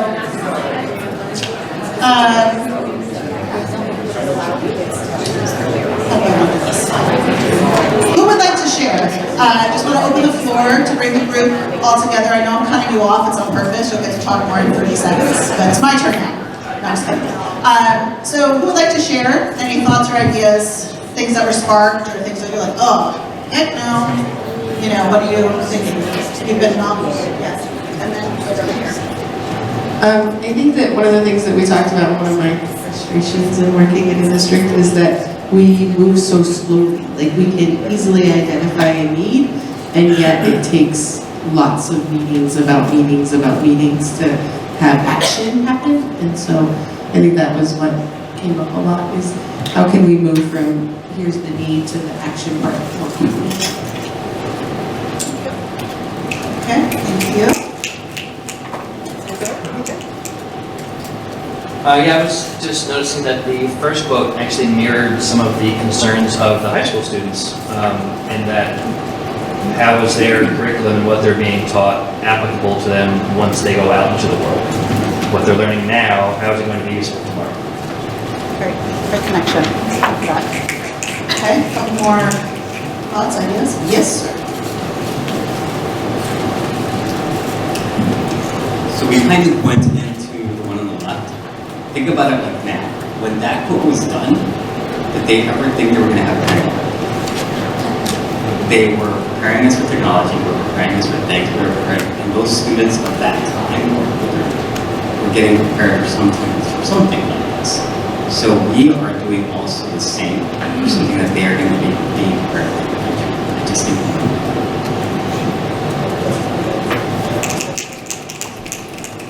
Great. Okay. Yes.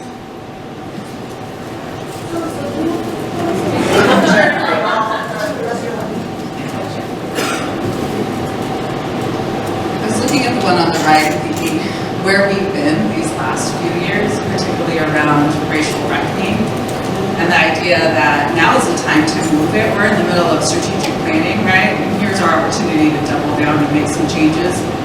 So as we continue with this work today, tomorrow, the next couple of months, I'm asking us to hold that, right? We saw what was happening in the world.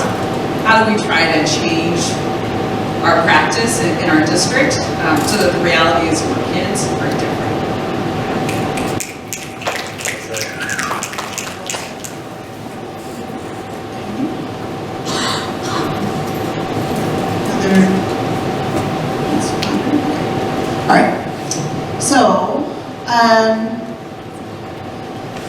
Gonna have, we're just gonna take 7 minutes.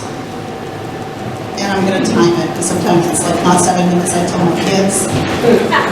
She's like, you know, can either be 1 minute or like 50. So, they can't really tell time here. So, this is just a little orientation to like, what is a, welcome back. This is an orientation to the graduate profile or portrait of graduate, just kind of get a sense of what we're talking about and how districts sometimes utilize this as a tool for transformation and change, right? Accelerating transformation and change. So I'm going to invite you to read through at least to the just the first couple pages. You don't need to read the last page, but you can skim it. Now, if you're like, oh my God, I didn't know we were going to be reading. No, thank you. Especially at this, you know, another way to kind of get a sense of what we're talking about with the portrait of the graduate is to take a look at some of the samples. You can just take a look at the visuals. You get the gist that way too, okay? So you can pick which one feels good to you. Or both, whatever you want. So there's some just samples here, and we're gonna take 7 minutes to either look at this or read the first few pages of this article, and then we're gonna answer these questions, which is what stood out to you from your reading or from looking at those images, and then what kind of excites you about the idea of having something like this for Centennial, okay? But just 7 minutes to read and to process first.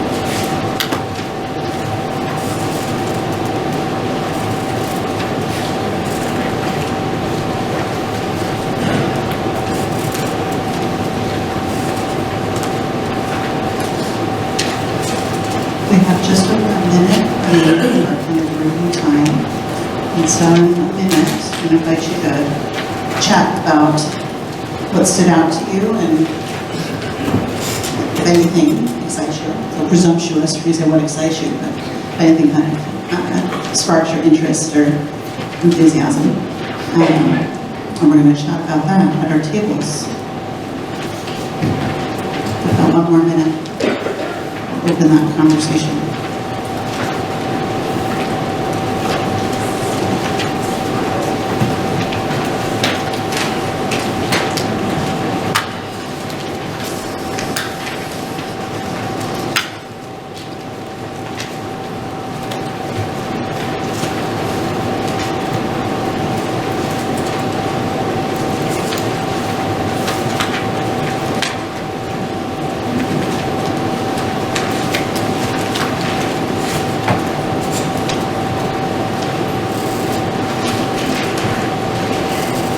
Okay, let's go ahead and spend a few minutes chatting at our tables.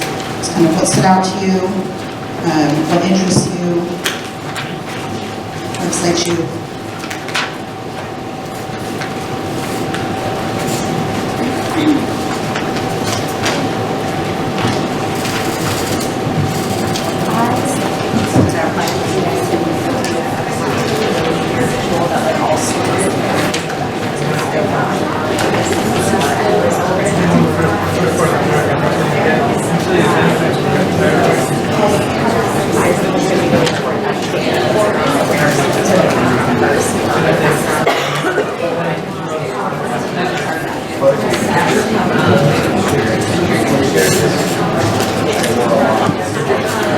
I think it's important that we, like, when we're thinking about what we want our business and persons to do, like, background and making sure that important to me, that's really important to me.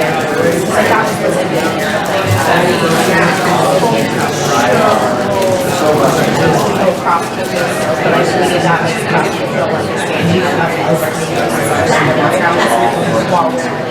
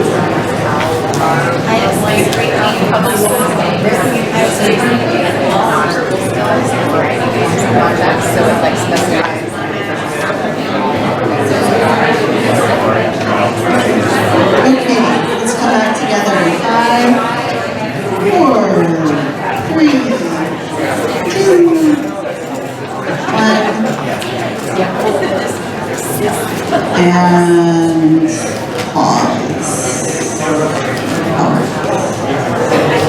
I'm gonna waterfall. Press up.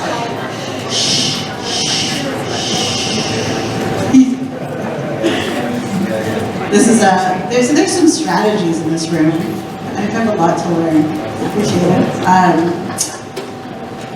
So let's hear 3 ideas, and then we're going to go back in the conversation. So something that you're doodling with, something that came up for you, something you like, don't like.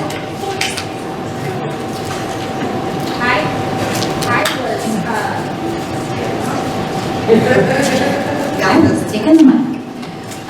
So what stood out for me was when I was reading the 1, 2, 3 of the personal reflection.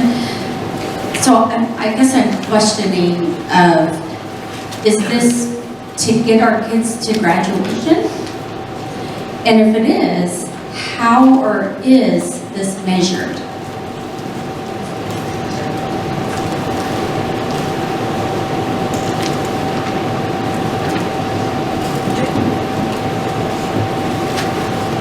I was specifically thinking about SPED and that when we're crafting these graduate profiles that we're keeping them inclusive because it would be really easy to paint a picture of a graduate that some of our SPED kids would find unattainable. I don't know what the solution is, but I just like to keep SPED right out there at the forefront. Those are the academic students who are eligible for special ed. We were talking about the fact that if we were going to realize the profile of a graduate, the adults would really need to change what we are doing, and that can be really challenging. And one thing I'm thinking about, if we create a profile of a graduate, we may need to also create a profile of an educator. So each one of us can reflect on what we already do well, what we need to let go of, what we need to change, what we need to add to our practices.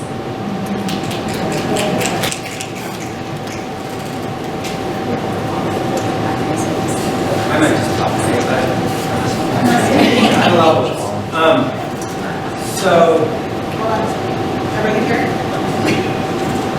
You hear me, great.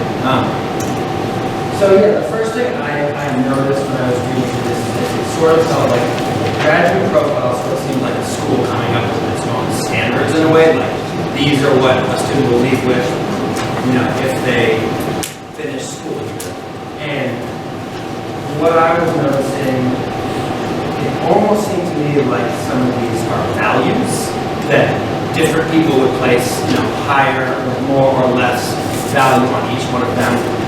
And so I was talking about the example of like, oh, if I'm teaching a classroom and you're in my class, these things are really important to me. And when you leave my classroom, I really want to impart this upon you and have it be part of you. And that's fine. I guess what's weird is that, I don't know, some of them, like, is that really a school's job to choose which values students leave with? And Terry said something that was really important, like, maybe instead of a school saying, these are the values, or these are the qualities that you will have, like, which listing them and saying which ones are important to you. Because like I said, some of these, like working collaboratively, is that important? Absolutely. To success in just about anything you're gonna do in the real world. Is working collaboratively everyone's thing? No. And so maybe some of these, I don't know, I guess that's what I was, I know this is jumble, but that's what I was trying to wrap my head around, is like, is that an institution, a school, need to be really careful about which ones they're choosing, because there's different kinds of people, and kids need to know that if working with other people or you know, using technology or whatever is not their thing, then that's okay. This is a learning place for them too.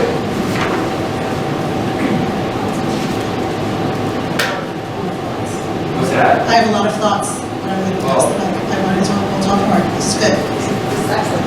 I was just going to also mention that for me that was also triggering in some sense that when we're talking about values and different cultural perspectives and cultural norms and those things, that we be careful about what we're dictating has to be for students as well, not just, and like you're saying, values in particular, but it was just on the cultural side of things, as Sonia was kind of mentioning, to keep those things at the forefront, like be really aware that we're not prescribing everybody has to follow no matter what, not align with what's happening at home.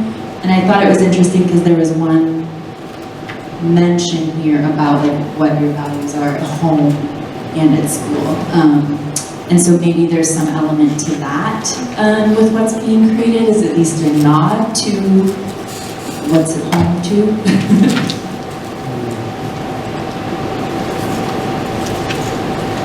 So, you guys are great. This is gonna be so fun. We always learn as we go through and do, so I just want to say, like, you're digging in and asking all the right questions as you are embarking on this process. Each district and community needs to come to terms with what they would like their portrait to look like, right? And this is the conversation to have. Are we going into values? Are we talking character traits? Are we looking at skills? Are we looking at, you know, the standards of, you know, people go in lots of different directions. And it's a community, everybody's going to get a chance. Every group that we work with touches the portrait. So the community forums, the parents, the students, everybody get a chance to kind of participate and contribute. What I will say is that what was sparked for me in what you said is about I have values as a teacher and educator in the classroom, and I'm teaching from those and hope to impart those. And one of the powerful things that can happen with a portrait is to establish a shared norm around what values we all are going to work to support our young people, or the values we will uphold as a community, so that it's not necessarily independent contractors. Yeah, I guess that's what I'm saying. But that's just me. That's just like a Lauren Claffey aside. It's not a performance fact thing. So it's just, I wanted to let you know. I just was really engaged with that sort of stance. I think every single one of us works from a values-based place, whether we're conscious or unconscious of it, right? So is there power in articulating? And some schools will go as far as separating out core values from a portrait and say, these are our systems, these are the core values of our organization, this is how we work as an organization. And one of those might be inclusion, right? It's kind of this, so there's a place for, okay, so we're gonna keep going. You're doing great. So what I'm gonna have you think about, you can take these prompts or not, but we really have been underutilizing one of my favorite tools and resources, which is called the sticky note. And I just thought, who put together the little boxes of fun stuff in the middle of the table? Dana? Athena. So let's just snap it out for Athena for like fidgets and sticky notes, and we'll show our appreciation by using our sticky notes. So what I'm going to invite you to do is to think about these questions. If you were creating it, right, or suggesting, what do you think should be part of a portrait of a graduate for a Centennial School District, right? These are some prompts to think about. What are your highest hopes for students when they graduate? What do you think employers would be looking for? What would make you proud as a parent or community member? What skills do you think are most essential for success after graduation? Okay. I'm going to encourage you. I know some of you already started writing. I'm going to suggest gently that you write one idea per sticky note. Okay? Because what's going to happen is we're going to kind of share our ideas as a table, and where we're headed is that you all are going to be, as a table, proposing, remember how I'm going to give you 2 to 3 ideas. So you're going to independently, individually kind of answer the questions, that you're going to talk, and you're, as a table, are going to propose 2 qualities that you think should be in the portrait. Okay? I'm going to go back to the questions. That's where we're going. So go ahead and brainstorm your thoughts and ideas. We take just 5 minutes a few minutes of brainstorming. And then you're going to come to consensus on 2 qualities. I will be collecting your stickies. All of your stickies will have a place. They will have a home, even if they don't make it to the consensus.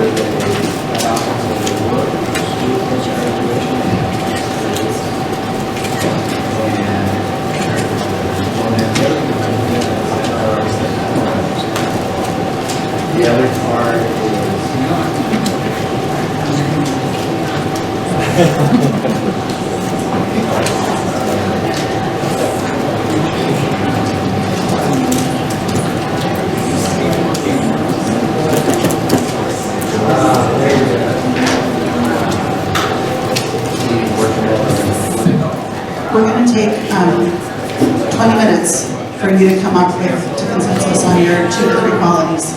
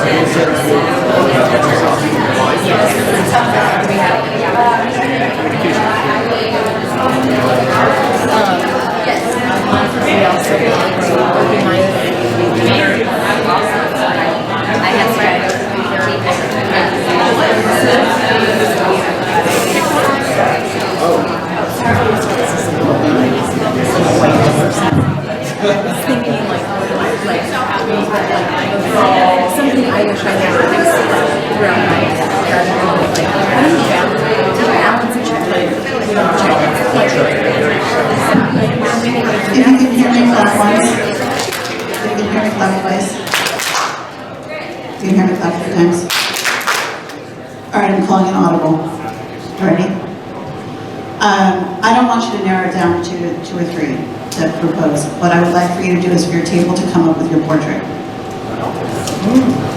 Sorry, I know. You're like, oh my God, Kathy, that's a bad call. Why'd they put you in charge?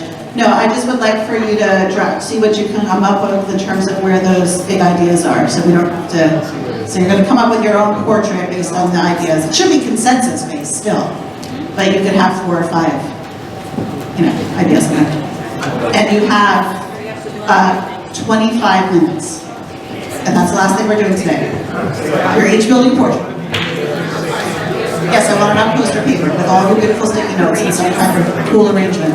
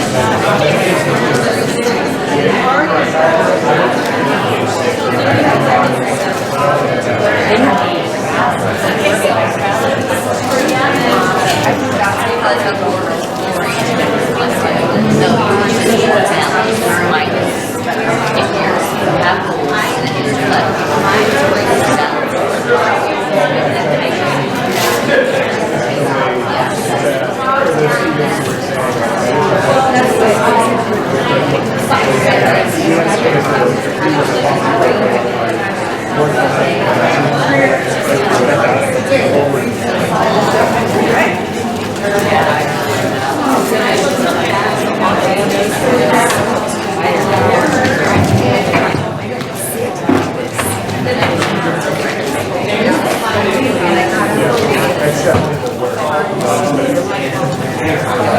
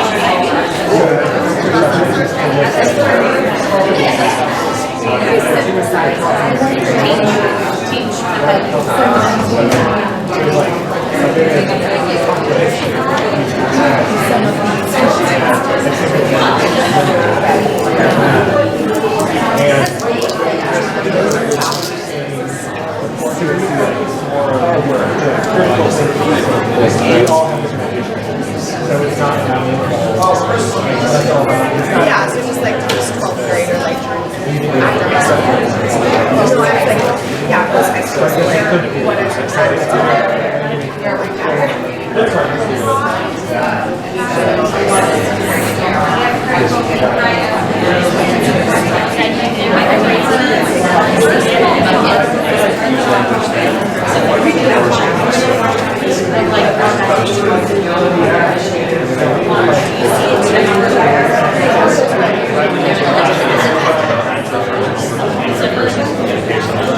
Children across the board.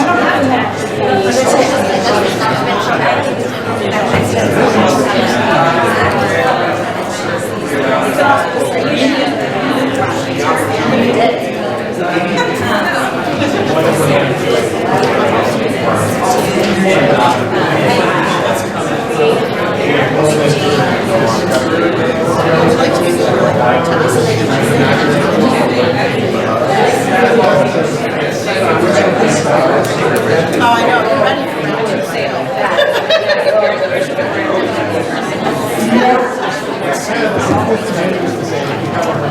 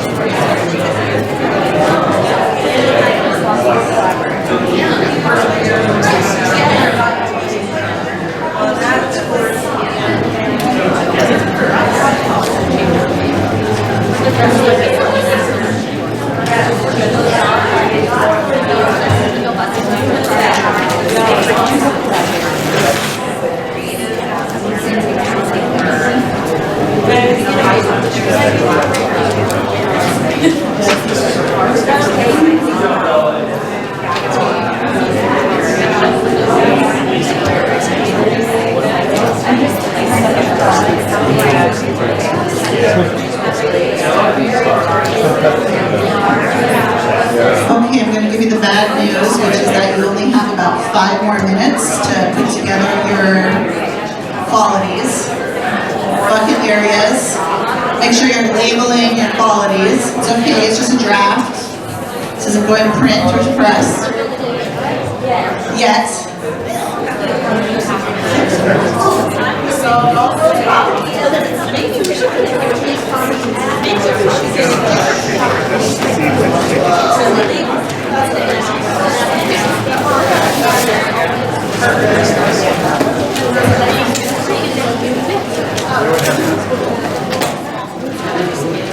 If you feel like your head's exploding, you're just doing the right thing.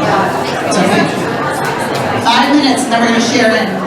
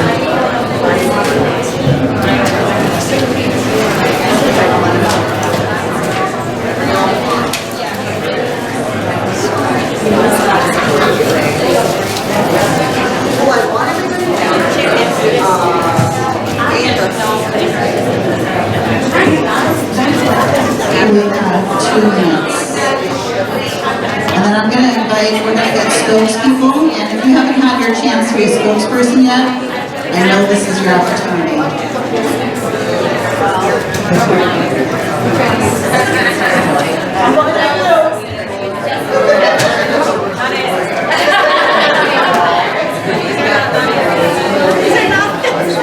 Put your finger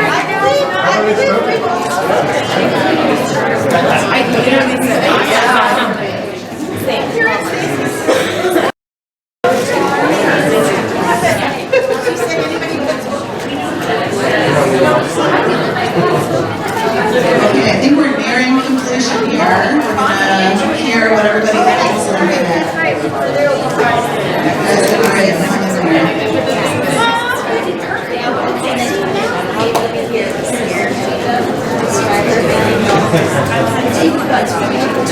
Too much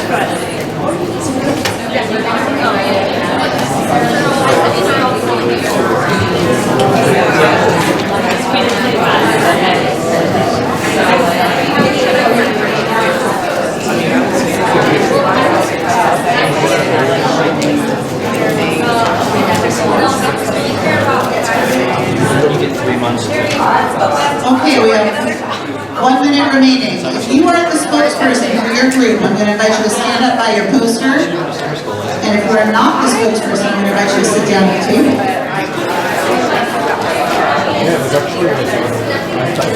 So, if you're the spokesperson, I'm going to invite you to stand up by your poster. And if you're not the spokesperson, you can put the poster on. You're going to take a seat.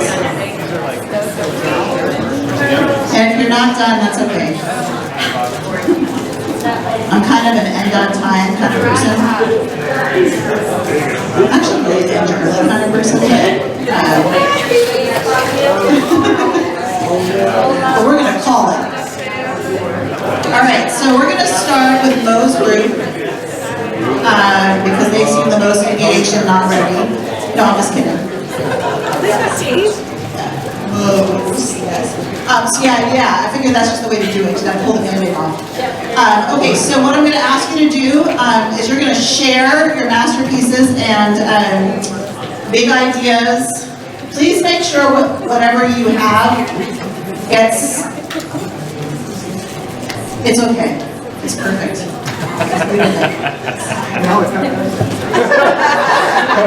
Still in progress, but we're trying. Okay, so our main topics that then have little subheadings underneath. We have goal-oriented, balanced, courageous.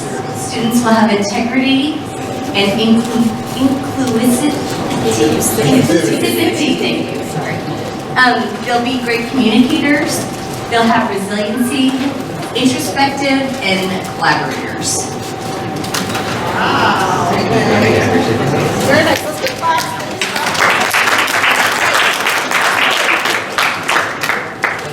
Two examples. Listen for commonalities.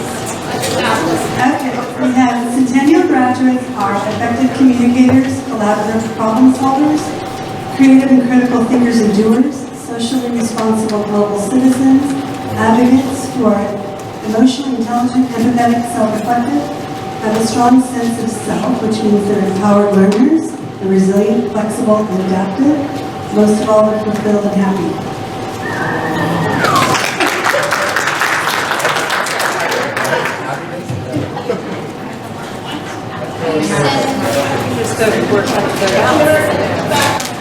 Finding joy in your purpose, independent, critical thinkers, good humans, curious.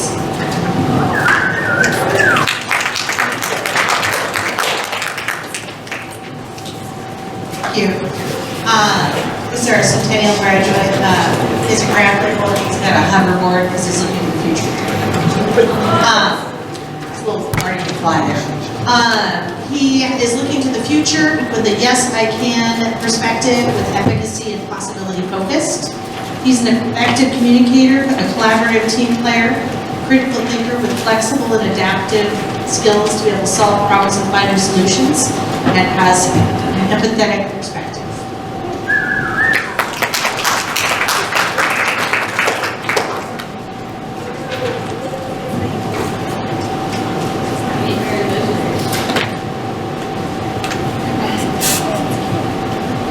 Okay, we have several clusters, and these are the themes. They are ready for anything, flexible and understanding. They have a strong sense of community. They use diversity or inclusive, strong social network. They're really great at teamwork and feel supported by the community.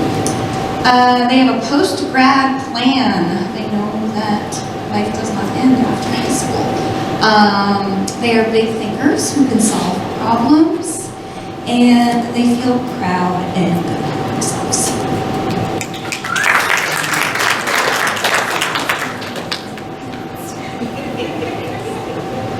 All right, Centennial graduates are academic achievers, ethical and cultural leaders who are socially responsible. They're also creative and adaptive leaders who are digitally literate. They are healthy of mind and body, and they are lifelong learners.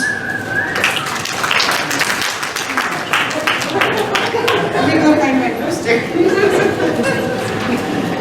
Sure. All right, Centennial graduates are resilient learners, global citizens, and problem solvers.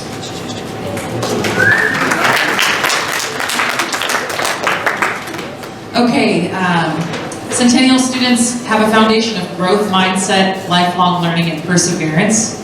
And they are prepared for life's next steps, and they are critical thinkers and problem solvers. They are contributors. They possess personal responsibility and accountability, and they are effective communicators. And we were asked why we had the orange mark across our bullet points, because we decided it was limiting. And we felt like there are many different definitions of what those things can mean to different people at different times. And we've seen as educators how students show they can do things in a different way than we've ever thought before. So we thought that the bullet points were limiting, so we crossed them out. And they're happy.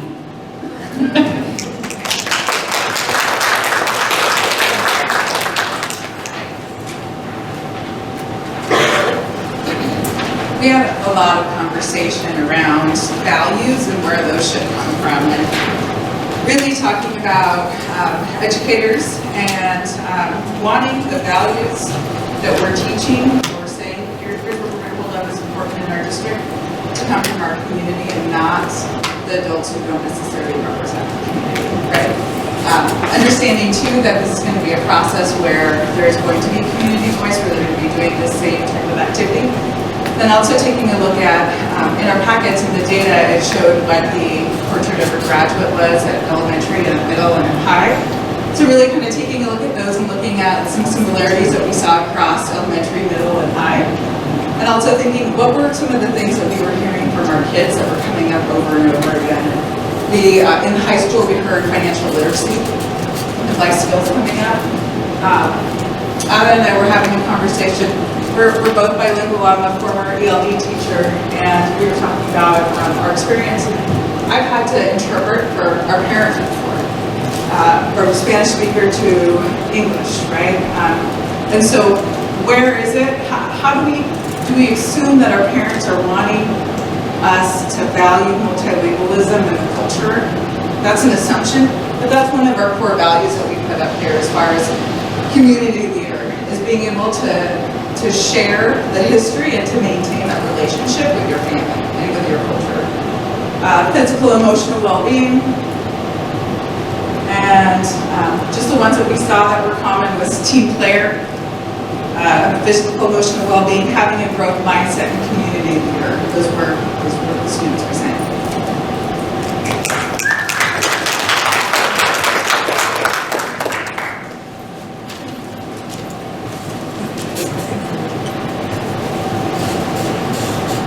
Okay, we had several of the same things.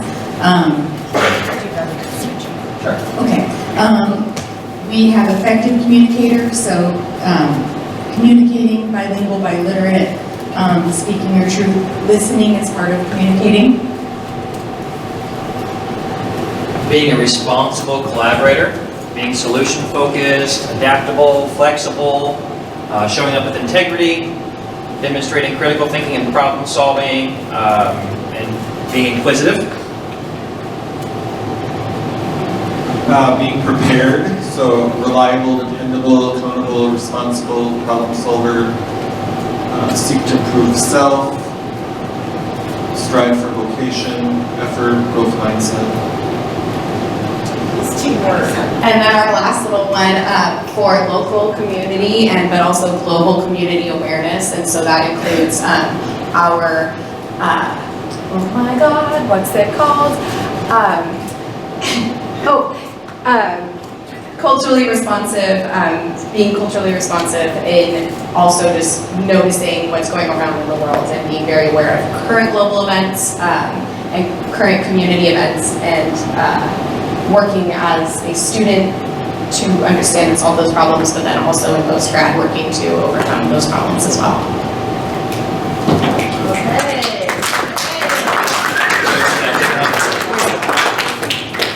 That was it. I was shouting for teamwork, like, 4 voices. No, that wasn't what the instructions were.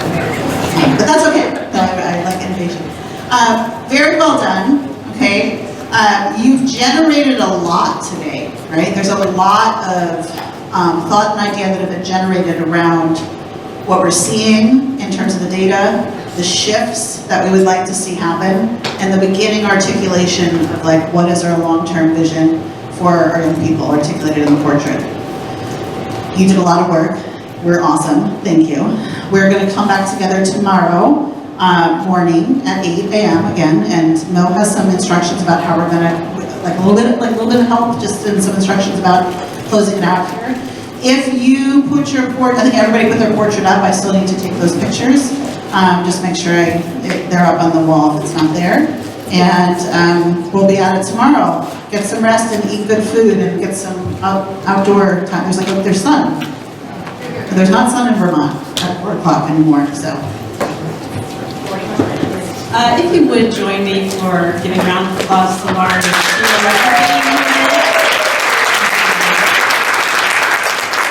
So I'll look to Athena in case I get this wrong, but so they will be replacing the tablecloths for tomorrow, so you can think about the implications of that. But first, please take your materials home tonight and bring them back. If you can, it would help us tremendously for you to clean up any trash. There's recycle box in the back for water bottles. Put the office materials, the Post-its, the fidgets, the markers back in the container with the lid on, and then enjoy your evening. Thank you for being here. Great day.